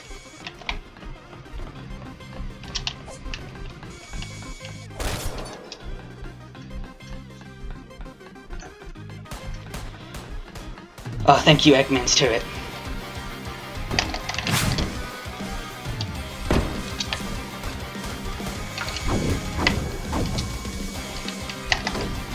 Well, I tried everything I could do.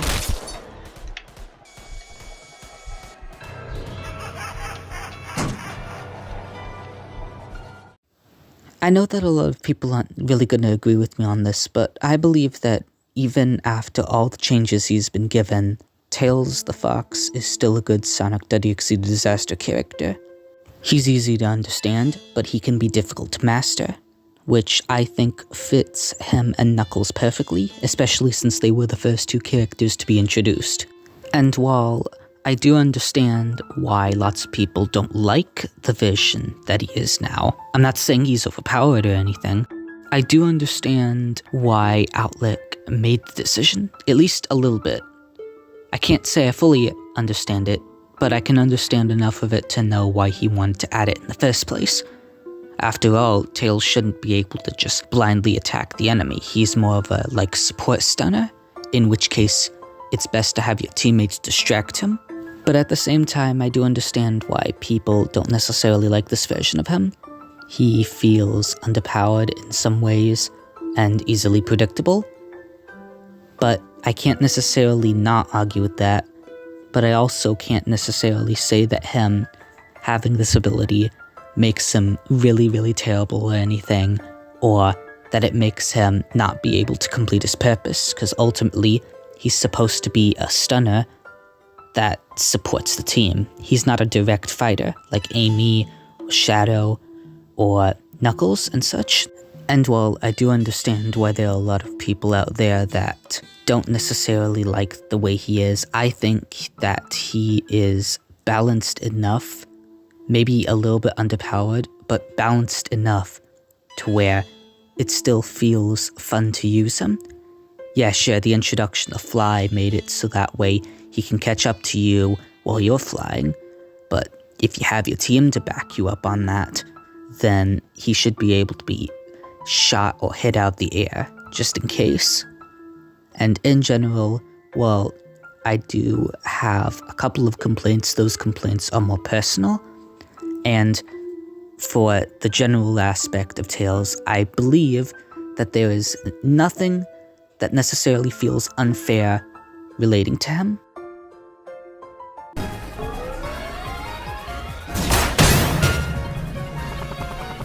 Finally, God, take me. I want it now. Give me death. Yeah, I really fucking hate this ability. Block, specifically Block for Colossus, is the worst ability in the game, and in my opinion, there is no contest for it. It's such a bad ability in more ways than one that I sometimes wonder who would even justify its existence. Just as a quick recap, I'm going to give you exactly what Block's statistics are. For around 3.5 seconds, Colossus will put his hand in front of his chest, allowing him to successfully be able to deal with any attack that comes his way, typically being stunned for significantly less than if he were to get hit with it without using Block. This ability doesn't work on every ability, but it does work on a good chunk of them.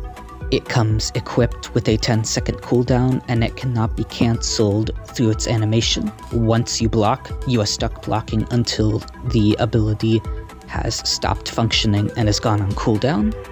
Also, for some brief history relating to the ability, back when Colossus was first introduced, back when he was called Sonic.exe _2, he used to be able to block while grabbing. I'm pretty sure he used to be able to block while charging as well. Basically meaning that he had little to no reason not to use it while grabbed, because it would pretty much still allow him to hold on to the grab victim and, waste the user's stun. I'm really, really thankful that this was changed, but it still doesn't mean that Block isn't a terrible ability. So now it's time to explain why I hate the ability, and in order to do that, I should probably explain what can make an ability so hated in the first place, because in this situation, it's sort of a mix between different things. So, the reason why somebody might hate an ability is because it's too overpowered, some people hate push because, you know, it can be difficult to avoid and has no counter once you're hit. The only thing that you have in your favor is when the Metal Sonic player is done pushing. If he pushed too far away from his teammates, you can capitalize on that. But if he's pushed close enough, and considering the fact that the ability is a normal stun, other people can capitalize this, stun you, keep you down for longer, and such like that. It can also have a bit of a wonky hitbox. Now, an ability that may seem too situational would be the turrets, because they need to be repaired constantly, they need to be built in the first place, they only work on slowing the enemy down, they don't work all that well if they're using a mobility option. All these different things sort of lean together with the fact that they also can't aim up, which basically means that they are stuck shooting in a straight line with only a singular purpose and can be easily destroyed and such. However, block encapsulates both of these. It is both really powerful and really situational. Its 10-second cooldown mixed with the fact that it has virtually no way of properly dealing with it makes it an ability that can be incredibly powerful. However, it only works on specific types of stuns. And that's where the situational aspect of it comes in. The ability only works on regular stuns. It does not work on semi-stuns or super stuns, although there is one example of a semi-stun that it does work on, but I'll get to that later. So basically this means that it only works on a specific type of stunner, and this specific type of stunner needs to not have an ability that works as a semi-stun or a super stun in order to be able to be fully counterable. There are only 3 characters in the entirety of the game that have a stun and don't have some sort of supporting stun to help them: Silver, Knuckles, and Tails. Amy has a semi-stun, that being her hammer spin, and Metal Sonic has a super stun, that being his push. Considering the fact that it's only 3 characters, that's quite a small amount compared to how many survivors there are. And that's the thing, is that yes, it does work on other survivors.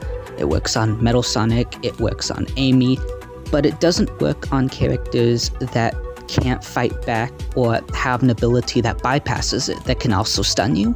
So let me explain why this is so bad in the first place. So typically, you will usually have like a team consisting of 4 to 5 people. Sometimes you'll get 6, sometimes you'll get 7, sometimes you'll get 3 and such, but most of the time you have teams consisting of 5 to 4 people. And that's sort of where the problem lies, because you can have a team like this, and block will be entirely useless. Also, yes, I know that Shadow and his homing attack can actually be affected by block, but it's such a minuscule difference to where it doesn't even really matter.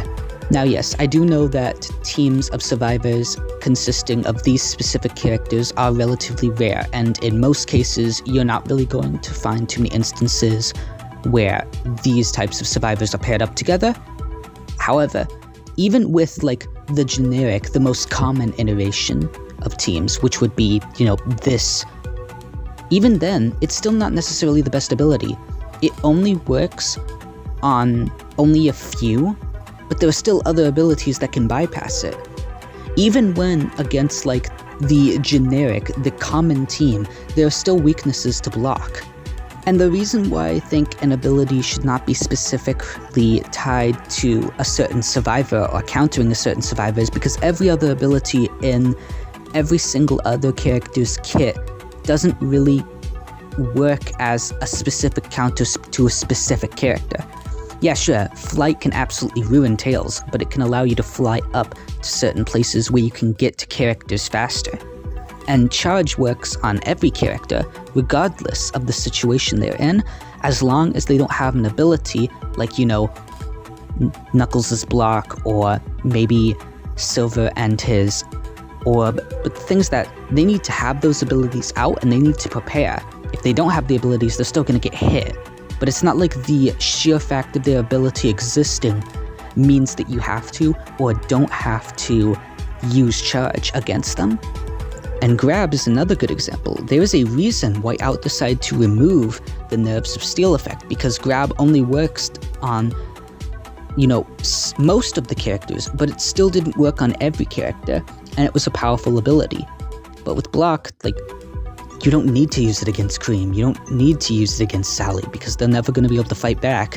And even when Sally could fight back, her ability was an ability that gave an effect rather than an ability that stunned. So even though she could fight back, there was nothing you could do about it. But that's only the situational aspects. I haven't even gotten into the OP aspects. So for the characters that it does affect, it does affect Amy even though she has an ability that can go against it, but she still has Hammer Throw. And then there's also Tails, and then there's also Knuckles and such. These abilities get countered in such a harsh way whenever Colossus uses Block. And I mean harsh. Back then, it used to be that it would sort of push you back a little bit, but Block now is basically just a free win button. It requires no skill, absolutely none, no skill from Colossus's part. And you might say, oh, but the other abilities don't, but they do. You need to make sure that you don't fall off an edge when using Charge. And I'm not saying that he doesn't require as much skill as the other. No, wait, I mean, he does require the same skills as the other survivors, because he doesn't. He truly doesn't. He is obviously more powerful than the survivors. But the problem lies in the fact that this ability requires nothing. Absolutely no brain power or zero input on his part. But as for the characters that get affected by it, it is so bad. Tails is a perfect example of that. All he has to do is press a button, and boom, your stun is wasted. All that time you put into landing those stuns, and he can just press a button to stop you. And before you say, oh, well, just bait him into using Block, don't actually fire, there's two reasons why this is bad. For starters, he is a ranged stunner. He's specifically made to be a sniper. And when Colossus uses Block, he then closes the distance and instantly gets in your face. So now I've got a big, dangerous hedgehog demon in my face that deals 65 damage, and I'm moving at the speed of a snail. Regardless of whether or not I hit him, I'm most likely going to get hit myself. So now what do I do? So when he uses Block, he's now in my face. What am I supposed to do then? Because I'm most likely going to get hit because of how much it slows me down. And then there's also the fact that there's the delay. The delay, the thing that I said I didn't really care too much about because I don't truly care about it that much. I don't think it ruins Tails. But that delay makes it to where you can activate Block as long as you hear the delay or see the little wind-up animation that plays for it. You can just press Block and boom, it doesn't matter whether or not he actually hits you. And the same applies with so many other characters. The only time this truly doesn't work on a character is Silver. Because with Amy, you put yourself in a lot of danger when you use Hammer Throw. And with Metal Sonic, there's no reason in using your grappling hook up close unless you're on a high location, in which case you might have the chance to fling him out to the side. And that's what makes the ability so bad, is that it absolutely destroys so many of the ranged characters, and a couple of the melee characters as well.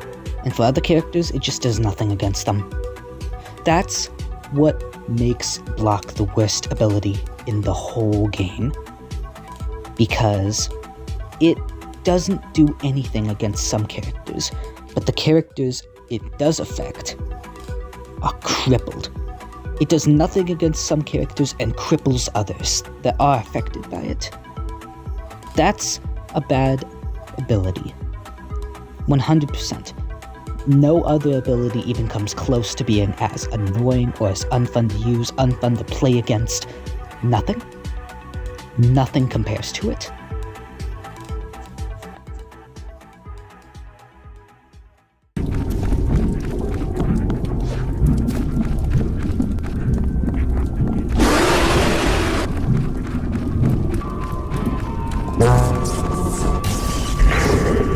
And if this video didn't persuade you, I don't really know what would. Maybe a super cool orb landing compilation or something. But if that doesn't work, nothing will. 3 hours later. Merry Christmas.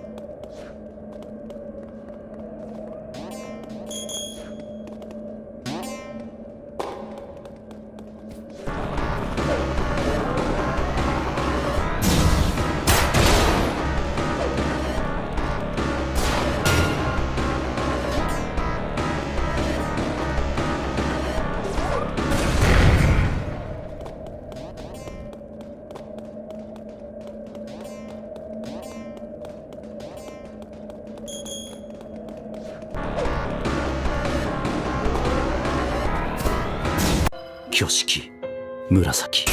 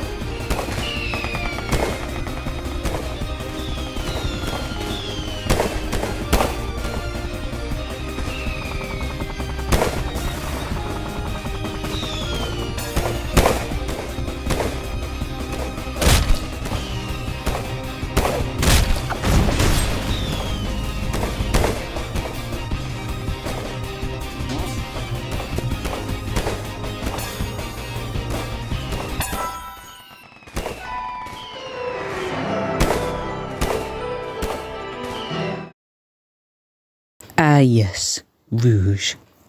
Everyone's favorite Sonic character. For all the wrong reasons. But we're not going to be talking about that today because I don't want to lose my sanity. Rouge the Bat is easily, without a single doubt in my mind, the least played character in the entirety of Sonic.exe The Disaster. And as far as I'm concerned, she has been the least played character since the days of 1.0. But I know that she's been in the game for longer than that, so there's a very good chance that most likely, she's been least played for even longer. Now, I've always kind of wondered why exactly. Because while it does not take a scientist to determine that she is the least played, it is a little bit confusing to me why she is the least played.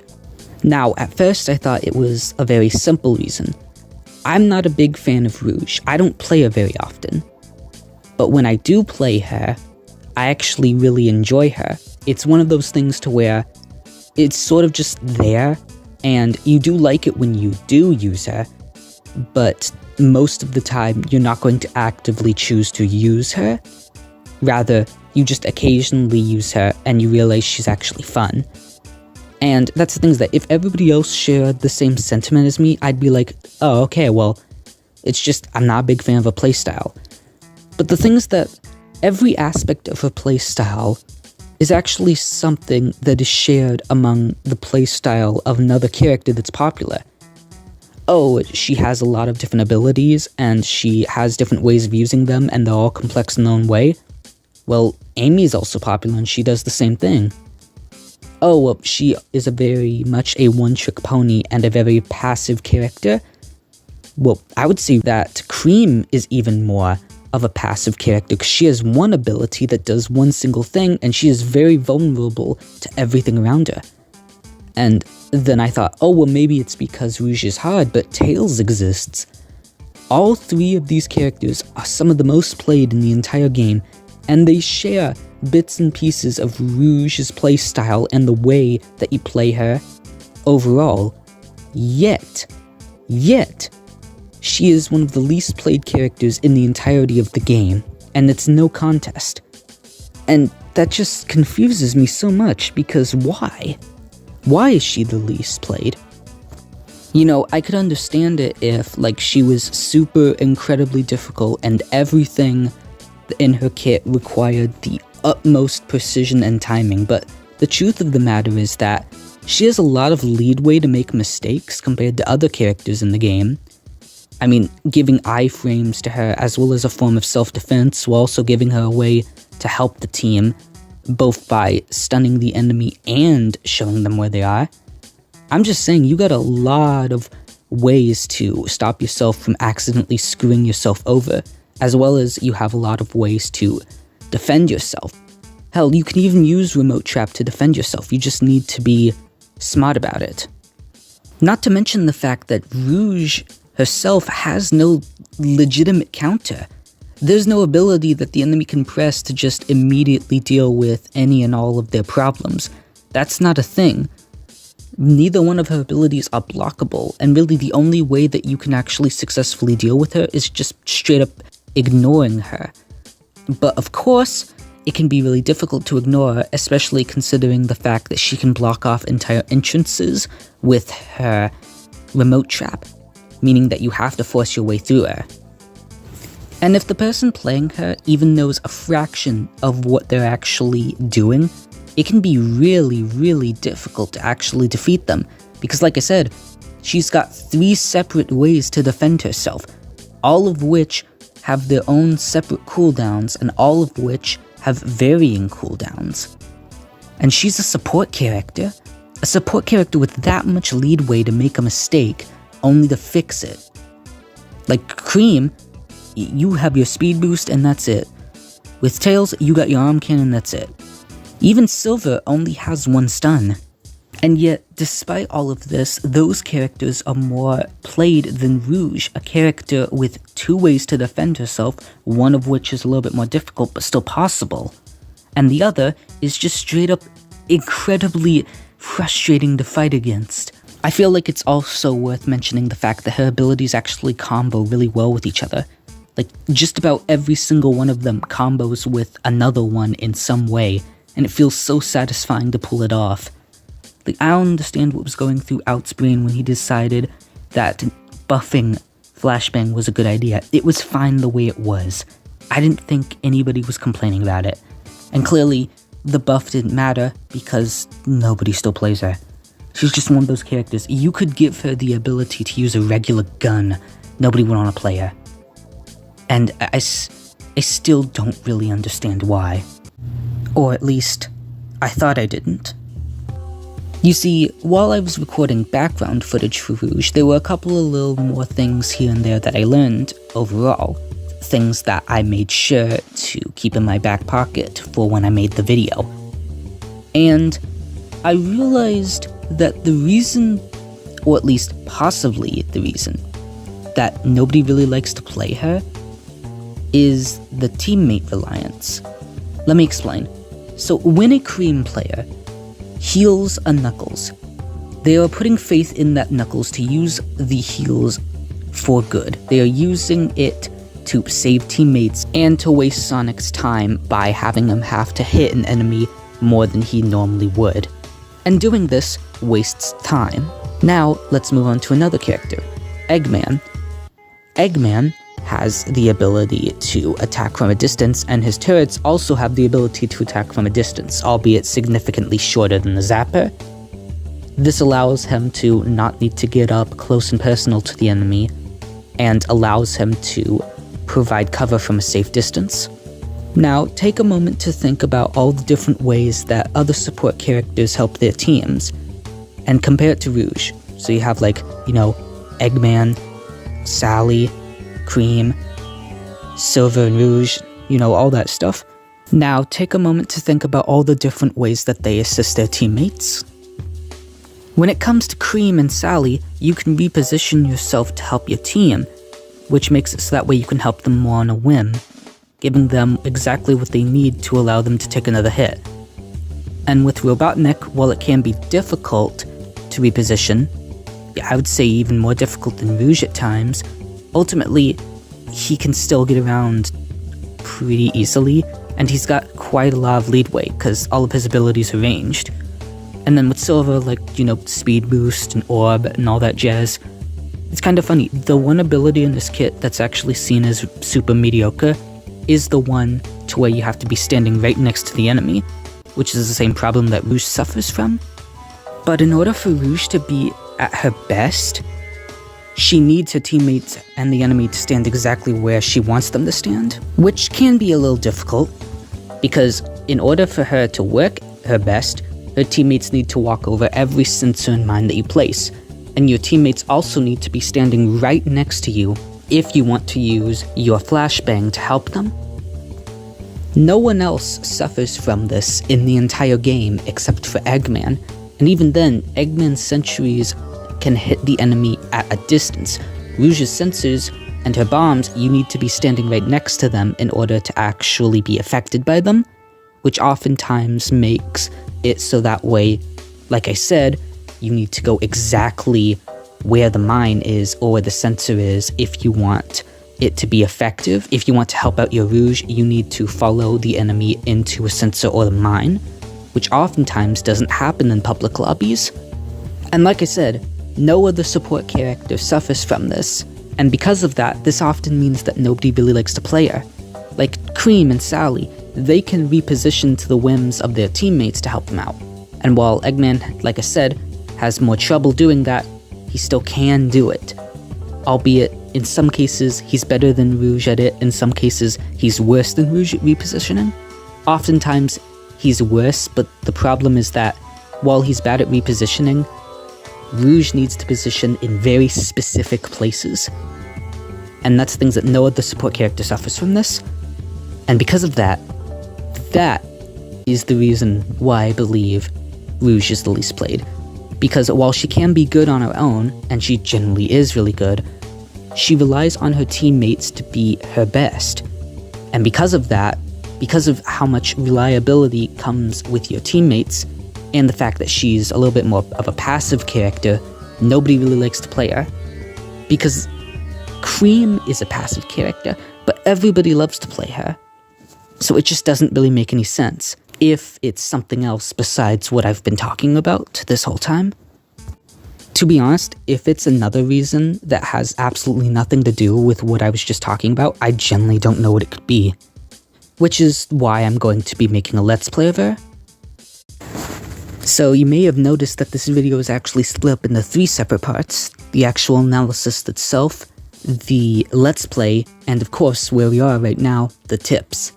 And that's because I generally can't think of too much to give to Rouge. She's really good, and of course, there are multiple reasons why I believe she's really good, but nobody plays her. Myself included, as I sometimes don't play her that often, but I still do play her enough to learn tips here and there. So it's just, if what I was talking about earlier is actually not the reason why nobody plays her, then I'm generally at a loss for words, because I can't actually think of anything else that it could be. Which is one of the 2 reasons why I decided to make this video, so that way hopefully I'll have some Rouge mains in my comment section, as well as people that played Rouge but don't really like her too much, so that hopefully I'll come closer to understanding why nobody plays her. But now that I've said my piece about Rouge, I would now like to talk about some tips, things I've learned over time that have made me better whenever I've played Rouge. Little things here and there that I've picked up while playing her, so that way I can become better at her. And hopefully, these tips may make you a better Rouge player. Special thanks to this commenter for suggesting that I do this, even though I'm not really a Rouge main myself, as stated before, and I don't have too much advice to give. There are a couple of little things that I can add that I feel like would make the lives of some people easier for understanding her. So let's go over some of them. Tip number 1. Sometimes it's a good idea to actually place the mine on top, where the spring will take the player, rather than where the spring actually is. The reason for this is because typically experienced players will catch on to your shenanigans, and they'll be able to see the mine and bypass it by going onto a ladder or just using fly.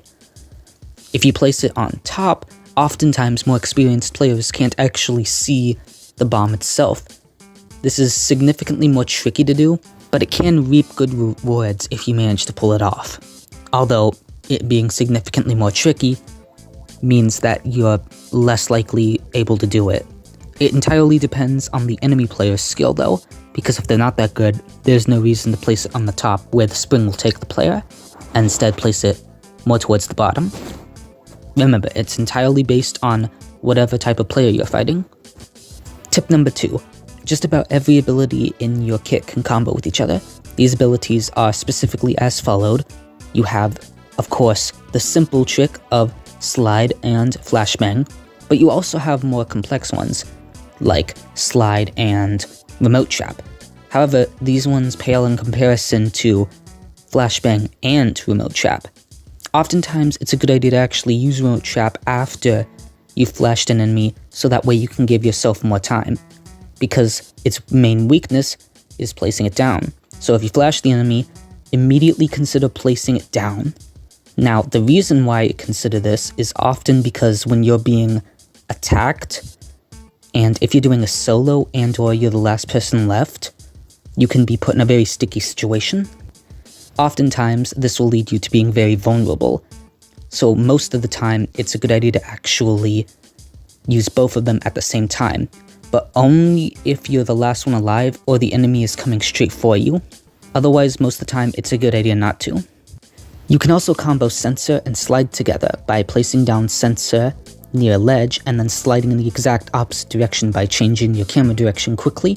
The enemy will think that you're in a false state of security because you tried placing down a sensor, and will instead immediately go for you, only for them to fall off the map. Well, not the map, but the ledge, you get what I mean. Tip number 4, try to incorporate more juking with your flashbang. Because of the massive buff that it received, it's actually really easy to land hits with it if you juke. Don't immediately slide and then throw it down, or don't just throw it down. If the enemy is skilled enough, then juke, then throw it down, and they'll often get hit. Tip number 5, do not be worried about using your sensors selfishly for the beginning of the round. As long as you don't place them all down in the same spot, then as far as I'm concerned, you're not really using them selfishly.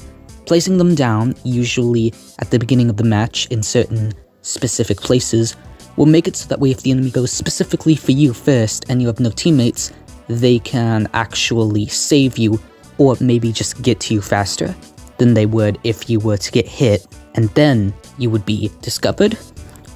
But yeah, as long as you don't use all of them at once, you should be allowed to use a couple of them for yourself at the beginning of the match. Tip number 6. Now I know that what I'm about to say sounds crazy, but it's actually worked in my favor quite a few times, and that is to place the sensors down while you're juking up the enemy. Oftentimes the enemy doesn't expect you to do this, and it can make it so that way ranged characters can see you at a distance and help you. Oftentimes, a ranged character will have to get relatively close depending on the map, and depending on the map gimmicks, and so on and so forth, making it so that way that they can have a hard time seeing you, getting to you, and such. Oftentimes, this can lead to scenarios where you're in danger and nobody really knows where you are, and placing this down allows for teammates to help you quickly, get to you faster. It allows ranged characters to help you at a distance by constantly placing down sensors that the enemy trips, things like that. Tip number 7. Sometimes it's actually a good idea, depending on who you're fighting against, to save your abilities until a moment to where they can actually come in most handy. Oftentimes, when juking or jumping off of something, sort of like what I did earlier in the video, like 30 seconds ago, I think, where I jumped and then slid, oftentimes the enemy would think I'm in a vulnerable state and be able to land an easy hit on me, but because I decided to instead juke a little bit, then slide, he wasn't able to hit me.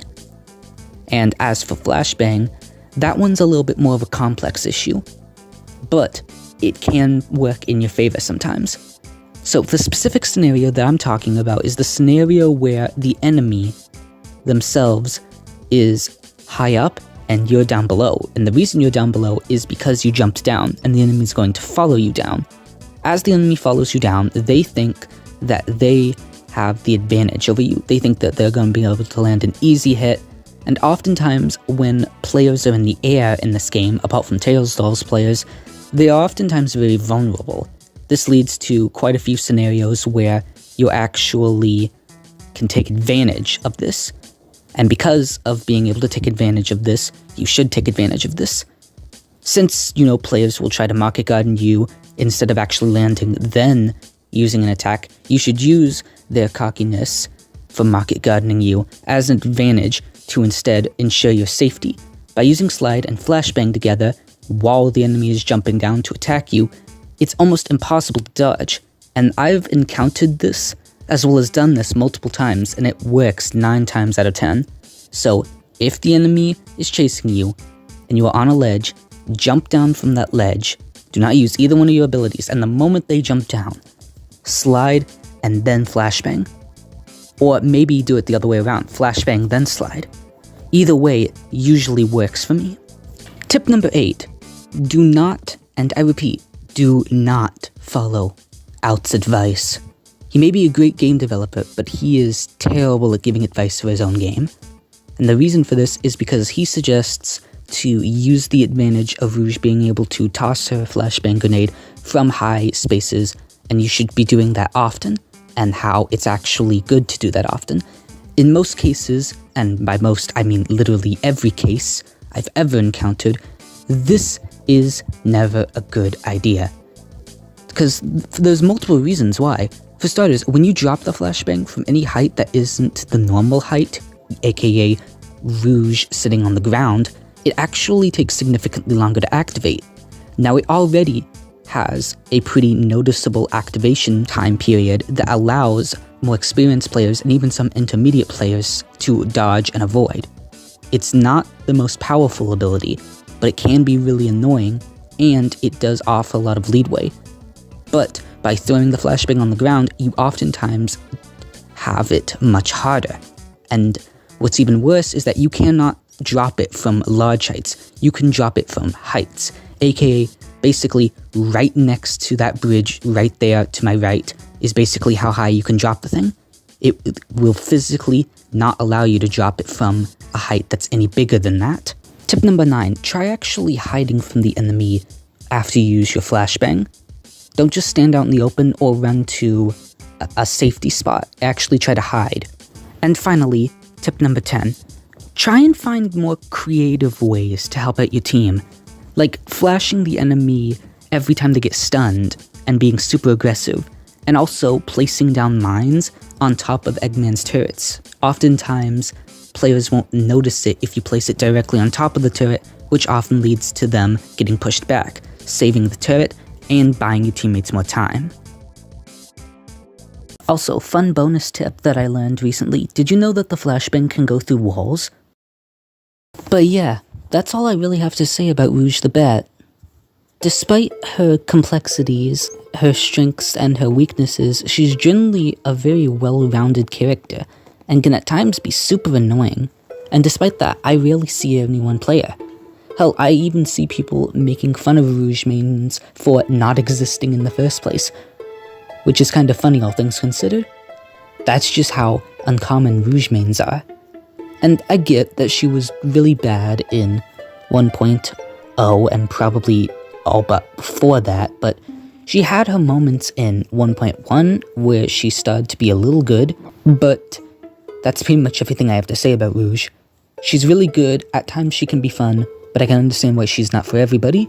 At the same time though, it's generally confusing and super surprising why rarely anyone plays her, especially if what I said about her isn't actually true, and that's not the reason why a ton of people play her. If it isn't, then, I'm really at a loss for words at what it could be, because it could be anything, which is, once again, why I'm making this video, because there's no way for anybody else to know unless I actually get some insight. The best way to get insight is to, of course, talk about things like this. But anyways, now that I'm done talking about it, let's actually move on to the third part of this video, the Let's Play. Now, I'm a serviceable Rouge player at best. I can do really bad sometimes and do really good other times, and I think it, for the most part, requires the skill of whatever enemy I'm going against, because, like I said, I'm not a Rouge main, and I probably never will be, despite finding her fun. To be honest, when it comes to support characters, I enjoy Silver more because he can be significantly more aggressive, and it's significantly easier for him to be more aggressive. But with all that being said, let's actually get into the Let's Play now, shall we?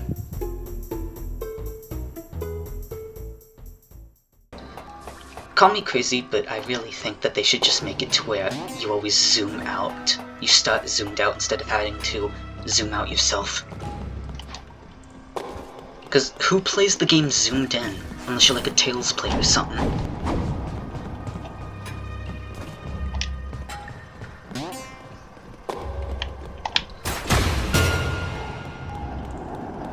No, too far away.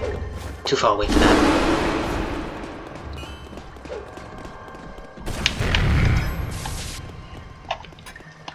Of course, I just had to do that now. Okay, I'm just gonna place it back here. It's most likely we will be fighting anyways.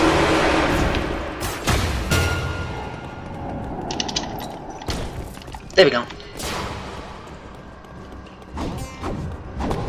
Best thing about playing Rouge aggressively, it's so easy to land hits that way.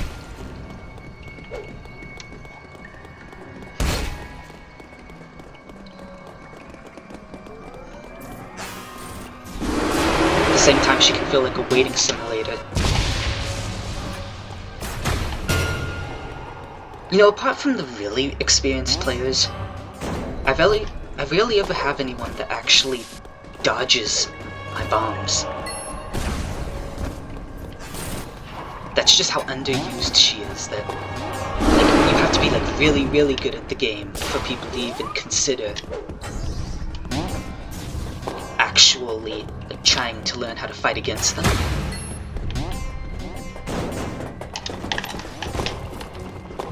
Ah man, things are just getting worse. I did not mean to press the explosion button.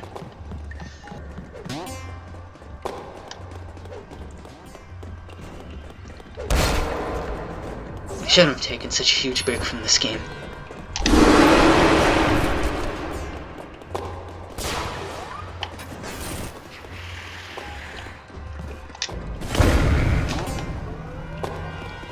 Okay, back this way.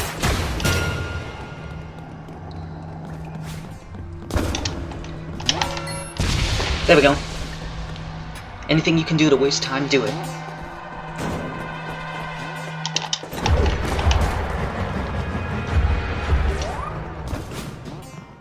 I swear to God, Amy, do not bring metal down to the 2-shot range. Come on, this way, this way, this way, this way.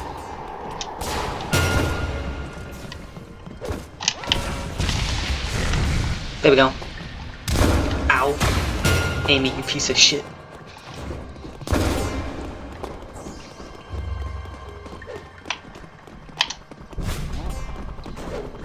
It's not my fault you died early.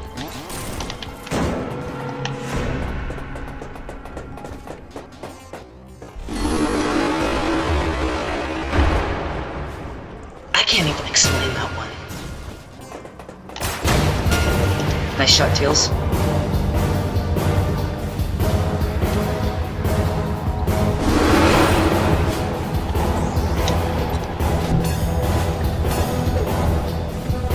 Jumping in. Phew, that was close. Back again to the normal. Thank goodness. Why did I do that? Why? Why are you doing that, Metal? What are you...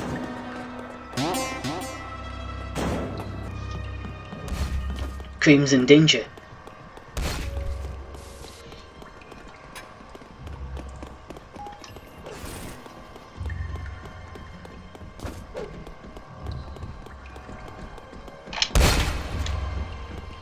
Come on, come at me, come at me.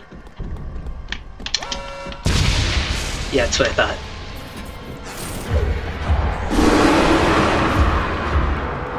And you know, in so many other scenarios, that would have hit me for some reason. But it didn't.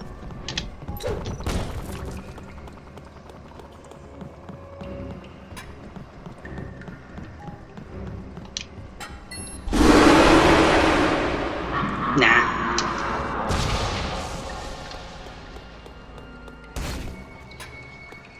Metal, why are you just standing there? Please don't tell me you're teaming. Please don't tell me that.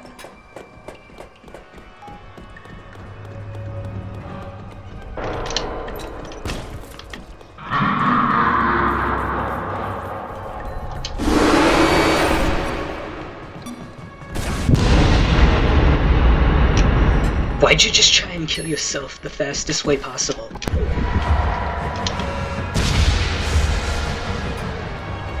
Something tells me this guy isn't very good at the game. Yeah. Metal's teaming. Second he becomes a minion, the first thing he does is try and kill other people. That's a very minion type thing to do. Specifically for teamers. Can we not, for just one day, not find any teamers or targeters in that check and stuff? Cream, what are you doing? Help us in some way, please.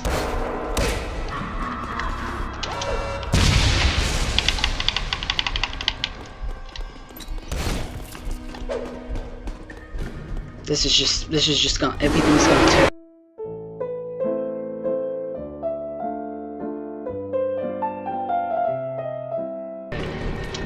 I thought I could do this. Nope. Nope. And great. Just fucking great. Fucking great.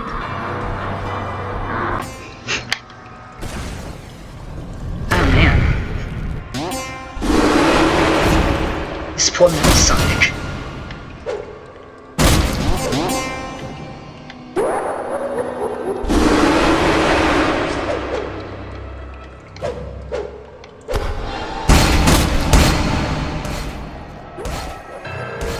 Yeah, how is he supposed to stand any chance? Well, this is gonna go horrible. Just absolutely horrible. I don't see any possible way that this could go good.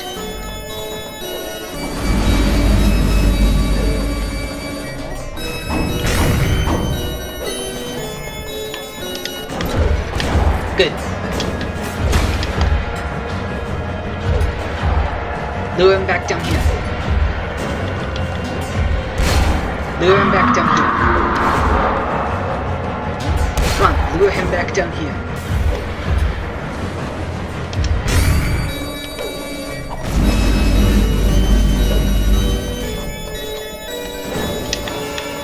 Dang it, I missed.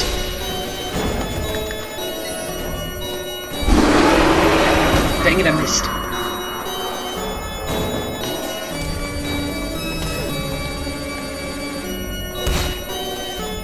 Ah, man. Nothing's going right.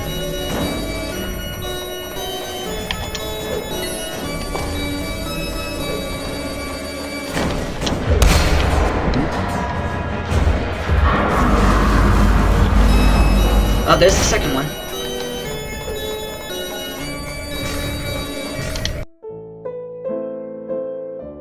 Oh, fuck.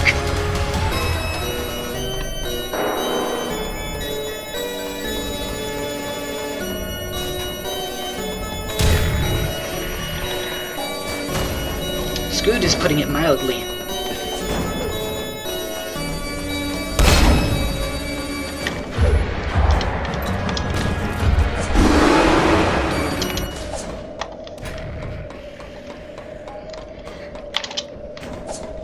Come at me, dirtbags.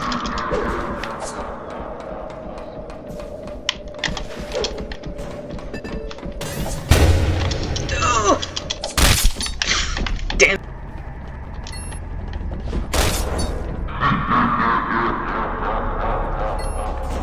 Jump down here and help me, Knuckles.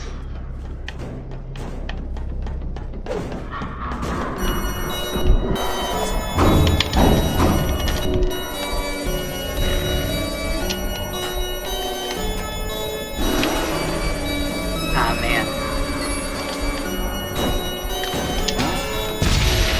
Yes. Now what?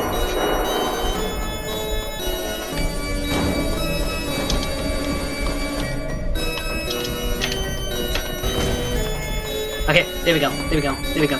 Buy time. Buy as much time as necessary.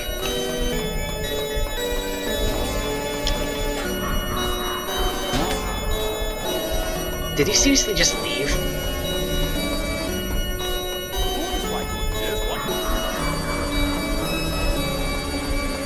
Ah, so you're approaching me?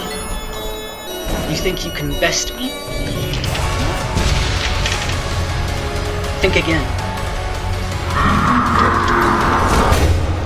Get down! Damn it!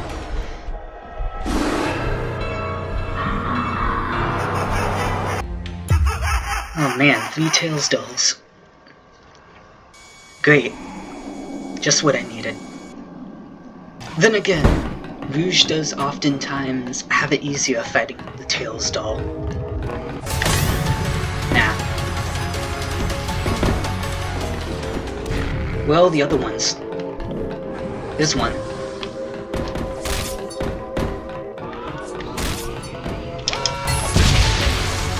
Nah.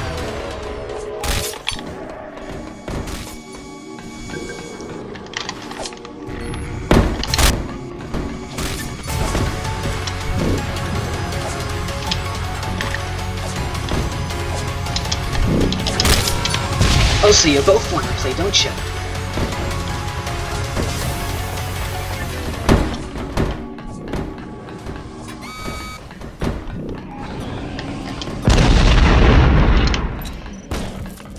Oh, apparently he got them. Good. This is why sensors would be such a good thing to have. Nah.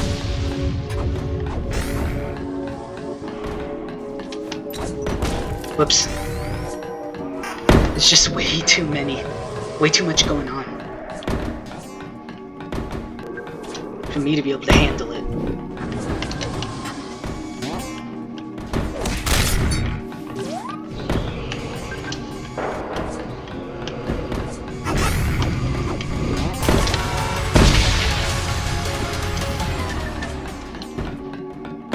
Especially when you have... God!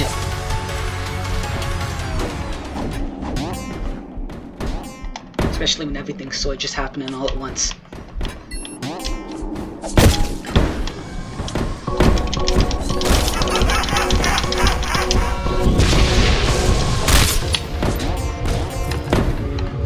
Man, I'm really freaking out here. Where's my internet dying now?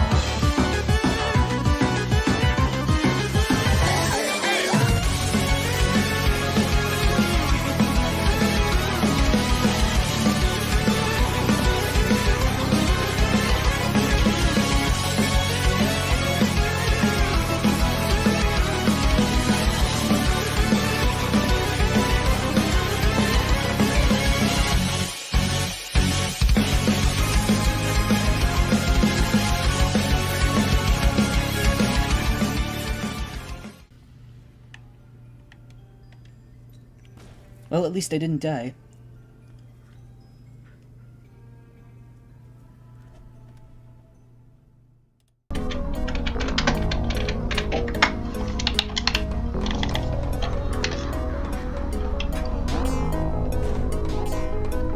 Place sensors everywhere.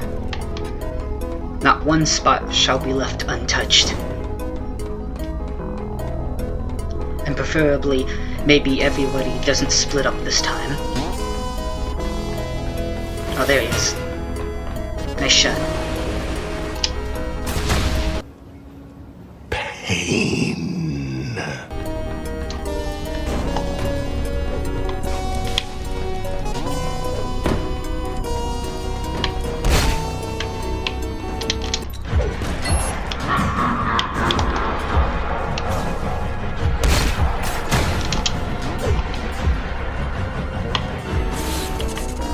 Come on, come on. Lure him away so I can do something. Good, good, good. Oh no, he's climbing up. There we go. Come on, come on, come on.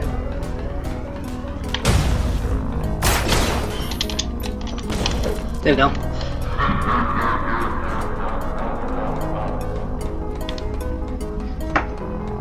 He'll never know. Which is probably for the best.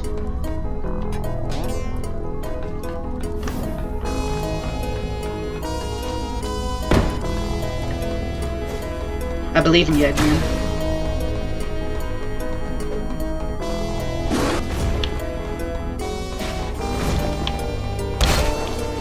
Ah, man.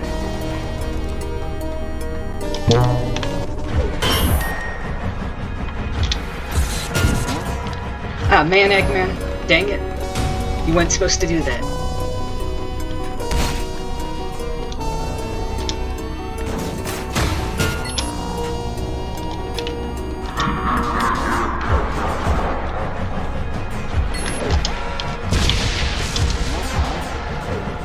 I don't even know how that didn't work.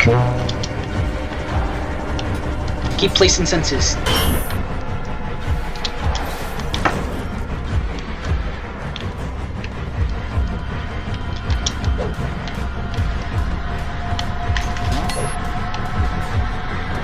Don't stop placing sensors. If you can see the enemy from every direction, that's a good thing.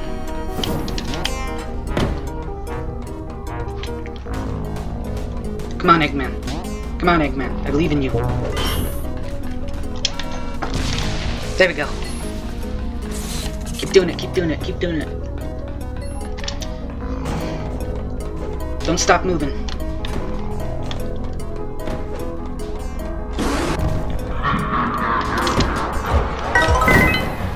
That was very risky. A little too risky. But hey, I pulled it off. Thank you, Sally. Oh god, Sally, you're gonna die.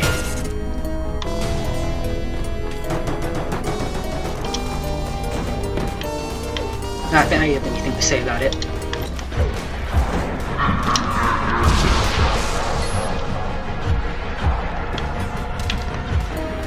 You know, call me crazy, maybe you should focus on me a little bit more. Because if you keep giving me these chances to set up these defenses, then, you know,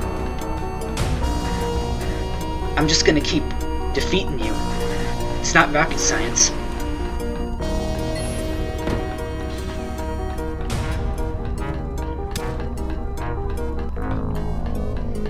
Sally, remember all those times I tried my best to help you?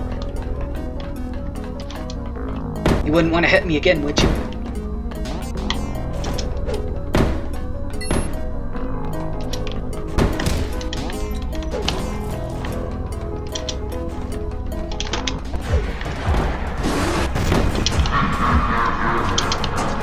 Thank God, just enough.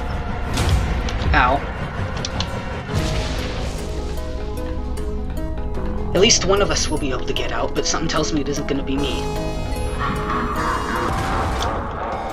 It might be.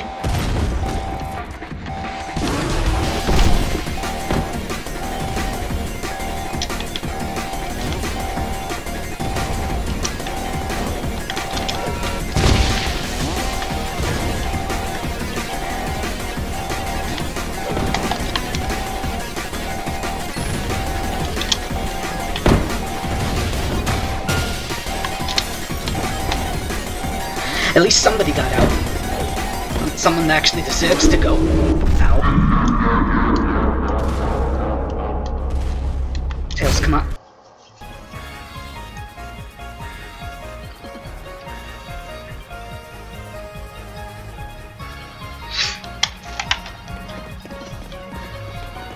I'm a little bit confused. What exactly dictates a trap?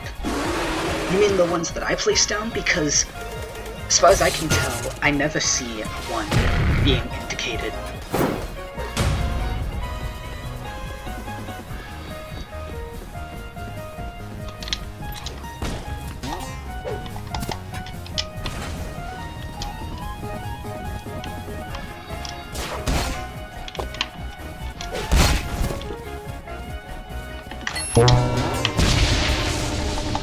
Well, that didn't work out the way I hoped it would.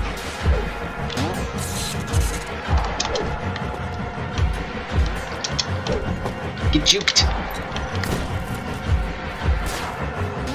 Rouge, master of jukers.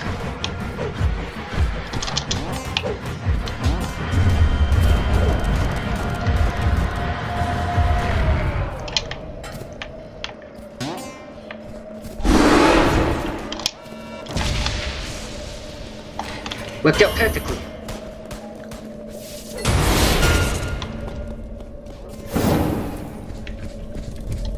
You know, one thing I always see people do is that they just ignore Rouge players for some reason.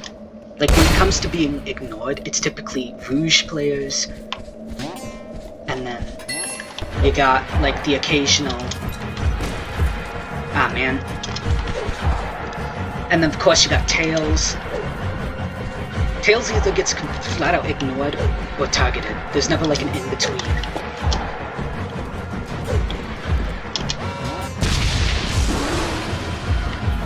He either gets targeted or he's just completely entirely ignored. Believe it or not, I've actually been like completely ignored playing playing characters like Metal Sonic of all things. There's a lot of reverse targeting in this game, unfortunately.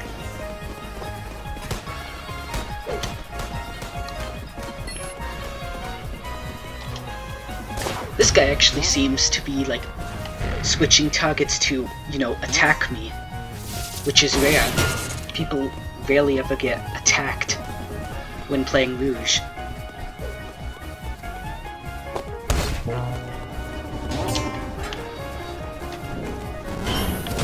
Yeah, good idea. Let him come back this way. Nope.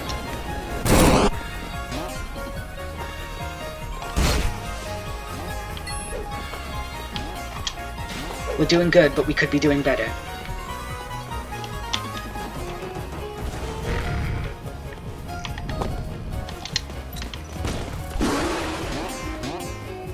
Man, Flashbang is just so overpowered. Keep throwing caution to the wind, something's bound to happen.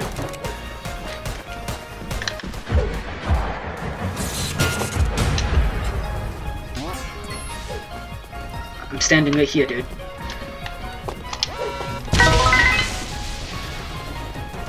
That's the thing, is that if you give a Rouge plenty of time to set up, she will absolutely destroy you. And because of how often people ignore Rouge players, most, if not every single time... Well, that was a fumble. Most, if not every single time, she will absolutely destroy you. Hey, Sally, Metal, you gonna do something?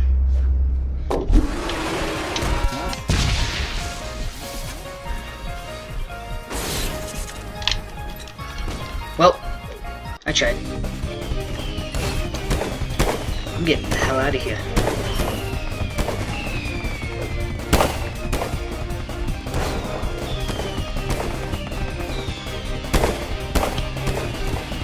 I'm gonna put one right here.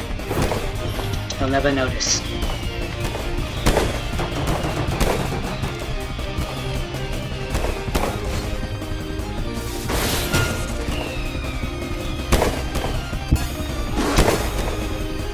Guess I didn't get the chance to use it. Well, anyways, this was interesting to varying degrees of success. Kinda sucked, but I mean, hey, at least I had a little fun. So thank you guys for watching, I guess. I'll see you in the next video.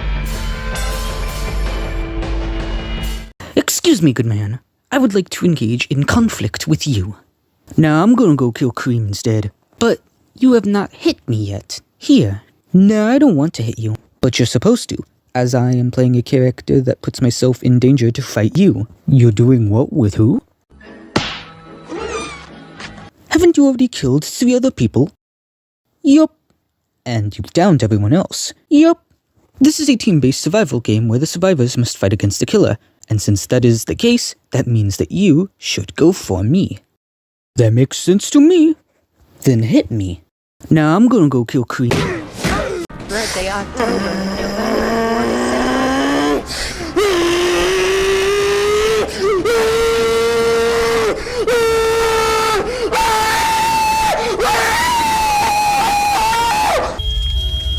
This is fine.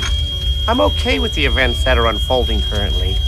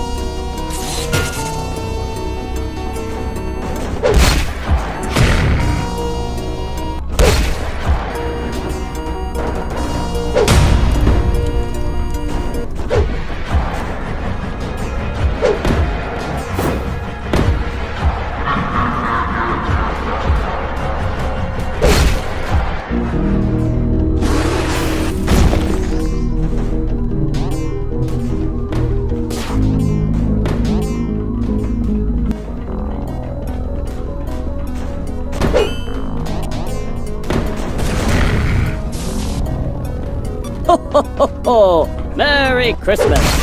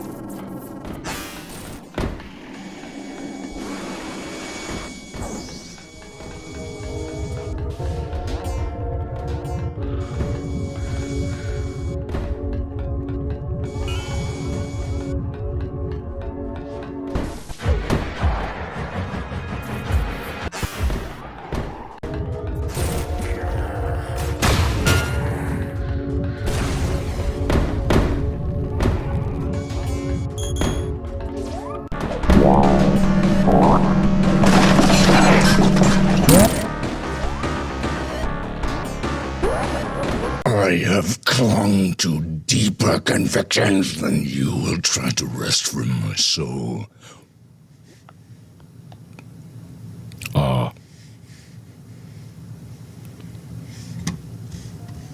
Right.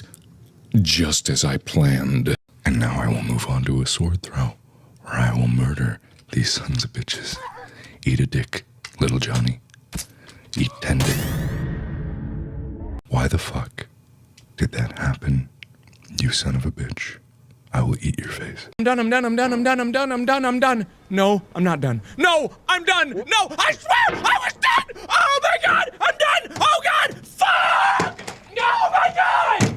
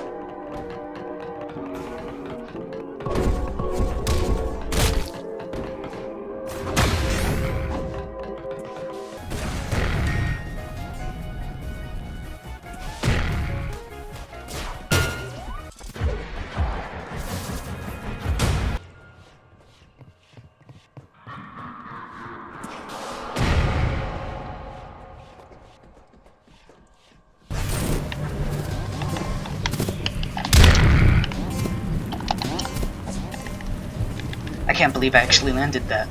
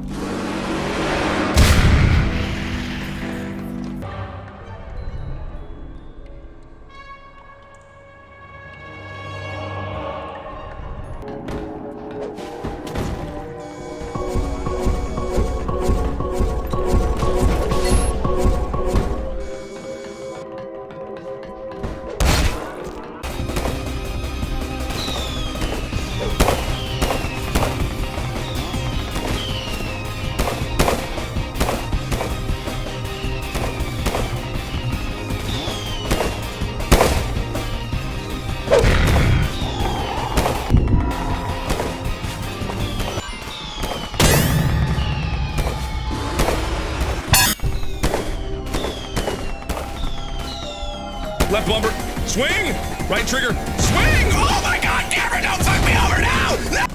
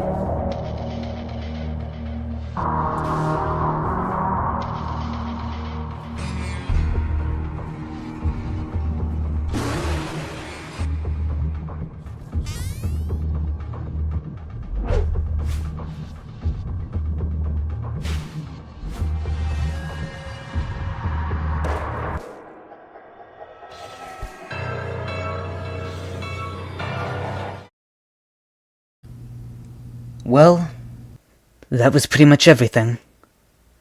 I honestly can't believe how long it's been. You don't really think about these things until they're actually not there anymore. Which I think can be said for most things. Video games, books, hobbies, even pets and other people. Honestly, it's kinda sad, but at least I got to have this experience. At least I got to meet so many people that I actually enjoyed being around. Which, unfortunately, is not something I can say for some of the other games I play. But hey, at least I was able to find friends in some places. Honestly, though, I kinda wish I would have spent more time playing the April Fool's update. But, of course, there's always gonna be something wrong with my day. There's always gonna be something wrong, but it could be worse. But hey, at least I got to play for so long and see so many different updates. Honestly, along with meeting friends, watching the game grow was also very fun. And for the most part, I'm really just sad that Out's work was deleted after 5 years. Imagine that, 5 years of your life just gone like that. And I know he still has the game. He could upload it anytime he wanted to if he truly wanted, but I also know why he isn't. And it's just sad, really. You know, honestly, it's kind of funny. Sega's sort of like Amy Rose. They see anything that remotely looks like Sonic, they immediately assume it's him. Which apparently goes against their terms and conditions when it comes to making fan games. But it is also their property. But then again, they also tried to get rid of crediting the developers for the first Sonic game, so not necessarily in favor of what they did to The Disaster. But that's never really going to change, isn't it? Let's just hope that Outcome Memories doesn't really suffer the same type of fate.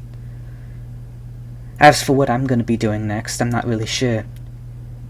Every game that I really enjoy playing on this channel is either dead or dying. And it's only gonna get worse. Which means I gotta find something new. But if you guys were wondering, my next few videos will be on Outcome Memories and Forsaken, don't worry, I haven't forgotten about them. I've just been busy and dealing with issues. Also, for my next analysis video, I was planning on maybe focusing on something that wasn't related to video games. We'll see how that goes. But as unfortunate as it is, we need to move on. I know a lot of people already have, but it's been kinda difficult because every once in a while you have one of those moments where you just don't want to do anything, because as much as I love these other games, they will just never be able to compete with how I felt playing the days of 1.1 or playing 1.3 with friends. As much as it sucks, no game has really been able to give me that same feeling, even this one. But that doesn't mean I'm gonna not stop trying to look for one. It doesn't mean I'm gonna give up on Reborn either. As much as the controversies and all of the mistakes that the developers have made, there's still a very small part of me that has hope. But I'm overly pessimistic about the way that Reborn is going as a concept. Wouldn't be lying if I said I expect it to never become a reality. But hey, at least I got to have those experiences. I honestly don't really know what else to say because it's difficult to put my thoughts into words because I don't even have thoughts to begin with. It's just sad, really.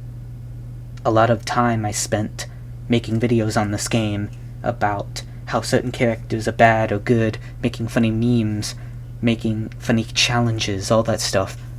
And that's just sort of it. Because this game, whether I like it or not, is 1/3 of my entire channel. And it was a part of my channel that I was trying to grow, because if anyone noticed, I had started posting less TF2 and less Garden Warfare 2. I'd started focusing more on Sonic.exe, mostly because I was trying to grow an audience there. Truly unfortunate, but hey, at least I got to have an audience, and at least I have people that still continue to be an audience afterwards, which is all I ever wanted. So, it could be worse, But the best way to move forward is to not stay in the past, which is why I made this. This is going to be one of, if not the last TD videos I ever post, ever. Because I don't consider Reborn and the original TD as the same. Even if it's a direct carbon copy of what Outlix 1.4 was going to be, I'm still considering it a fan game. It is unfortunate, as I've said many times before, but moving forward is the best, so I'm gonna be doing that. Not entirely sure if I'll find a game that's able to match the feelings I had when I played the original TD, but who knows. I've heard a lot about the catastrophes, despite it barely being out, despite almost no leaks being made about it. And of course there's tons of people saying great things about Outcome Memories, but at the same time, it's Outcome Memories. The developers would have had to fumble it pretty bad in order for it to be bad, and obviously they didn't fumble it. But I'm just happy that I'm able to get closure from all this. And I hope that the rest of you were able to find closure as well, because I know this game meant a lot to people. Thank you guys for the content you made for the rest of us. All of y'all really mattered. Every single small and big YouTuber, every single developer, fan games, even, of course, Outlix, the original developer. You all deserve a huge thank you for what you did for all of us. I was never really in tune with the community. I don't think I really ever was.